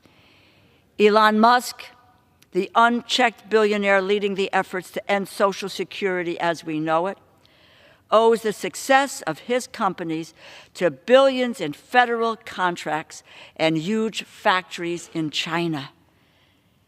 Yet he refuses to answer any questions from the Congress about his investments. These issues concern every American. Democrats are standing up for them, standing up against the blatant corporation of this administration, the giant corporations padding their profits at the expense of the middle class and the working class. And the Republican focus is to rip away programs like Social Security and Medicaid. The fact is that American families today are living paycheck to paycheck. And some of the biggest corporations in the country are taking advantage of it, all while Americans are paying more for less due to corporate price gouging, shrinkflation, and while the CEOs of the nation's largest grocery stores and supermarkets rake in record salaries. I just came from a congressional hearing, our Steering and Policy Committee, Democratic Steering and Policy Committee, on food prices and food stamps, and listening to the stories of working Americans with families who are hard-pressed and who are frightened to death of a $230 billion cut to the food stamp program, which would end that lifeline for themselves and for their families. And last year, the FTC identified the large grocery store chains exploited product shortages due to the pandemic by raising prices significantly, more than needed to cover their added costs, and they have continued to increase their profits. What is the Republicans' response to this cost of living crisis, driven by corporate consolidation and power? Why? To give out even more corporate tax cuts, of course. $4.5 trillion worth of them, to be precise, paid for by slashing Medicaid, which serves nearly a third of all Americans. Enough is enough, And it is time for this Congress, and it is time for Democrats to act to rein in this habitual price gouging from massive corporations, rein in the unchecked billionaires enriching themselves while Americans suffer, and rein in the Republican spending cuts targeting Social Security and Medicaid.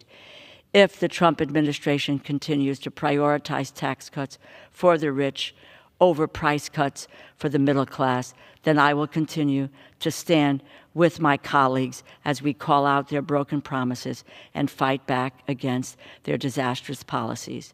There is another path forward, one which Democrats and Republicans could take together, a path of economic patriotism, where we take on corporate monopolies and the self-serving billionaires who are squeezing the middle class, the working class, and the vulnerable.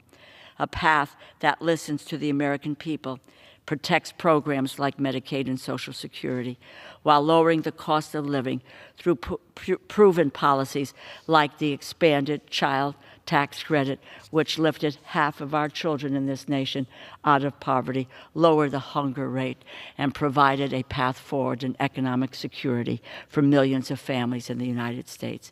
That's the path that I am taking. It's the path that I know my colleague, Congressman DeLuzio, is taking, and I hope that my colleagues on both sides of the aisle will join us in this effort. And I thank you for organizing this effort. Thank you, General. Not just for joining us today, but for your long commitment to the dignity of work, for fighting for people, for better trade policy, and so much else. I'm honored now to welcome in a colleague from California, but who has strong Pennsylvania roots, which lends great credit to him. The gentleman from California, Mr. Khanna. Well, thank you, Representative DeLuzio, for your leadership, for convening this group and focusing us on an agenda of economic patriotism. The reality is in this country, and as you know from in Western Pennsylvania, we have watched industry after industry leave the country for China and Mexico. Western Pennsylvania won us our freedom. They produced more steel than Japan and Germany combined in World War II. And yet today we've got 4% steel. China, 50% of the world's steel. Aluminum left, paper left, textiles left. Town after town in this country was hollowed out. Since 2000, 90,000 factories have closed. And that doesn't just mean jobs leaving. We've all heard the stories. People whose families were destroyed. The chair will receive a message. Mr. Speaker, message from the President of the United States. Mr. Speaker, Mr. Secretary, I am directed by the President of the United States to deliver to the House of Representatives a message in writing. the chair recognizes the gentleman from California. I thought the President was going to endorse our plan here on economic patriotism.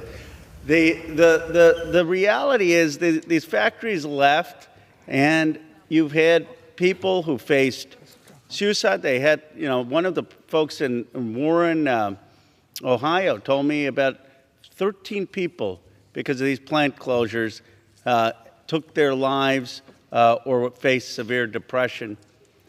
And our country for 50 years watched. Rosa DeLauro didn't watch. I mean, she was speaking out against these bad trade deals. But for most part of American history in the last 50 years, we watched the hollowing out of these communities. And we watched wealth pile up in districts like mine in Silicon Valley and New York. I mean, my district has $14 trillion of wealth. But the income inequality in this country soared. And so what this group wants to do, one of the things we want to do is to renew economic revitalization and manufacturing, advanced manufacturing in these communities, to have a real plan for new semiconductors, new robotics, advanced steel, advanced automobiles, and have new factories, new industry come up. Now, the President and J.D. Vance understood that the country was hollowed out, and they understood that people were angry, legitimately angry, and they understood that the ship of America had a huge hole in it. The problem is they get there And their plan to solve this is to hand the reins to a number of headstrong billionaires who are libertarians. I've known these folks. I've known Elon for 15 years. I don't know what Elon knows about Johnstown, Pennsylvania, or Farrell, Pennsylvania, or Youngstown. I mean, he's going to go out and they're making deals with UAE and they're supercharging the private sector deals.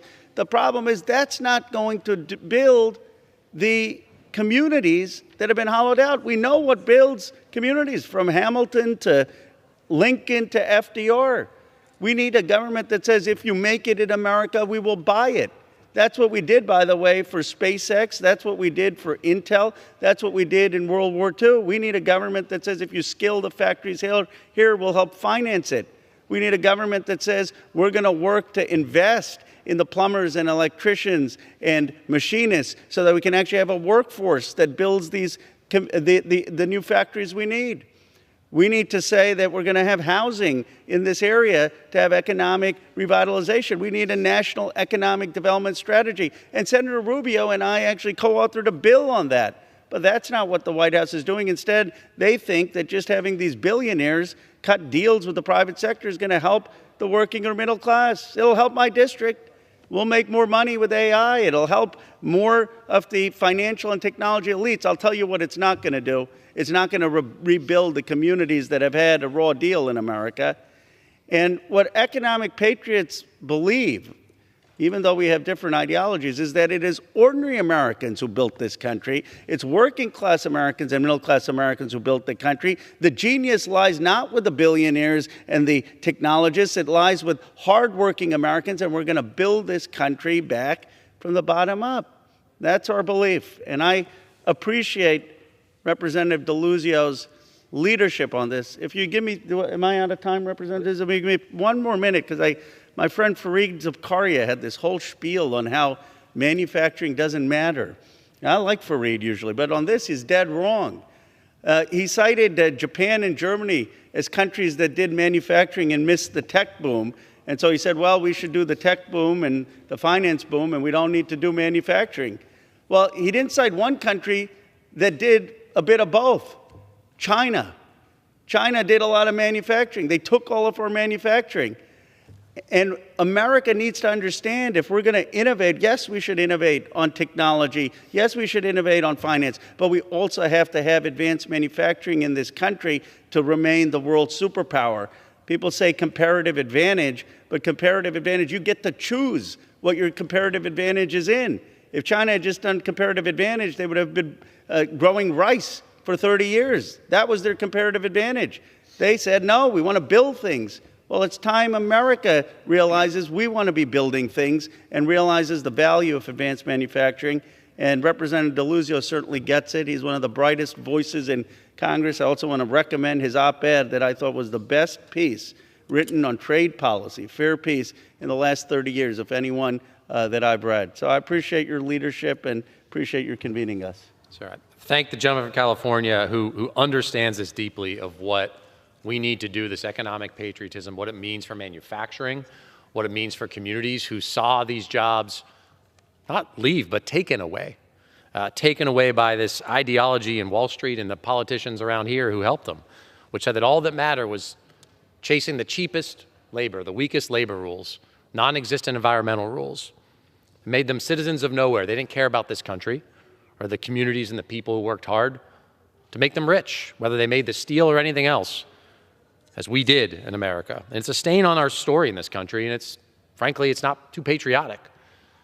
We think our side of the aisle, our party, ought to be dominating the fight to supercharge American manufacturing and jobs, not peddling this crap of telling industrial workers, go learn to code or something. That's nonsense. Let's invest in the jobs here to make stuff. Let's have a more muscular trade industrial policy.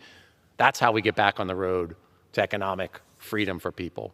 And members on both sides of the aisle here, both parties, have long embraced this wrong for decades neoliberal disaster of unlimited and free trade. I think it's been a failure of government across the board. We should push back on these lousy trade deals. We trade with our friends, we trade with others, but we do it on fair terms. What's not fair is seeing American workers undercut by governments like Communist China that use the power of the state to dump artificially cheap products in our markets, that circumvent our trade rules, that let their workers be exploited. We've got to beef up trade enforcement on Communist China and others like them. There have to be meaningful consequences. Let's have tariffs be part of that, but be smart and strategic. What we've seen this administration do has been chaotic.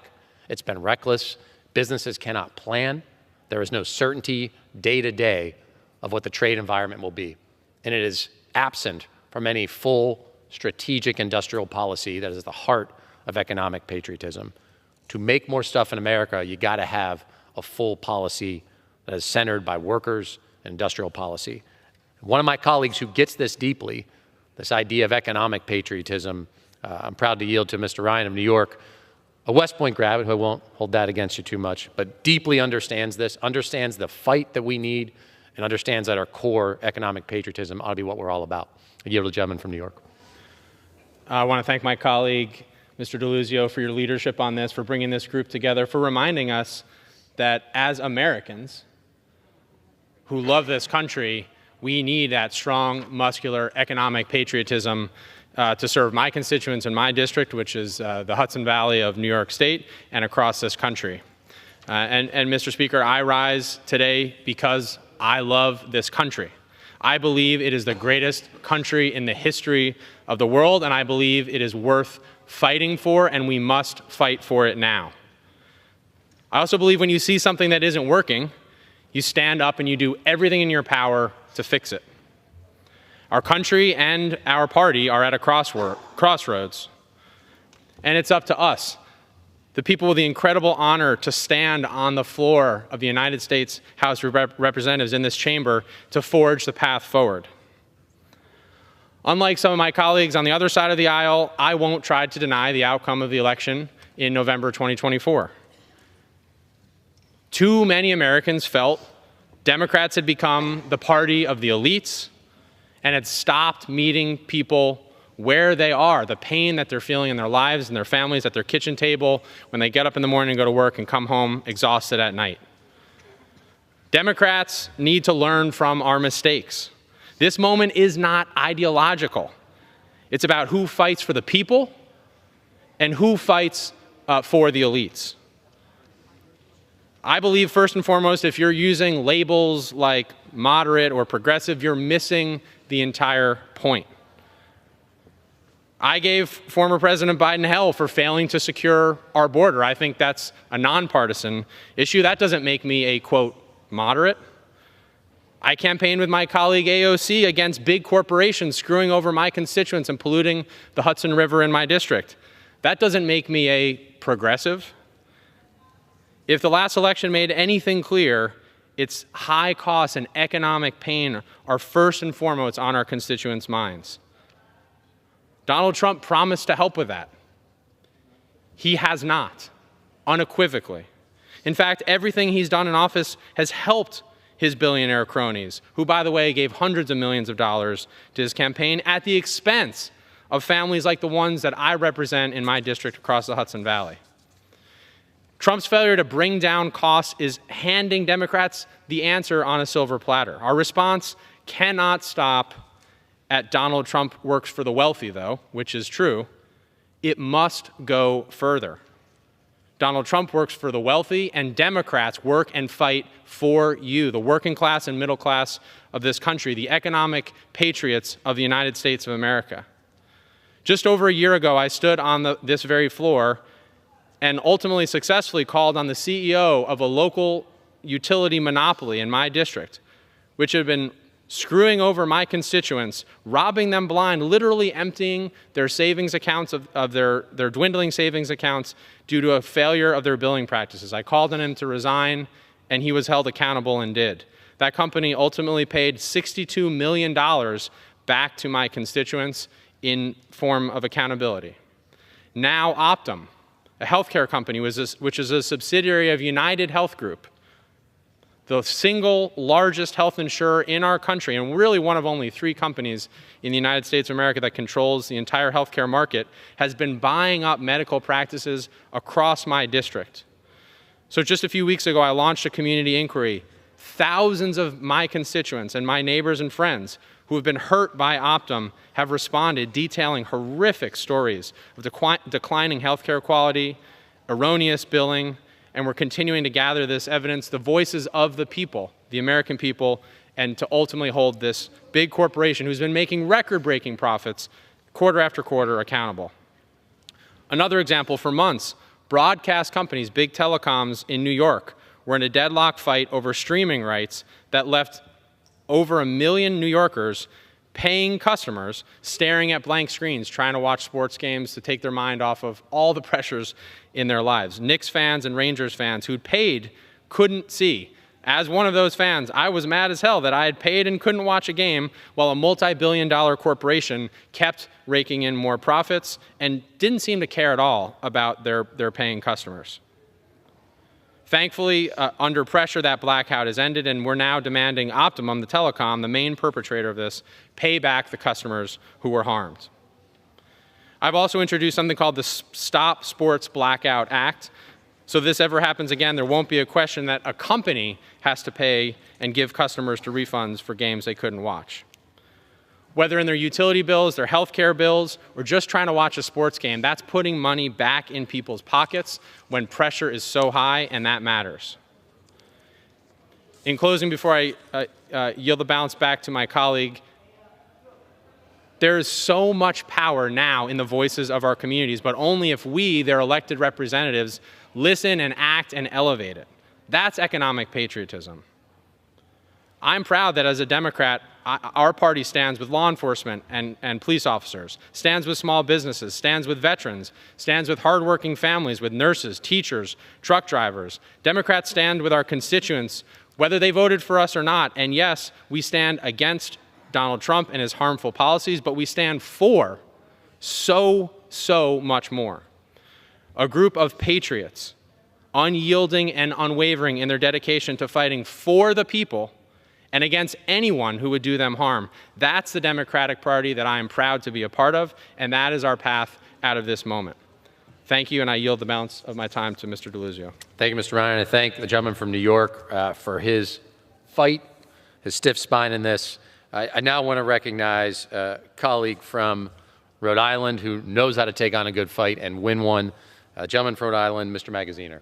Well, thank you to my friend, Mr. DeLuzio, for bringing us together and helping us have an important conversation about how we restore the mantle of fighting for working people. I was born and raised in the most patriotic town in the country, Bristol, Rhode Island. We have the oldest and longest running 4th of July celebration in the country. So I learned from a young age to be patriotic. But I also learned that patriotism is not just about parades and parties and barbecues. It's about believing in a country where anything is possible for those who are willing to work hard. And I know that because it's my family's story. At the turn of the last century, my mother's family came to America from Ireland and Poland. My grandfather fought in the Pacific, then came home and worked in a factory that made airplane parts. His wife, my grandmother, worked in a department store. Their jobs weren't glamorous, they weren't anything special, but they earned enough to buy a house, to raise 4 kids, and to build a stable middle-class life. My father's side of the family had a similar story. They came from Eastern Europe and settled in New York City. My great-grandfather got involved in labor organizing, and my grandfather was a bookkeeper at a company that sold fruit. They all came of age during the New Deal era, and they voted Democrat because they knew that the Democratic Party had the backs of working people. And then my parents met, they started a small business together, they were successful, and now here I am in the United States Congress, thanks to the hard work of the generations that came before me. Today in Rhode Island, I meet working people every day who remind me of my grandparents. Factory workers, house cleaners, nurses, kitchen workers, grinding out a living, believing that if they work hard and do the right thing, that better days lie ahead. But the more I hear from the working people I represent, they are frustrated with politics. They don't think either party represents them. They're working harder than ever and are having a hard time paying their bills. They certainly can't afford to save money. They see billionaires on Wall Street and in Silicon Valley get richer while they can't afford everything on their grocery list. They see Elon Musk, the richest man in the world, gleefully cutting services for seniors and veterans, and Donald Trump pushing yet another tax cut for the very rich. They see a Republican Party hell-bent on taking away people's health care, and a Democratic Party that means well, but tries to be all things to all people and too often fails to deliver. Our grandparents knew a Democratic Party that not only had good intentions, but that knew how to get things done. The working people I represent don't want a handout, but they do expect a level playing field and a fair shot, and they want a Democratic Party with a real plan. So what does that look like? It looks like making billionaires like Elon Musk pay their fair share so that we can give tax relief to the middle class. It looks like passing the PRO Act so that workers in retail and fast food can join a union and earn a ticket to the middle class, just like my grandfather did in his factory. It looks like universal preschool and affordable childcare, not just because it's good for kids, but because it helps parents work and build their savings.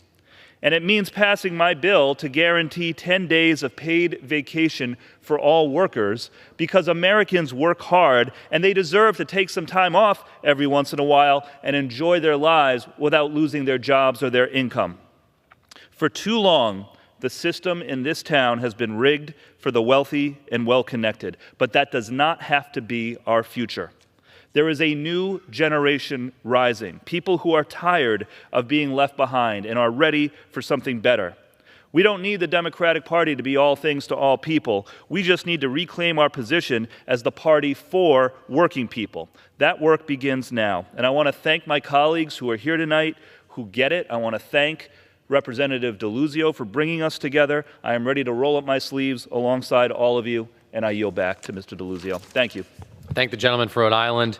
He gets it, and this is not some hypothetical problem. We're living through the cost of losing and what it is to see the chaos and harm that comes from it. The Democratic Party has to do better. And so I'm very honored to introduce a colleague from the other side of the country who has been a bulldog in the fight against monopolies and so much else, a former chair of the Progressive Caucus, gentlelady from Washington, Ms. Jayapal.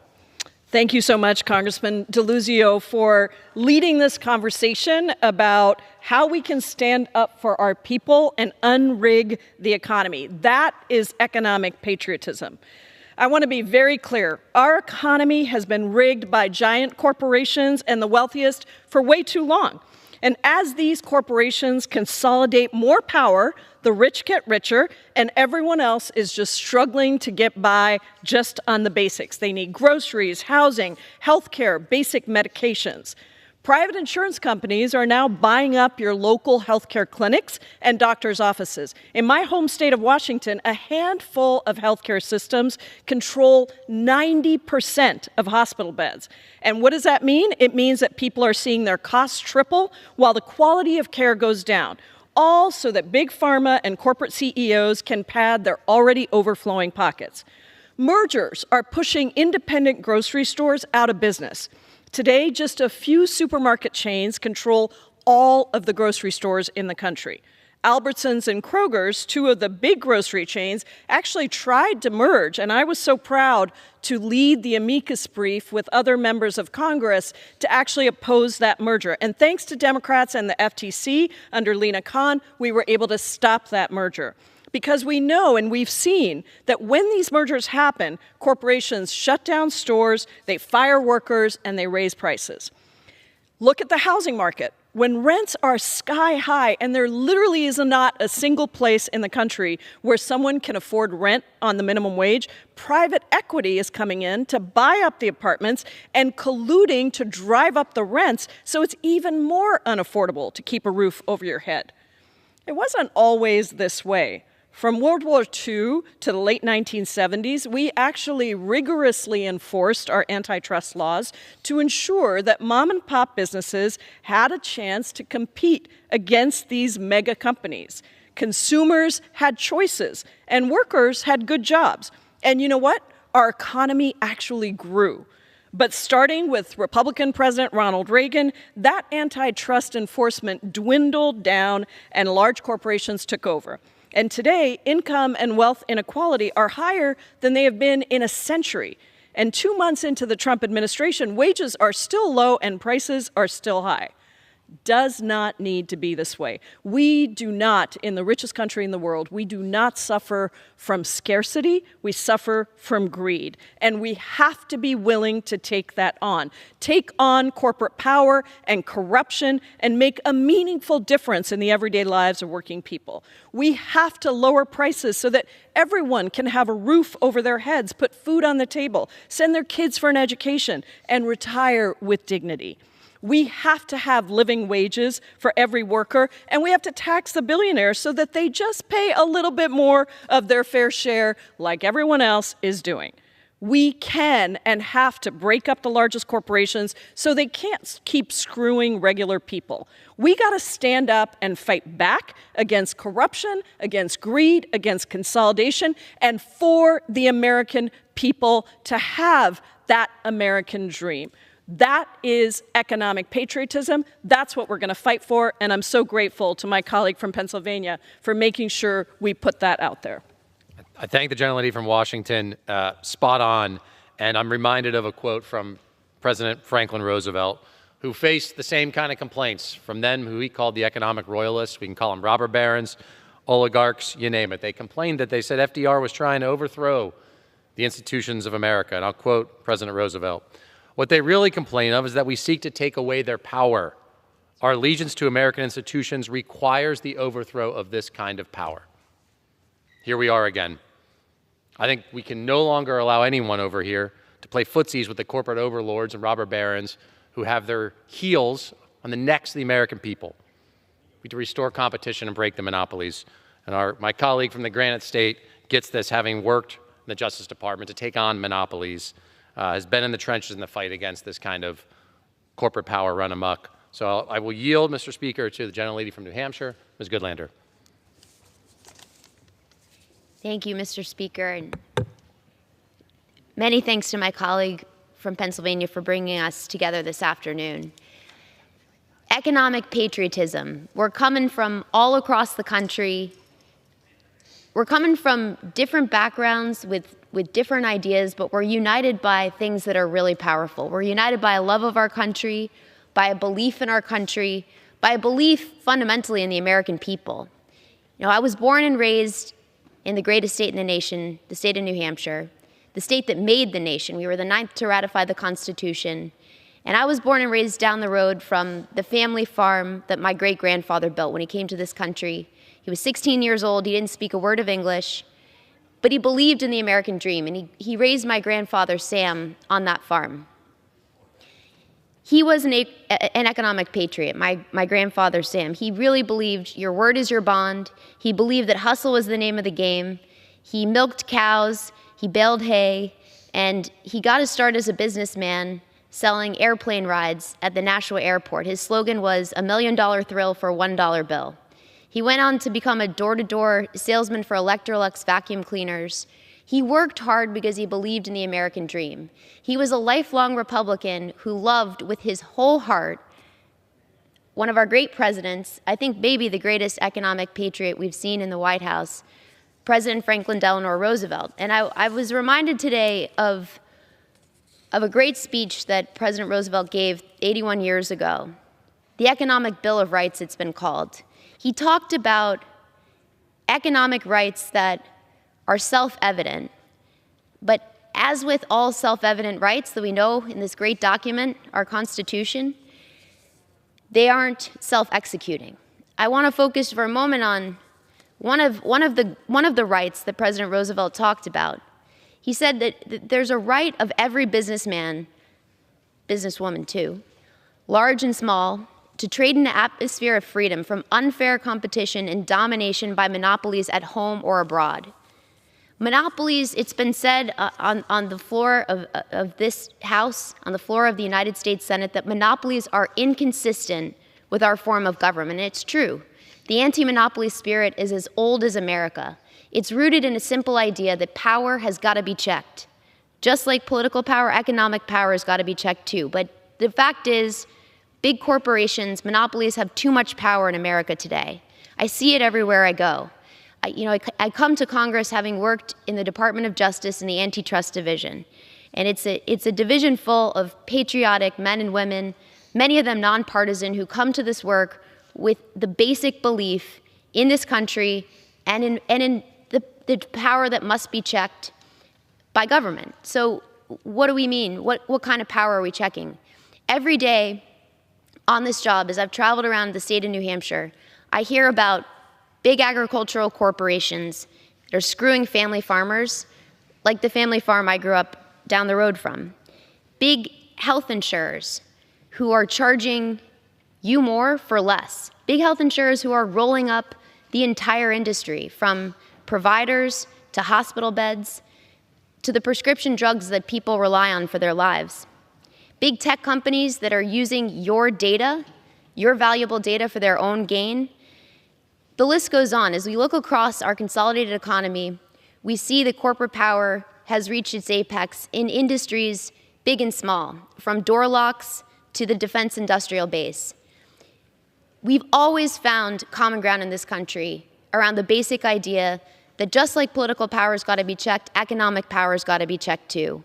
And I'm so grateful to my colleague from Pennsylvania for bringing us together today. What I'd say is our antitrust laws are alive and well, but they could use an update. And I look forward to working with everyone here today and in the days ahead to make that dream a reality, because it's core to the American dream. So with that, I yield back to my friend from Pennsylvania. Speaker, I thank the gentlelady from New Hampshire. And this corporate power, we feel it in so much of our economy. It's also what we feel that corrupts this place, our nation's capital. We see it with the unlimited money that runs through our elections, unlimited super PAC spending that corporations can dump in to buy the favors they get from politicians. People who we represent, Democrat, Republican, Independent, you name it, they hate this corruption. They see it, they smell it, they know it's crooked. It is why you have pharmacy benefit managers extracting profits on the backs of people's medicine, killing chain pharmacies. It's why you can't even fix your own stuff, that we even have to fight for the right to repair. I mean, what could be more American than the idea that you could fix your own stuff, whether it's a tractor, a car, an ice cream machine, you name it. This right to repair goes to the heart of this. It's why you see housing costs out of control, with Wall Street buying up housing and then buying influence down here. It's also why you see the obscene practice of people getting rich in Congress, trading stock on information they may learn in their job serving the people in Congress. It's corrupt. We ought to end it. I'm proud to yield now to a colleague of mine who gets this fight against corruption, who's organized workers, who leads the Congressional Progressive Caucus. Gentleman from Texas, Mr. Kassar. Thank you, Mr. DeLuzio. I'm Greg Kassar. I'm proud to represent the heart of Texas in the United States Congress, to chair the Congressional Progressive Caucus. But before all that, I started my career as a labor organizer. And I saw up close how corporate lobbyists and corrupt politicians would trade campaign contributions for corporate tax breaks, and how they would trade lower wages for workers for fatter paychecks for CEOs and their political friends. They thought that working people could do nothing about this. They thought their workers were too divided to push back. But on construction sites, guys who spoke different languages and who came from different places were pissed off, and they were willing to put their differences aside to come together and fight back, stop the corruption, and demand a fair paycheck. We didn't win by going on bended knee and begging big corporations for better treatment. We did it by unifying working people around some central ideas: that Americans deserve a good pay for a full day's work, and that taxpayer dollars are meant for the common good. They are not for corporate welfare. Those ideas brought workers together to win historic wage increases and better benefits in the heart of Texas. And this is what we need today in America. And this is what we need the Democratic Party to be all about. The central goal of the Democratic Party should be to break the unholy alliance between corporate greed and corrupt government. We can't just beg CEOs to please bring down prices. We have to break up the giant monopolies that are screwing over consumers and small businesses alike. We can't just beg big CEOs to say, please be nicer to us. No, we have to get big money out of politics so that the ultra-rich don't have a bigger say in this country than the everyday person. And we cannot just beg corporations to give people a raise. We have to unionize workplaces and pass laws that protect the American worker and the American worker's wages. And to get there, we have to transform the Democratic Party into a party that fights for working people first, no matter what, and into a party that is willing to stand up to the powerful special interests that are screwing over working people. Because if we love our country, we have to be willing to fight for the people who make it work. I yield back to my friend, Mr. DeLuzio. Thank the gentleman from Texas. If you want to respect hard work, you got to respect the people who do that hard work. That's at the core of this, and respecting the labor movement is so central. I'm from Western Pennsylvania, which is sacred ground in that labor movement where people bled for the right to organize. That fight continues. I recognize now a colleague from Oregon who gets this, who understands about the dignity of work and fighting for our people. Gentlelady from Oregon, Ms. Hoyle. Thank you. I'm Val Hoyle, and I represent the Central and South Coast of Oregon. I'm a proud third-generation union member with a background in sales and international trade, and I came to Congress to fight for working people. My family's path to the middle class was made possible because of the labor movement. My grandfather immigrated from Ireland and worked as a union laborer building bridges. It was hard work in unsafe conditions that are significantly better because of the building trades unions. My father was a firefighter and became president of his union to fight for better wages and safer working conditions. The contract he and his team negotiated while management tried and failed to break his spirit took his members from poverty wages to a family wage job. IAFF Local 789 is still working under that contract 40 years later. I grew up going to union halls and picket lines and with my father fighting to elect pro-worker candidates. So naturally, I became a member of Unite Here Local 26 as a union waitress during the AIDS crisis, where fellow union members had the dignity of health care and death benefits when they needed them because we belonged to a union. And I'm proud to say my son's a Teamster. I understand what's at stake for the working people of this country in my district because it's my story too, and I came to Congress to fight for everyday people to have a fair shot, to live in dignity and make a fair wage while they work hard and provide for their families. That's why I believe in economic populism, which is not just about talking at people. It's about listening to them and truly representing them. The fact is, workers feel left behind and that the two-party system doesn't represent them. Republicans have tied in with billionaires and restricted the rights of workers to organize and have union representation wherever possible. And while they're telling them that their enemy is their neighbor. And too many Democrats show up on a job site seemingly from a sense of noble obligation with wonky academic explanations about why everything's fine, even when everyday Americans can't make ends meet. I had an operating engineer tell me last week that he thinks both parties are pissing on his leg and telling him it's raining. We have to understand that working people do not want a handout. They want a good job and a pathway to the middle class and a comfortable retirement. And those opportunities have slipped away for too many people. When people tell us they're struggling to afford prescription medications, we can't turn around and tell them that they're wrong. We need to listen to them and hold Big Pharma accountable. When people tell us they see government as overly bureaucratic and complex, we can't dismiss that experience and say it's all fine. We need to ensure that taxpayer dollars are spent responsibly. So, of course, addressing waste, fraud, and abuse is important. We also need to make sure our veterans, our seniors, and the most vulnerable among us receive the benefits they've earned and not break government under the guise of efficiency. Democrats are the party that champion and protected things that working people rely on, like the Affordable Care Act, Social Security, stronger unions and workplace protections, the 40-hour work week, overtime pay, public education, and strong consumer protections.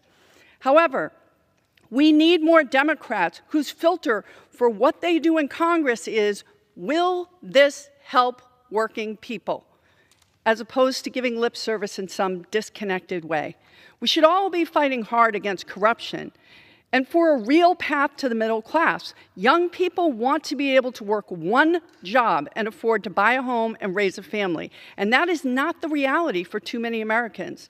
That's what Democrats should stand for and be working for every day. Our party must embrace economic populism and fight to revive the American dream, standing up for working people and giving them a chance to succeed. I yield back. I thank the gentlelady from Oregon, Mr. Speaker. Tonight, we've heard from members from my side of the party, Democrats from across the country, representing a lot of different districts, but are all speaking out on ways that we're fighting corruption and the excess of corporate power and the ways the Democratic Party ought to move forward, not for Democrats, but for everyone in this country. I want to thank my colleagues for joining me here today to say loud and clear that things need to change. Economic populism and patriotism ought to be where we go, standing up for our people without apology to revive the American dream. I have the honor of representing a battleground competitive district in Western Pennsylvania. My time here in Congress, I've been dead set on lowering costs, battling corruption, confronting corporate power. That means promoting competition and taking on monopolies, giving small businesses a shot to compete, fighting against these lousy trade deals that stripped communities for parts. It means making more stuff in America, cracking down on junk fees and price gouging, and standing up without apology for the union way of life. These are economic priorities to bring down costs, and they are good policy. The American people support them. We know that. Everybody hates getting ripped off. Everybody hates working hard and yet still not seeing a life that you can succeed in.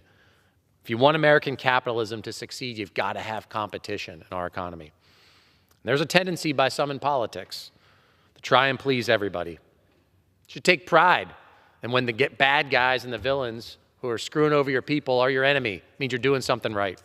And I'm sick and tired of folks in Washington or the think tanks or wherever else looking for a win-win when there is a villain hurting our people. If a railroad sends a toxic fireball into the sky over a community, you don't look for a win-win, you fight them for your people. When PBMs are killing pharmacies and jacking up drug costs, you fight them. And sometimes there's a bad guy. There is not a win-win because our way of life is on the line, our safety's at risk. We have to stand up for our people. You don't cower like wimps. You don't go beg for donations from the people hurting yours. The goal is simple and popular here. It's to make life better. Less of a ripoff and to take on the corporate power and corruption that's hurting people. That is the path back to the American dream. This is our vision of economic patriotism and populism. And it's a winning one. It's one that can resonate from the Rust Belt to the Sun Belt and everywhere in between, everywhere in this great country. I thank you, Mr. Speaker, for your patience and time. I yield balance of my time. The chair lays before the House a message.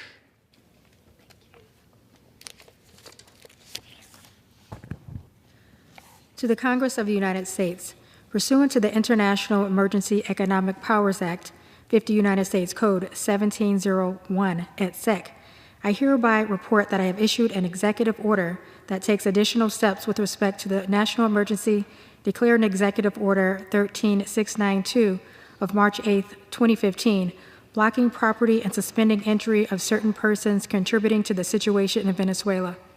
The Maduro regime's refusal to cooperate with the United States on matters of illegal immigration exacerbates threats to public safety and border security. The activities of the Tren de Aragua gang and transnational criminal organization originated in Venezuela and designated as a foreign terrorist organization and a specially designated global terrorist organization has intensified these threats. Further, the Maduro regime's ongoing destabilizing actions, including its support of illicit activities such as narcotics trafficking, kidnapping, and human trafficking, necessitates further measures to protect United States interests. All of these actions are due in part to the oil revenues that the Maduro regime and its network of criminals and cronies are able to earn. Effective on April 2, 2025, the Secretary of State, in consultation with the Secretary of Treasury, the Secretary of Commerce, the Secretary of Homeland Security, and United States Trade Representative, is authorized to determine whether a tariff of 25% will be imposed on goods from any country that imports Venezuelan oil. Once imposed at the Secretary of State's discretion, the tariff shall remain in effect for a period of 1 year after the last day a country imports Venezuelan oil, or at an earlier date if the Secretary of Commerce, in consultation with other relevant heads of executive departments and agencies, determines it's appropriate. To encourage full accountability for these actions, I have directed the Secretary of State and the Secretary of Commerce to submit periodic reports to me within 180 days of the date of this order, and no less than every 180 days thereafter, assessing the effectiveness of the tariffs described in this order and the ongoing conduct of the Maduro regime. My administration will continue to consult with the Congress on our efforts to address the ongoing problems in Venezuela that undermine United States interests, and look forward to working on these issues together. I'm enclosing a copy of the executive order I have issued. Signed, Donald J. Trump, the White House, March 25th, 2025. Referred to the Committees on Foreign Affairs and Ways and Means and ordered printed. Under the Speaker's announced policy of January 3rd, 2025, the gentleman from Arizona, Mr. Schweikert, is recognized for 60 minutes as the designee of the Majority Leader. Thank you, Mr. Speaker Pro Tem. This one's going to be a little thick. So, all right, put on your economics hats and let's have a ride here. On Friday, the Congressional Budget Office responded to a request I made in my capacity as chairman of the Joint Economic Committee. And what I was trying to get was an answer of were my projections, actually the economists' projections from the Joint Economic Committee, were they correct? Because you got to understand, there's actually a weird little battle going on here between the Senate and those of us in the House and those of us on Ways and Means. A number of our brothers and sisters over in this House of Lords have decided that, hey, we have current tax policy from 2017, TCJA, the tax reform, which I was on the committee. I was one of the people that helped author that. But they expire at the end of this year. And they want to play this game of saying, hey, we're just going to pretend that there's no cost, that the law is not the law, the policy is the law. So this is when you hear people say, current policy baseline, just do it. And we've been trying to do the math of saying, all right, Congressional Budget Office, a couple months ago, you actually did a projection saying that if we want to maximize economic growth over the next 10 years, what you do is you extend those tax cuts, but you pay for them. And the basic idea of that is by paying for them, you don't have government gobbling up the capital stack that's used to finance growth, to finance business, finance when you want to buy a truck or a new home or your business wants to expand. So we got an updated letter from the Congressional Budget Office. And apparently it didn't make me particularly popular with a few people, which that actually provides me a perverse joy. But if you read it, in the 30-year window, it looks like if we do all this without an attempt to pay for, if we drive up interest rates by 1%, in the 30-year window, it looks like you break CBO's budgetary model because you hit 250% of debt to GDP. And if I'm reading one of the paragraphs here correctly, they're basically saying, hey, our computer model doesn't go beyond 250%. But the point is, you have a government that here's our baseline. Let's see if I can make this make sense.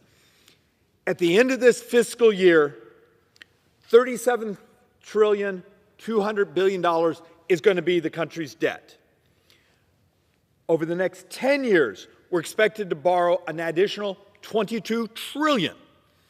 On top of that, if you play with these folks that say we don't really need to pay for things, just keep it going, that's about another $5.5 billion, probably another 5.5 trillion, another 1.3 trillion in interest. And then if we were to be able to make the president's wish list, without finding offsets or modernizations. And I'm going to walk through a whole series of things where it's not cuts. It's modernization, legalizing the technology. It disrupts the cost that makes our society better, happier, more efficient. But if you were to do all those things without an attempt to pay for them, without an attempt to adopt policy to modernize the way we deliver services, the previous 240 years, we borrowed about $28 trillion from the public. That's investors around the world, from your pension system, from everything. It would mean over the next 10 years, we pretty much double. So 240 years, we're going to double it, or come close to doubling it in the next 10 years. That is the perversity of what you have going on around here. Yet the people coming behind these microphones keep having a wish list and want more stuff and more stuff and more stuff. The people walking through our hallways here are in our offices demanding more stuff. They either want more carve-outs in the tax code, they want barriers to entry to their competition, or they just want another check. And I'm going to walk you through just how dangerous a game we're playing right now. Because when you look at these charts, and this is online, just go on CBO from last Friday and read it for yourself. It's not a hard read. Why are my brothers and sisters so terrified to tell the truth to the public? You have a country that, and I'm going to show the charts, that in about 7.5 years, we have more deaths than births.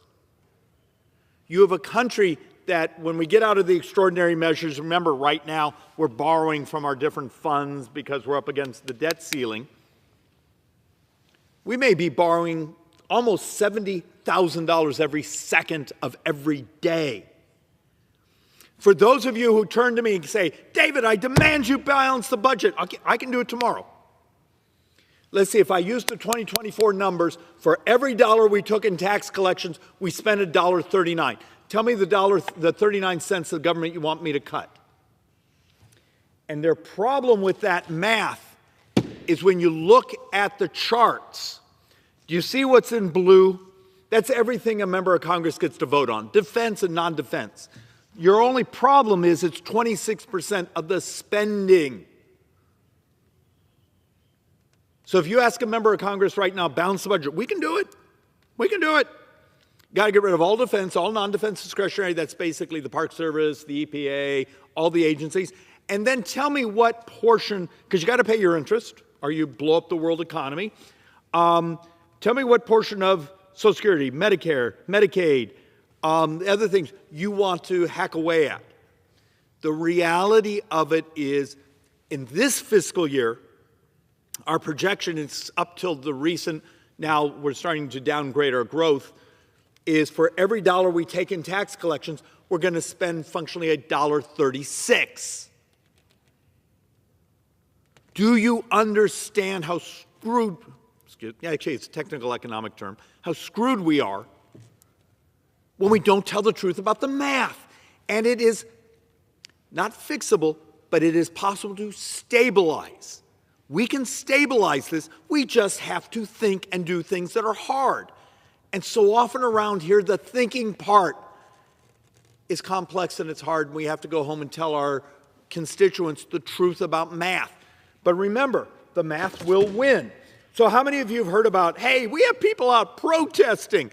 They're terrified there's going to be cuts. Okay, let's actually have a moment of truth about math. This was baseline. Over the next 10 years, we were going to spend $86 trillion. Next 10 years, CBO baseline, we're going to spend $86 trillion. The reconciliation budget had what, 1.3 trillion in cuts, and if we got lucky and did everything, you might get to 2. So we're talking about 2 trillion of cuts over 10 years on 86 trillion of spending. That's what the left over here is losing their minds over, because they need something. they've lost the working middle class. They've lost so much of American voters, no longer trust them because they've spent decades, not telling them the truth about the math. Look, and it's not hard, except the problem is 30% of that's borrowed. 30% of that's borrowed. And people are losing their mind that we're trying to cut $2 trillion on $86 trillion of spending.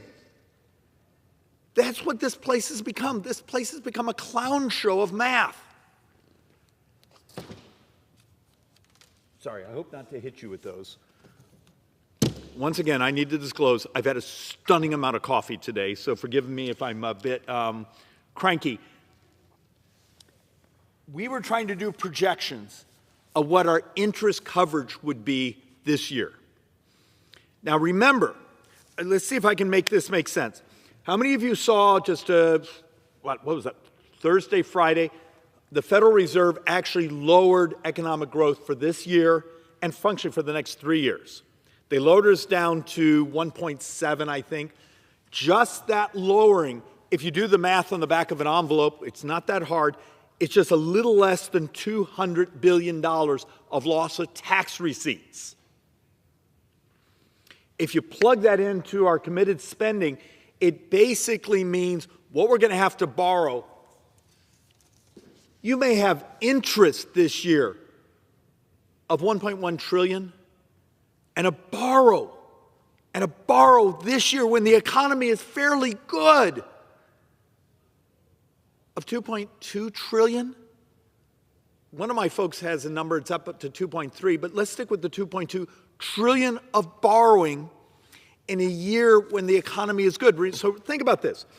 We're functionally going to spend about $7 trillion this fiscal year. We're going to take in about $5 trillion. And this isn't a time when the economy is good. We're not in a pandemic. We're not in a war. We're not in a recession. And understand, when you take some of these charts of interest exposure into the future, there's one of my charts that shows in 9 budget years, interest, just interest, is over $2 trillion a year. Just interest. Why aren't we running around terrified here? I mean, if you care about your retirement, or someone that's crazy like my wife and I, we're older parents. I have a 2.5-year-old and a 9-year-old. You do realize for my 2.5-year-old, when he turns like 24, 23, 25, every tax in the United States has to have been doubled just to maintain baseline services. This is the morality of this place. And look, the last slide I'm going to pound on just, it's called interest fragility. We had Ray Dalio in one of our offices, and those of you who don't know him, please look him up. Bridgewater, CEO, founder. I think he's now stepped down from that, but the biggest hedge fund in America, happens to have 50 years of being one of the hyper experts on interest rate markets and debt markets, saying, you guys are screwed. You guys have a real interesting problem. The United States and other countries are binging on debt. The United States borrows about 40% of all the world capital that goes into sovereign loans. His argument is, your problem is there's not enough savings in the world. We are consuming more money, us, China, Europe. Now Germany's going into the debt markets as they're raising their spending caps. What happens in a world when there's a shortage of borrowable money? Remember, every day when we borrow, $6 billion a day, functionally, that debt has to be sold. Most of it's actually financed domestically. It's in this pension, it's in this bank, it's this, and then foreigners, except the foreigners have been lowering their U.S. debt because they're having to finance their own governments. And you start to look at our interest payments, and there's this concept called a term premium. When we make the bond markets nervous, we pay higher interest rates. So the clown show it will go around and say, well, let's just not pay our debts. Hey, we're up against the debt ceiling. Let's just not raise it. Okay.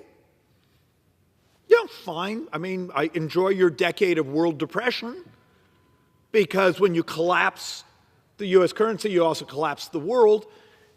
Stability is our goal. Stability is how you minimize interest rates.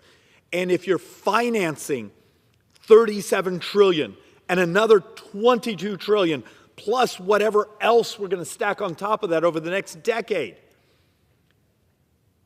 you really want the debt markets to think we're acting like adults. Because in many ways, when you look at these charts and you see about our interest coverage and how fragile we are, the bond market basically may be the greatest influence on this government. Though, how many people have you seen come behind these microphones ever talk about debt? And yet, the one thing we're not allowed to tell our voters, our public, our staff, each other, is the truth. What drives debt?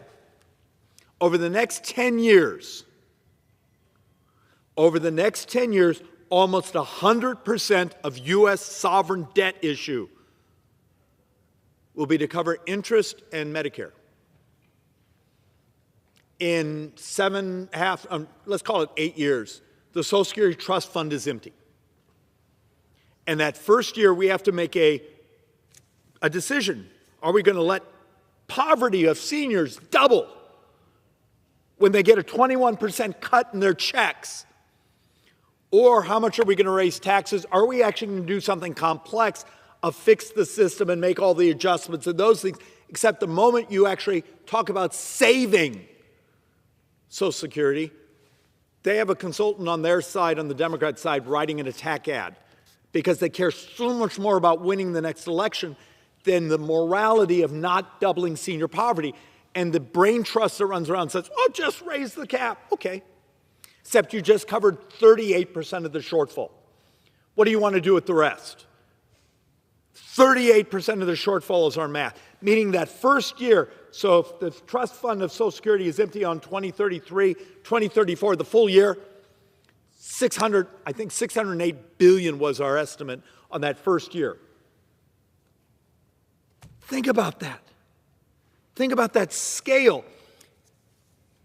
And then you hold up a chart like this. This is CBO's number of the next 30 years. Non-defense and defense discretionary actually have a positive balance, meaning they grow slower than tax receipts. Medicare, Social Security create 124 trillion of debt during that 30 years. It's not Democrat, it's not Republican, it's just demographics. We have a saying in our office, debt deficits and demographics. Deal with the facts, deal with the math, tell the truth.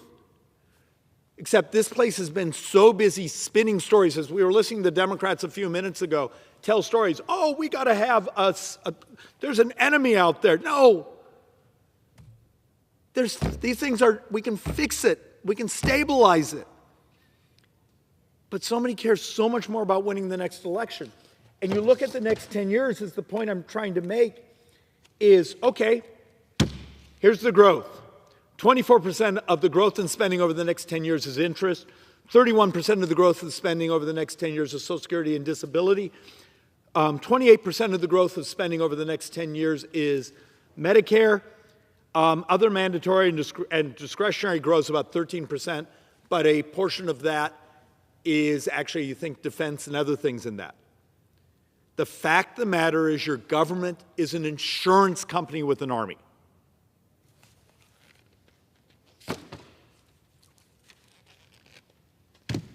And now, the other part that makes doing the math so incredibly difficult.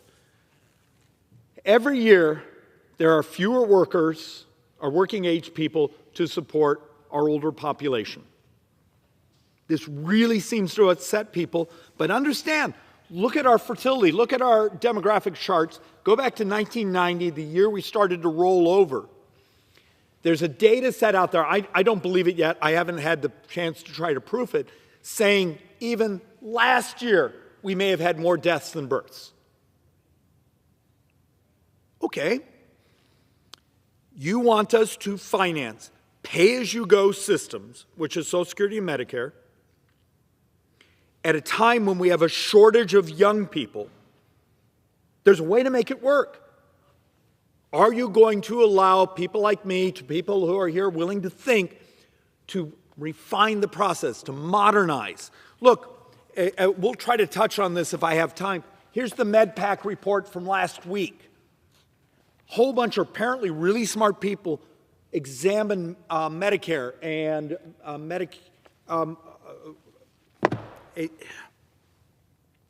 and walked up and down through the growth in spending and what we could do to modernize it and use technology to stabilize the prices. On some things, particularly on Medicare Advantage, they have hundreds of billions of dollars in here that wouldn't require cutting any service, any access to health care.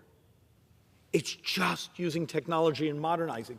But you got to understand, when we start to look at a chart like this, we're functionally here at, let's call it 2024.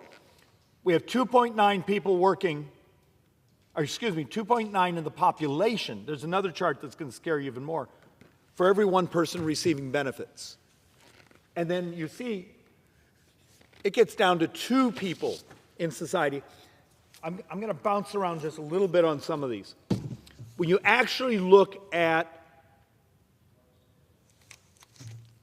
the Social Security trustees' data, something's happening out there where some of these numbers may be much worse than we expected. Because it turns out people actually are taking retirement earlier than we expected. Meaning the participation in the labor force is actually starting to get soft on the high-skilled populations, higher-income populations. We actually now, this one, we had a debate how upset this would make people. So here we are. We're going to start the 2026 budget year. We're actually supposed to be working on that budget. Without immigration, working-age people will start to disappear from the labor force. And you go, huh? Huh? Basically, 2026 is the last year where the age population is functionally stable. Then the next year, you start to actually fall in your number of working age people in the population. It's demographics. It's not Republican or Democrat, it's just math. One more chart of this, and then I'm going to give you the one that scares me the most. This is Social Security and disability benefits. Here we functionally are, let's get about where we are. So right now, if you add both those programs together, you have 2.67 workers for every beneficiary. At one point, it gets all the way down to just a little over 2 people working for every beneficiary. But if you actually do the big chart, how many people are actually in the labor force compared to how many people receiving benefits? And remember, I'm not talking about changing people's benefits. I'm talking about dealing with the reality of our demographics and ways we can differ, particularly when we start talking about health care. But let's take a look at 2023. We functionally, for every 100 people receiving benefits, we functionally had, for every 100 people we had working in America, we probably had 36, 37 people receiving benefits. Because remember, the whole concept of labor force participation. I've done presentations here about functionally the 7 million was my old number of prime-age males that are missing from the labor force. What do we do as a society to make it possible to encourage our brothers and sisters who are not working to actually get into the labor force? And yet my colleagues on the left, oh, you're going to have work requirements. You can't do that.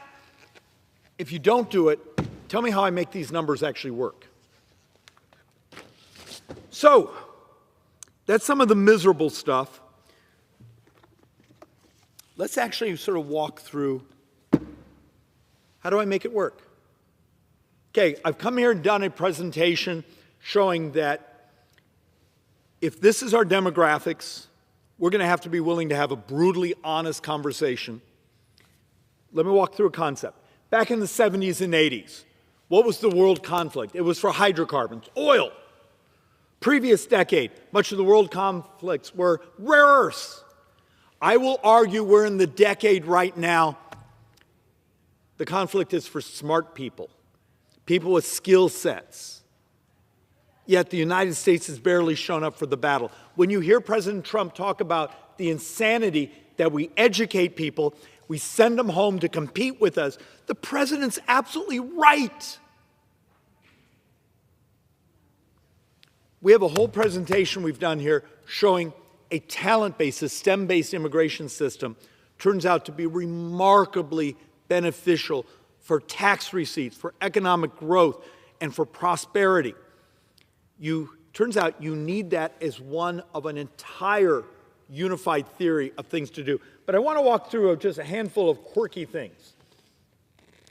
So, when you hear people talk about DOGE and how much upset they are, one of the primary things that's being discussed is the United States has a handful of huge databases.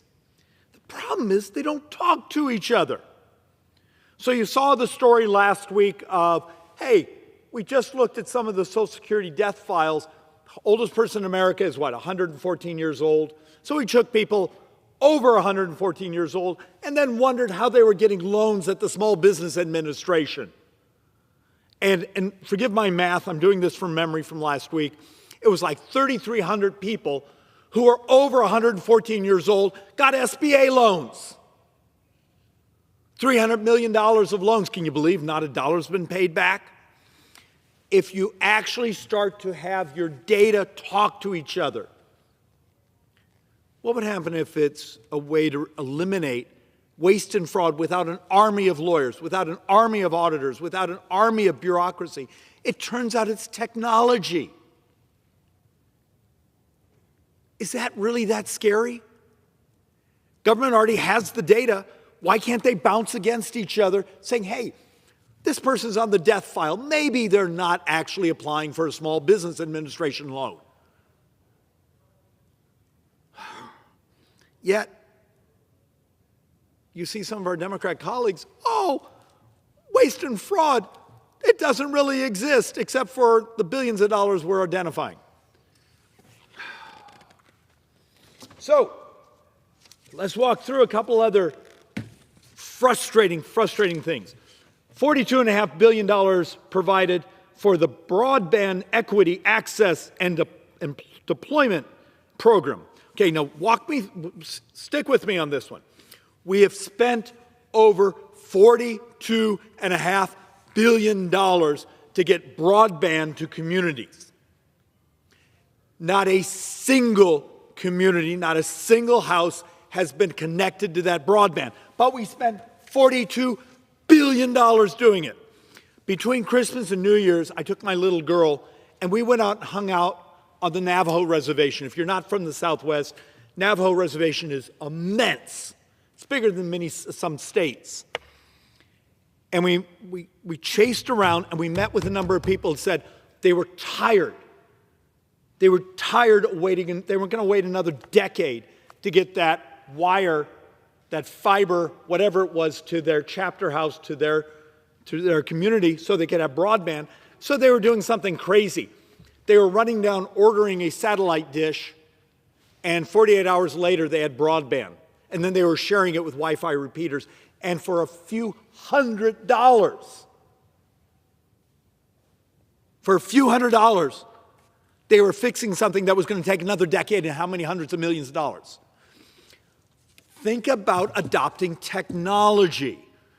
Is the morality that we want to spend lots of money to actually subsidize these people who should be running wire? Or do we actually want these communities to be able to have telehealth, teleschools, telemonitoring of their lives to help them? Adopt the technology. Make it so you can actually use it, saying, we're never going to get that damn wire out to our rural community. Put up a satellite dish.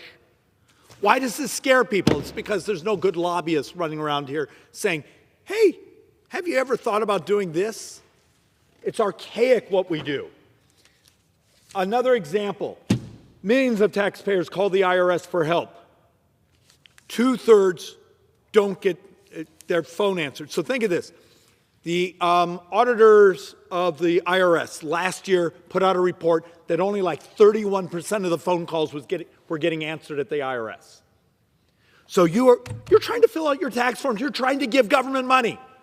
And you call and call and call and call and call, and you can't get the phone answered. So what would happen? And so there was a little pilot program done, an experiment. Let's actually do a chat, like a chat GPT, that picks up the phone 24 hours a day, will stay on the phone as long as you need, will actually help you fill out your tax forms, will actually email you or text you the PDF of the form, maybe even send you the YouTube video on how to fill out the form. Why does this scare the hell out of I know, it's because the IRS is the second most unionized bureaucracy in the federal government. Turns out the union loses its mind when you talk about using technology to take care of the American people. Wouldn't you like to pick up the phone and call, whether it be the Social Security Administration, the IRS, and get your phone answered? How do I get my brothers and sisters here to help us adopt this technology? Look, and I have a handful of articles here using AI to functionally crash parts of the cost of delivering health care. Here's one about,